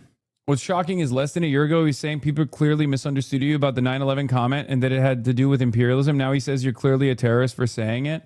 Yeah, this is the first time. This is the first time I've brought this up, brought Asmongold up.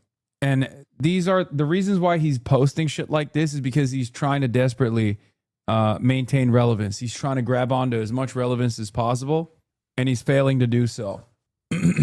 Surely he will talk to you and not just react to clips over you and over for the next week. No, he will do that. He'll make more videos, I assume. I don't know if he's still making videos about me. I haven't really checked in. Again, like I said, lol, what isn't? He gets more views than you on every platform. I love the lone Asmongold warrior in the chat. I'm not entirely certain if that's the case. If we look at the overall YouTube views that I garner from the HasanAbi Clips Industrial Complex, certainly between my actual YouTube channel and his, I mean, he's got millions of views. And his latest vid on his channel is a video about you. Of course. So why would he need relevance? I don't know. You should ask him why he constantly fucking talks about me. It's incomprehensible that he has any relevance at all. Why? Spite-based politics is very successful. Asmongold turns politics into bubblegum. He turns politics into something that is easily digestible. It's not about complex issues being broken down piece by piece. We're not explaining historical events that lead to current day events. When you can just go around saying all Muslims are terrorists, all Muslims are America haters, they're parasitic. There are a lot of people who demand the grievance-based politics that Asmongold represents, and he does a fairly decent job of just making losers feel good about themselves, right? It's representational politics as well. It's representational politics in the sense that it makes people feel like, it makes people feel better about their own predicament. I think you both talk about each other. This is the final level of cope from Zombies Eat Duck. If you key search Asmongold in my YouTube channel and then key search Hasan on his, you will see that both on his clip channel and his main channel, he talks about me quite a bit. I actually have leveled up on my ops a little bit more than random unwashed, sweaty loser gamers to entire institutions like Fox News. He's still stuck chirping about me because Fuck Hasan content plays really well in the right-wing boosted algorithm on both Twitter and also on YouTube. Going through the cope ladder in a speed run. Yeah, look, see? This is the final point of cope ladder where you go, oh, you guys both talk about each other. This is the first time I brought up Asmongold in weeks, if not months.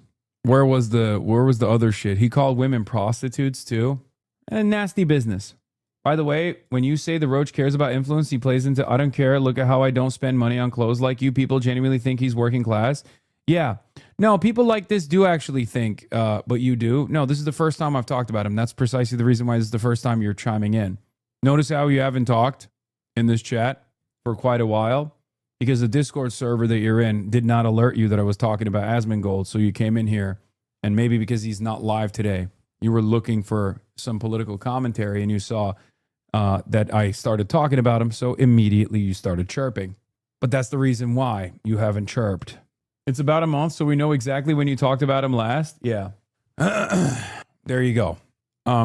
Because when I do actually bring him up, his followers, his loser followers immediately start chiming in and being like, I'm going to protect my daddy. You're a K-pop stan for an ugly duckling. You're a K-pop stan for a guy who presents himself as working class because he's nasty and he wears the same t-shirt, and you're stupid enough not to realize that he's a multimillionaire who owns multiple businesses, some of which have cratered as a consequence of his toxic, repulsive politics, of course. But he still is a multimillionaire with multiple businesses nonetheless. You think that he represents your lifestyle, but he doesn't. You think he has your best interest in mind, but he doesn't. He's just another filthy outrage merchant. He keeps you deluded. He keeps your eyes from the prize. He keeps you angry. He keeps you thinking that you're actually fighting the good fight by sticking it to people who have the same exact class interests as you, people who are of the working class, but they look different than you, so you're afraid of them. This is not a new thing, right? This is not a new thing at all. This is a very old method. Republicans, by and large, do it all the time. Don't use my fucking terminology against me. Lying is OP. I don't care how much money you guys have, lol. No, I'm talking about broader Asmongold fans who think that his everyday lifestyle is representative of their current conditions. And aesthetically, it is. Aesthetically, it's true. Yes, a lot of people sit around. No, this is it. Too many fake jobs were invented to create artificial parity between men and women in the workforce. AI fixes the problem. Hopefully after this is over, women can go back to doing what they do, being a mother or being a prostitute. All I said is you called him need relevance, but he has more views than you on all platforms. Okay, buddy. Talk to me when he actually has real ops, okay? Not just fucking Twitch streamers like myself who forget to mention him for a month. And then the first time I mention him, you come in here to defend him. Real ops, you're a Twitch streamer, my guy. Yeah, exactly. And so is he. And yet, no matter how hard, no matter how desperately he tries, no one gives a shit about what he has to say. It's just strange, don't you think? Yeah. How many people do you think would show up for a Asmongold meetup? How many people do you think would show up for an Asmongold rally? I actually probably would show up. I would love to see him outside in the real world. His point is so fucking stupid. If the jobs are bullshit, why do we need to invent AI and spend trillions to build data centers to replace them? He's a total moron. Yeah, I mean, everything goes back. At some point, you have to realize everything goes back to like idiotic grievances, grievance politics, gender wars, race wars. Does that not weird you out at all? Is it that easy for you? Are you that easily duped? That's my question. Are you that fucking easily duped? He don't got ops either. Lol, not me. I think both sides of politics are dumb. I know. You're a fucking idiot. I know you think both sides of politics are dumb. Uh-oh, someone's cortisol getting spiked? Yes. You're like a dumb animal. That's why you get fucked over. That's why you're going to keep getting fucked over, and you're never going to understand who's fucking you over. I try to do my very best to explain who's fucking you over, what the systems currently look like, and how there is a bipartisan effort to maintain this process, which is precisely the reason why it's not just Fox News that's up my asshole. CNN is regularly calling me a dangerous threat to American democracy as well. That's why it's not just right-wingers. Lying is OP. I'm confused. I don't think you understand anything. I'm an economist, by the way. Wow, even you. Lying is OP is my statement. It's up to you to explain to me what I'm lying about. Anyway, I think I've given you enough attention.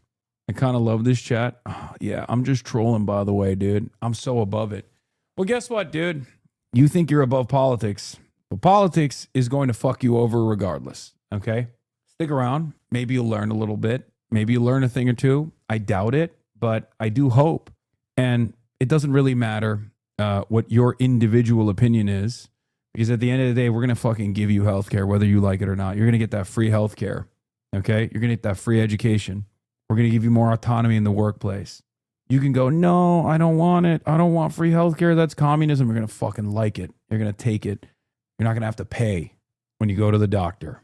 Okay? That's what we're fighting for. What are you fighting for? Chirping in a fucking Twitch streamer's chat. Okay? In any case, like I said, it's very odd that these people are so easily duped, right? They're so easily duped where they're like desperate. They're desperate for someone to be like, no, actually, my boss isn't fucking me over. You're right. It's transgender people. Please tell me more about how women ain't shit and deserve less. This makes me feel good. And as long as you tell me this, I will keep giving you money. Okay? That's it. There's nothing funnier than a Twitch streamer, by the way, saying too many fake jobs were invented to create artificial parity between men and women in the workforce. Bitch, you're a fucking Twitch streamer. What the fuck is your productive value to society? Yeah, SlopTuber accuses other people of having fake jobs. Anyway, I'm done with the Ben Shapiro thing. We watched like 10 minutes of it. I think that's enough. The type of conservatism that Ben Shapiro presents is no longer fashionable. There's not a real market demand for it, and that's the reason why he's suffering. Part of the reason why he's losing an average of 1,000 subscribers on YouTube daily is because he's not leaning into the madness, and also people see him as an op for Israel, right? Mehdi Hassan brings up a good point, saying, notice how casually Shapiro calls Carlson a Muslim apologist. Imagine if a left-wing commentator calls Shapiro a Jewish apologist. He would call that commentator an anti-Semitic bigot, as with the rest of us, but Islamophobia is normalized and mainstreamed on the right, which is true. It's also kind of normalized and mainstreamed on the liberal side as well, let's be real. The other thing I wanted to talk about with respect to Ben Shapiro is, here's Sammy Gold, who says, I don't feel bad for Ben Shapiro whatsoever. He thought that he would get the conservative movement to look past his Jewishness and accept him for his opinions on Israel as long as they all agreed that Muslims were worse. He's reaping what he sowed. All I offer is a shrug. This isn't even to say how much Shapiro helped incubate anti-Semitism. The problem with Ben Shapiro is this. He's not Mark Levin. And by that, I don't mean Mark Levin is brilliant in comparison to Ben Shapiro. By that, I mean he's not serving an audience primarily of 85-year-olds on Fox News. Okay? Ben Shapiro is on the internet. He has to fight for his viewers. It's a much more democratic process than Fox News is. Fox News has a much older audience. Fox News' audience is built in. Every day, as people get older and older, there becomes newer Fox News viewers. Every day, there's another old person that goes into an old folks' home. That person is now a lifelong Republican and will vote for every Republican and will keep watching Fox News till the day they die. Ben Shapiro, on the other hand, is not on Fox News. He's on the independent side. And for the longest time, he's gotten funded handsomely by the very same institutions that fund all of these other conservative outlets. But if you don't go with the base on the independent media side, you're going to start losing your audience. You're going to start hemorrhaging your audience. Investors are going to start pulling out. And that's precisely what's going on with Ben Shapiro, right? That's why he's losing. Because he's the woke one in the eyes of many in the base. That's why I kept repeating over and over again that 57% of conservatives under the age of 50 have an unfavorable view of Israel. It's over. That means Ben Shapiro lost 57% of his likely audience, his potential audience. It's done. And then, pair that up with the fact that, what is this? This requested page cannot be found. By the way, this is how many times the Roaches covered you this week alone. All are full-blown segments to the fans who act like both sides are obsessed. Yeah. No, he too is desperately grabbing onto relevance by just being like, yo, Hasan sucks though. That's going away too. The market for fuck Hasan content is oversaturated, especially at a time when all these other powerful forces, these institutions are aggressively coming after me. You on the independent media side can't look like you're on board with these mainstream institutions. Not only is it unbelievably oversaturated, but that kind of mainstream line of attack causes people to second guess whatever kind of enmity they had towards me. Okay? It makes people go, wait a minute. All these people I fucking despise are coming after him aggressively. Maybe this Hasan guy isn't as bad as I thought he was. Yeah. Once mainstream media picks up a certain cause, it's no longer cool for the youth. Why are you teaching your haters how to hate better? No, I'm saying it's over. The gig is up. In any case, I said the gig. Oh, fuck. The jig is up. God damn it. What's wrong with me? ESL. This isn't even to say how much Shapiro helped incubate anti-Semitism. He hired Candace Owens. He defended Kanye's nakedly anti-Semitic tweets and apologized for Trump. Maybe you should have been more discriminating, Ben. I don't think it would have salvaged his reputation if he did those things. The problem is Ben Shapiro is unfortunately desperately holding on to a dying movement. And to be fair, so is Asmongold. For the record, these are not clips of me reacting to Asmongold. These are clips of Asmongold reacting to me just this past week alone. Okay? There is no parity between the amount of times I react to Asmongold versus the amount of times he reacts to me. This is a very classic thing that my haters do, right? Same thing with Sex Pestiny, for example, and a million other haters that I don't know and will never find out about. They talk about me every day. The thing is, Ben will never learn. You as a leftist have to grow your audience organically against the will of the establishment and of the platforms you're on. He had tens of millions of dollars spent on astroturfing him. He can't grow past that float of billionaire dollars. He's nothing but a parasite. Oh, for sure. That's why it's always funny. The intellectual juggernaut of the right now is this unwashed creature, Nick Shirley, and nuisance streamers that run around, fucking run around and scream the N-word at people. That's where the conservative movement has moved into. Okay? YouTube has started recommending 100 and 200 viewer videos from your haters, orbiters. They're awesome. Literally Gamergate rhetoric. Yeah. The right wing is racism maxing and stupid maxing. That's where the right is. Now let's watch this video exposing the... Hayır.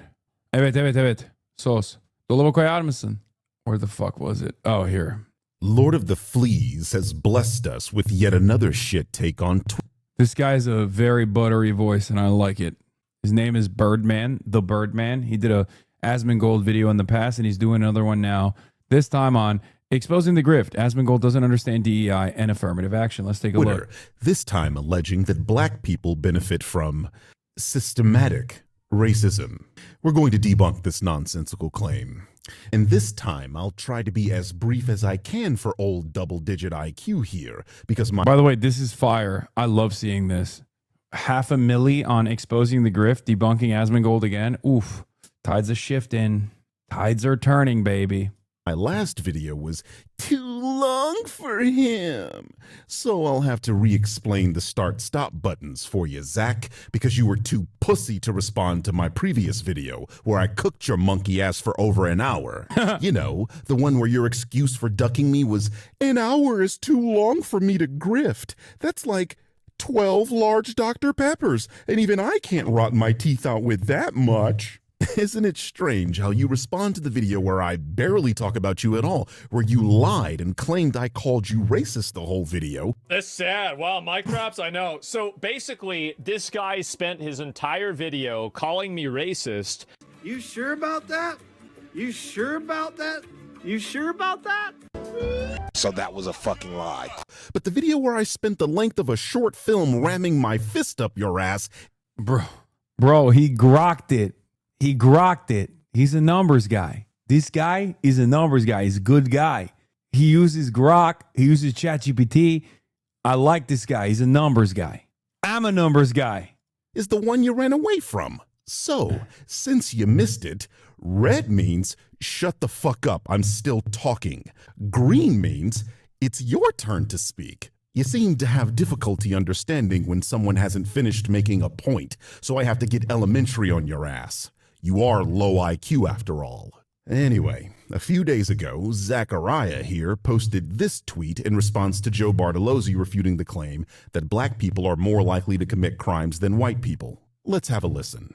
Do not commit more crimes than white people on a personality basis. If you're going to say statistically they do, that is only because of impoverished areas in the lives that they've been given because of the implications that have been put on them through, what is it called? Systemic racism.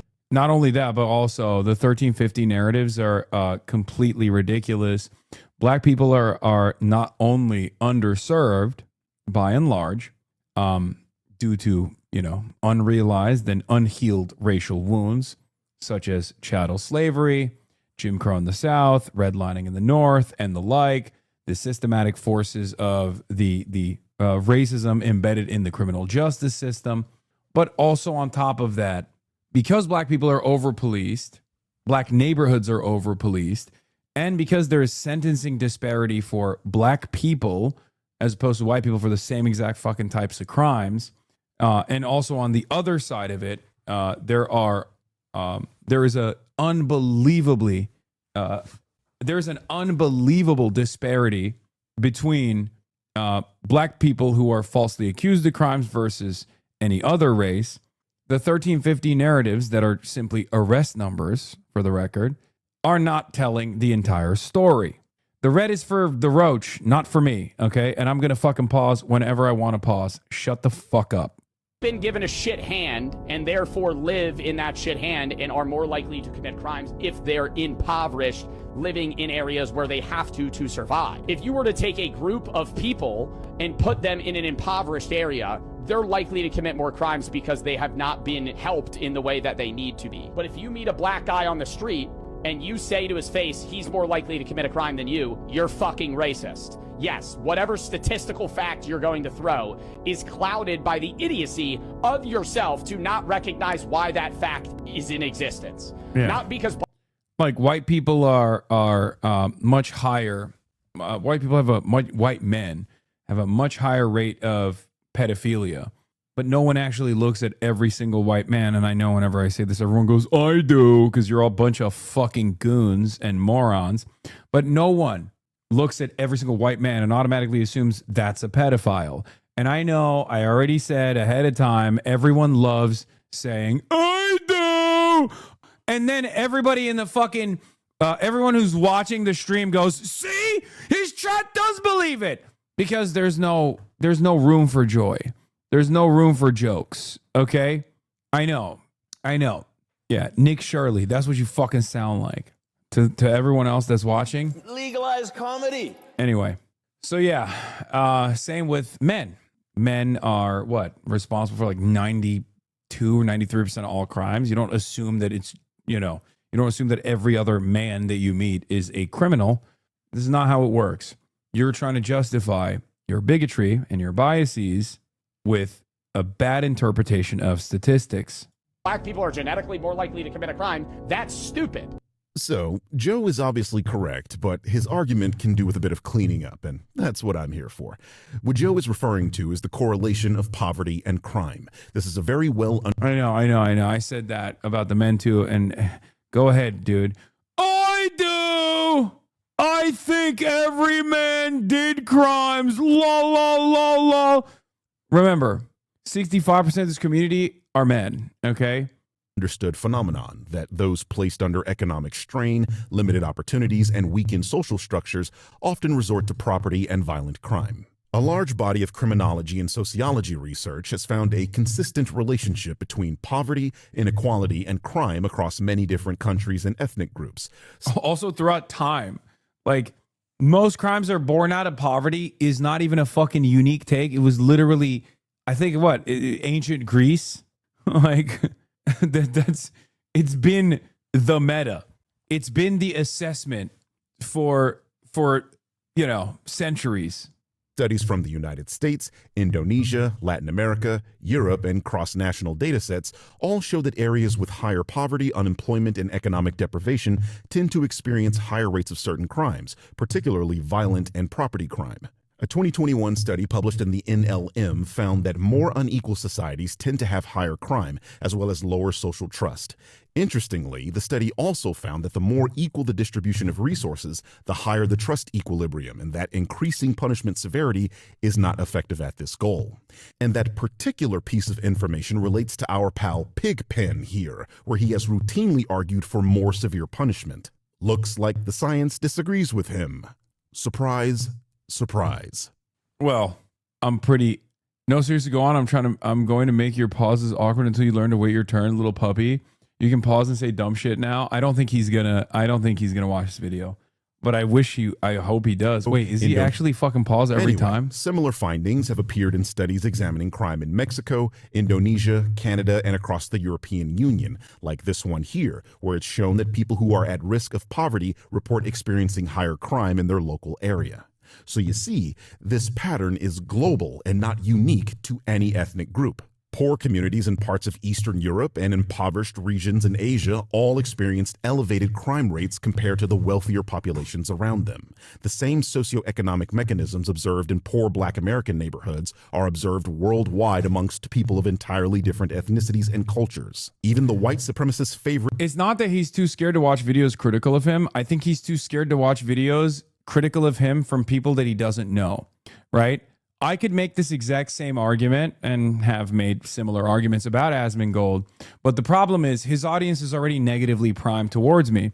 So he'll watch a video of me saying shit like this all day, every day, because he can always resort to the same exact, like, already well-poisoned narratives that he can lean into to be like, see, chat, yeah, this guy hates me. It's like, it's not dissimilar to like Fox News doing videos on me, right? When Fox News does videos on me, there's already an established audience of haters for Fox News and you know, right-wing sentiment in general.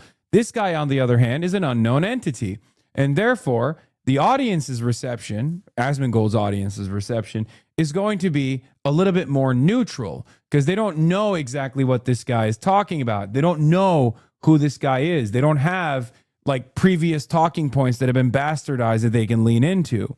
He watched the low IQ one. He didn't watch the hour-long one. So that's why Birdman made it shorter, hoping he'd watch it. Hopefully. Isn't that pretty much the same as confirmation bias? What, you think this guy is... You think Asmongold is not resorting to cheap tricks to you know, push for whatever his perspective is? Basically, his community can form an opinion without being spoon-fed one. Yeah, that's the problem. That's also the reason why he won't actually talk to me directly, but will talk about me with choice clips that he sees that is farmed out to him by an overzealous group of fucking weirdos on the internet who work tirelessly every single day to try to disparage whatever the fuck I'm doing, sometimes due to ideological differences. Many of them are right-wing. And oftentimes not even because of that, but because their favorite content creator fucking hates me. Non-white country, Japan, experiences higher crime rates when poverty and unemployment rates rise, as shown in this study. Moving slightly west, South Korea is experiencing what they call a silver crime wave, where the rise of poverty and its aging population has seen a commensurate rise in crime. All of this does not mean poverty mechanically causes every individual to commit crime, nor does every poor community become highly violent. But the broader statistical relationship between resource deprivation and crime appears repeatedly across continents and populations. This is why many scholars argue that racial disparities in crime are better understood through the lens of concentrated poverty, inequality, historical segregation, and access to opportunity, rather than race itself. The reason Black people are associated with crime in the United States is because Black Americans have historically faced disproportionate levels of concentrated poverty, segregation, underinvestment, and systemic exclusion from economic opportunity, conditions that criminologists and sociologists have repeatedly linked to higher crime rates across every population on Earth, regardless of ethnicity. Once Black American slaves were freed, they immediately faced discrimination, a lack of economic opportunities, exclusion from wealth-building institutions. Like, the Reconstruction was halted as a consequence of unbelievable amounts of revenge violence from the Klan. He's pre-watching his talking points, then solving them, Lamau. Yeah. I mean, Asmongold is not exactly a creative figure. He hasn't come up with a unique or independent new thought in his entire life. So I don't expect him to reinvent the wheel here, you know? Segregated housing, unequal education, targeted policing, and widespread racial violence. Each of those things on their own contribute to poverty, which I have just proven correlates with crime.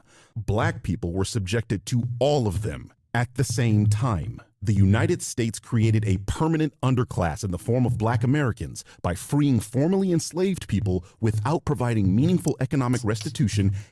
Migration does not work. Birth rates reset the norms in a single generation. Mass migration results in no integration and societal harm, says Terminally Online 1. This is moving faster than anything with before. Billionaires are bankrupting themselves, placing the bet. It's truly sad that there is no choice. You cannot stop the march of time. If nothing is done, it's complete societal and demographic collapse. Migration does not work. This is objectively incorrect. If migration actually was incapable of overcoming the declining birth rates that every other fucking developed nation has experienced, then the United States of America would have hit that trap quite a long time ago. Okay? Migration, as a matter of fact, is the only thing that can overcome the decline of birth rates in developed nations. Any country that does not open its doors to migration will inevitably turn into Japan. Okay? That's it. That's it. It doesn't, there's something about this life that makes it stop. Look at the data. Buddy, look at America. Look at Japan. Both are developed countries. Both are developed nations. Look at the Japanese birth rate. Look at the American birth rate in general. Yes, it is actually lowered over time, but the only thing, the only thing that halts the decline of birth rates in developed nations is migration. Wrong. There's also productivity. What? I mean, productivity has increased dramatically. Yeah, South Korea is another example. I mean, even China. China is the proof of this theory, right? Because now that China is a developed nation, and China had an overpopulation fear, which is why they took a lot of action against, they literally stopped people from having more than one child, right, for a while, and now they're suffering as a consequence of that. Now they're trying to fix that problem for future generations. Immigrants increase productivity. I mean, sure. They're a younger labor force. People are immigrating here so they can work. So yes, it does contribute to productivity, but I think productivity has increased overall. I mean, productivity has increased in places like Japan as well. But that's due to the exponential growth of technological advancements. Equal protection under the law or fair access to housing, education, and employment, while simultaneously enforcing systems that kept many black communities segregated, impoverished, and politically marginalized. So, pop quiz, ass on mold. What do you do when you don't have access to decent education?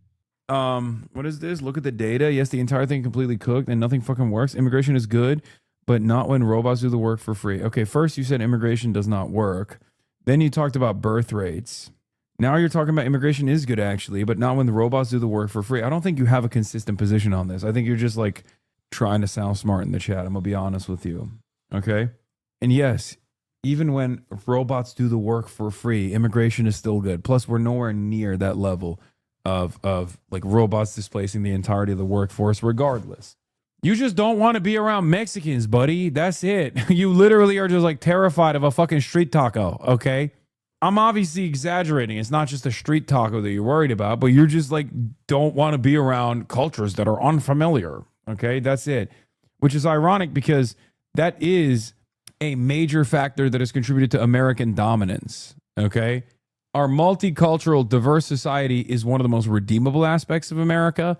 And for the longest time, Americans, while very resistant to new flows of migration coming from different parts of the world, have allowed those migrant groups to become a part of the in-group. Same with the Polish, same with Jews, same with the Greeks, Italians, Irish, and the like. Okay? Every single group that I just mentioned is now a part of the in-group. They're all considered white. And it would be really funny to assume that they're not white. Well, there was a point when they weren't white, when they were coming in large numbers, okay? Everything that this country has created, has designed, has touched immigrant hands, okay? America is a nation of migrants. America is a settler colonial enterprise. It's waves of migration that has kept this country going. It's waves of migrants that have built this country. And it's the most redeemable quality of this nation state. Can't get a job, live in a slum, and can barely feed yourself. Statistically, you turn to crime. It's not a black thing, it's a human thing. So this is what Joe was trying to communicate, that black Americans face conditions that overwhelmingly correlate with higher crime rates, and that this is due to systemic racism. All those factors I just named were racist, and all of them were systemic Redlining, or the process of systematically denying minority communities access to mortgages, loans, and investment based on their race, helped trap many Black Americans in impoverished and underdeveloped neighborhoods for generations. That is obviously racist. That is systemic because it was a government-sponsored organization that invented this, and it was legal. Systemic racism. The main way a family in the United States builds wealth is through real estate. If you own a home, you generally pass that home down to your children, and since your children are now not required to use the majority of their income for housing, they are able to save, invest, pursue education, start businesses, and accumulate wealth more easily themselves, creating a compounding cycle of generational wealth. If you routinely deny Black families the opportunity to own valuable real estate, you rob them of the opportunity to create generational wealth. What is the racial wealth gap and why is everyone talking about it? The racial wealth gap is a measure of wealth inequality between racial groups in the U.S. Here's a prime example. Black families make up 14% of the population but own only 5% of American wealth, while white households make up 65% of the population but control 80% of the wealth. The gap traces back to the 1863 Emancipation Proclamation, which led to freedom for almost 4 million Black Americans. By 1860, their labor accounted for 60% of U.S. exports, $200 million a year, where Black Americans received nothing. No land, no money. Without any money or land, how could newly free Black Americans create wealth? The second barrier to building wealth, housing discrimination. One significant driver to the racial wealth gap, as I mentioned before, is going to be homeownership. Homeownership is a significant driver of wealth, whereby every year of homeownership, homeowners gain about $14,000 in equity. Conversely, if you don't have access to homeownership, you don't have access to that type of equity and that cushion that you could get from having money saved from homeownership. Housing discrimination allows banks to deny home loans to the Black community through a practice called redlining. Redlining was a government-sponsored practice of denying mortgages and other financial services to segregated Black and brown neighborhoods. It's called redlining because bankers literally drew red lines around undesirable communities. One Black household in a middle-class community was enough to make the federal government deny mortgage loans in that area. As a result, Black families turned to predatory lenders or were shut out from home ownership completely. We just keep having to fight battles, but a lot of the things that have happened to Black folks in America were orchestrated and they were legal. They were systemic. I mean, it wasn't like it just happened that way. It was designed to be that way.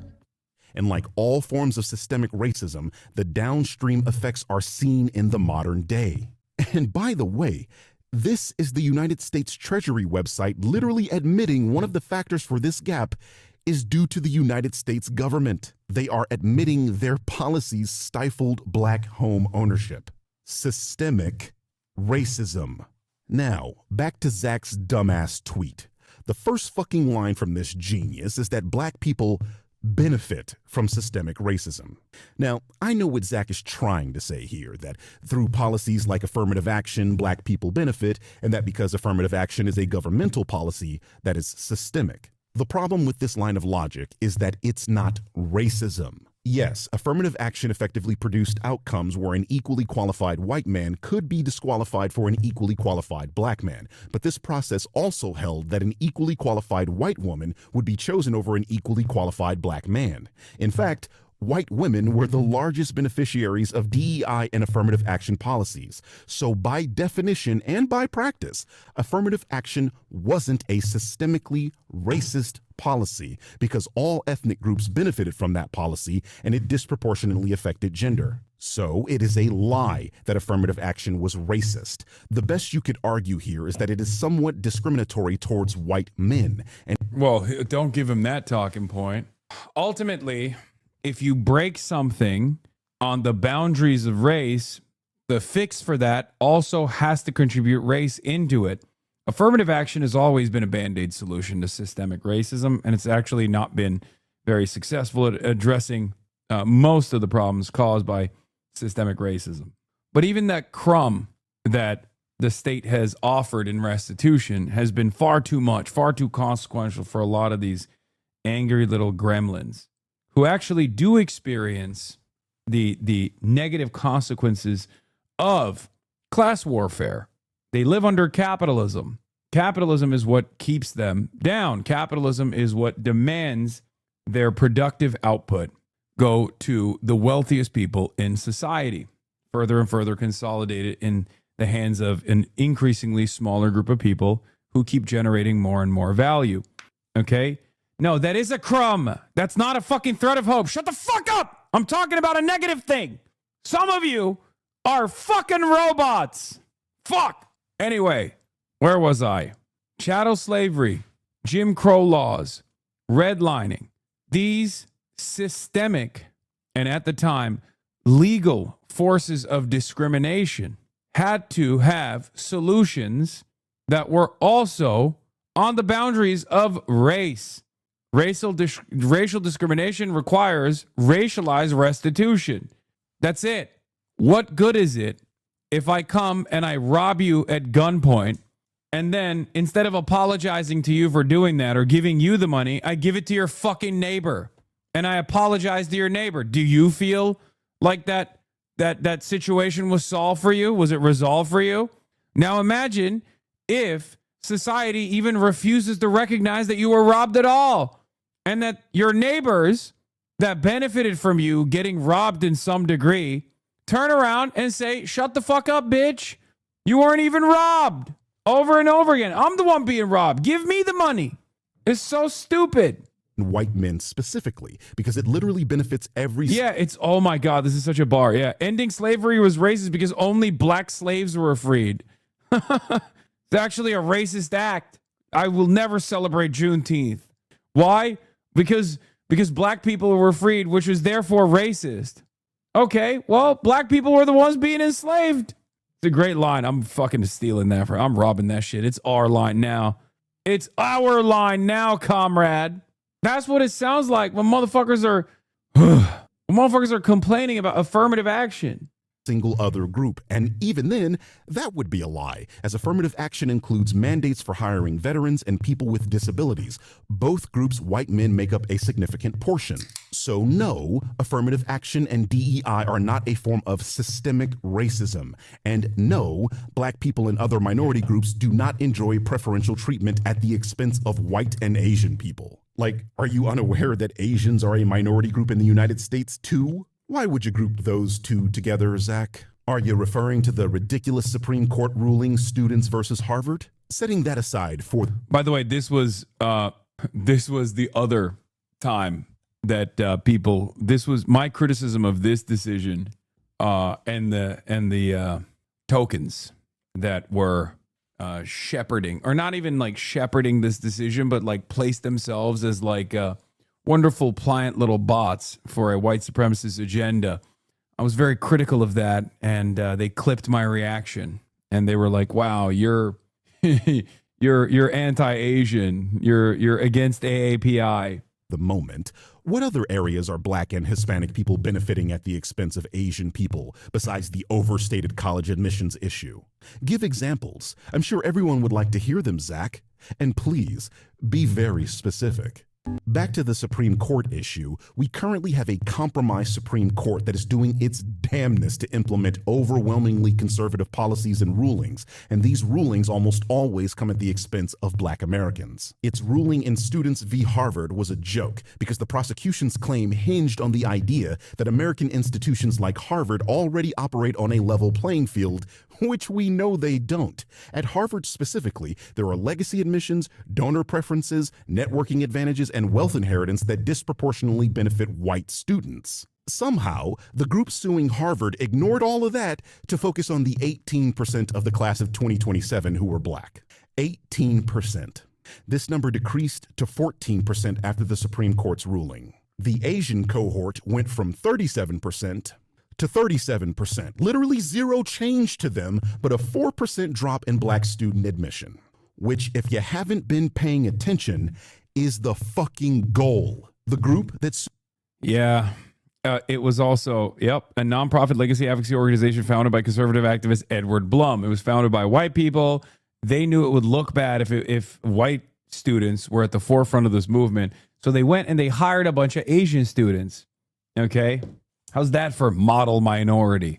Yeah, good job, guys. To all the Asian students that wanted to be at the forefront of this anti-DEI initiative, the anti-affirmative action initiative, you fucking did it. And guess what happened to the tokens? They got fucking spent, because that's what happens to tokens.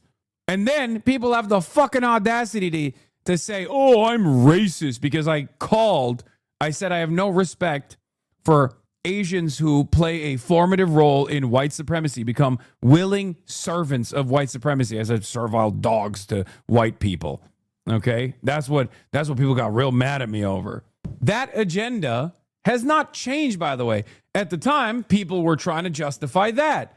At the time, people were trying to be like, wait a minute, well, this seems a little ridiculous. Like, you're making fun of these people? I don't understand. Like, oh, don't they have a point? Don't they have a point? Yeah, guess what? That was one initiative in a sea of other anti-diversity, equity, and inclusion initiatives that came right after that. Say that again, but with a hard D. I need clips to make some money this month. Okay, take a week off. No jokes of that sort. Okay, a week is maybe a little too harsh. Here, take 30 minutes off. Sued Harvard, Students for Fair Admissions, headed by this guy, Edward Blum, who has dedicated his entire career to dismantling progress in racial equality and specifically black representation. Bush versus Vera, a Supreme Court case against redistricting in Texas that sought to increase racial minority representation in Congress. Fisher versus University of Texas, another Supreme Court case regarding affirmative action in a college. Shelby County versus Holder, a Supreme Court case concerning pre-clearance, or the right of the federal government to approve of voting law changes of certain states that had a history of racial discrimination, i.e. There's background echo because his audio levels are like bass boosted for some reason, so his bass is so high, so my mic ends up picking up his the audio from the video, unfortunately, and therefore you hear an echo. This one was important because it resulted in a landmark decision that allowed historically racially discriminant states in the South to fuck with voter ID laws, removing the most effective protection against racial voter suppression. Doesn't that sound familiar? The legacy of Edward Blum. That's this guy's entire goal, to roll back civil rights protections, especially those that affect or benefit black people. Just like I pointed out in my last video, it's a strange coincidence everything Zach promotes is backed by some white guy whose life goal is to shit on black people. So this is why Zach said, I'll be honest, dude, you're giving him too much credit. I don't think Asmongold is that well read of a racist. I think he's listening to the summarizations from much more sophisticated racists. Like, there are more intelligent racists out there who are summarizing the talking points of much more sophisticated racists, white supremacists and the like. And he is at the bottom of that funnel, just regurgitating the half misunderstood points while trying to rage bait to the best of his ability. That's it. What is this? Did you hear how Queen's University in Canada only recently started accepting black students in 2018 to their med program? Black students were banned for years. Wait, what the fuck? In 1918, a motion to ban black students from the School of Medicine was adopted. Although black students were admitted again to school starting in 1965, the motion was never repealed until its existence was brought to light by PhD candidate Everett Thomas of Cultural Studies. The 1918 motion was revoked by Senate 100 years after its adoption. Jesus Christ. I mean, the more wild part about that is until 1965, they literally did not admit any black students. Like, they started admitting black students in 1965. They never actually, changed the motion. There have been 15 black medical students enrolled at Queens when the ban was enacted. In its apology, Queens acknowledged that the university had derailed the medical careers of at least 2 black students who've been forced to leave Queens and who were then unable to find placement at any other medical school. Oh, there were 2 black students in the 1917 yearbook, and they literally barred them. What should I read and engage with to be as knowledgeable as you are on these things? Oh, dude, I don't know. I don't know where to begin. This is like schooling. White and Asian Americans in his tweet, because like most people that promote white supremacist rhetoric, he's weaponizing Asian people against black and Hispanic people in the United States. This is a very common tactic known as the model minority myth. Zach nor Edward Blum give a flying fuck about Asian people.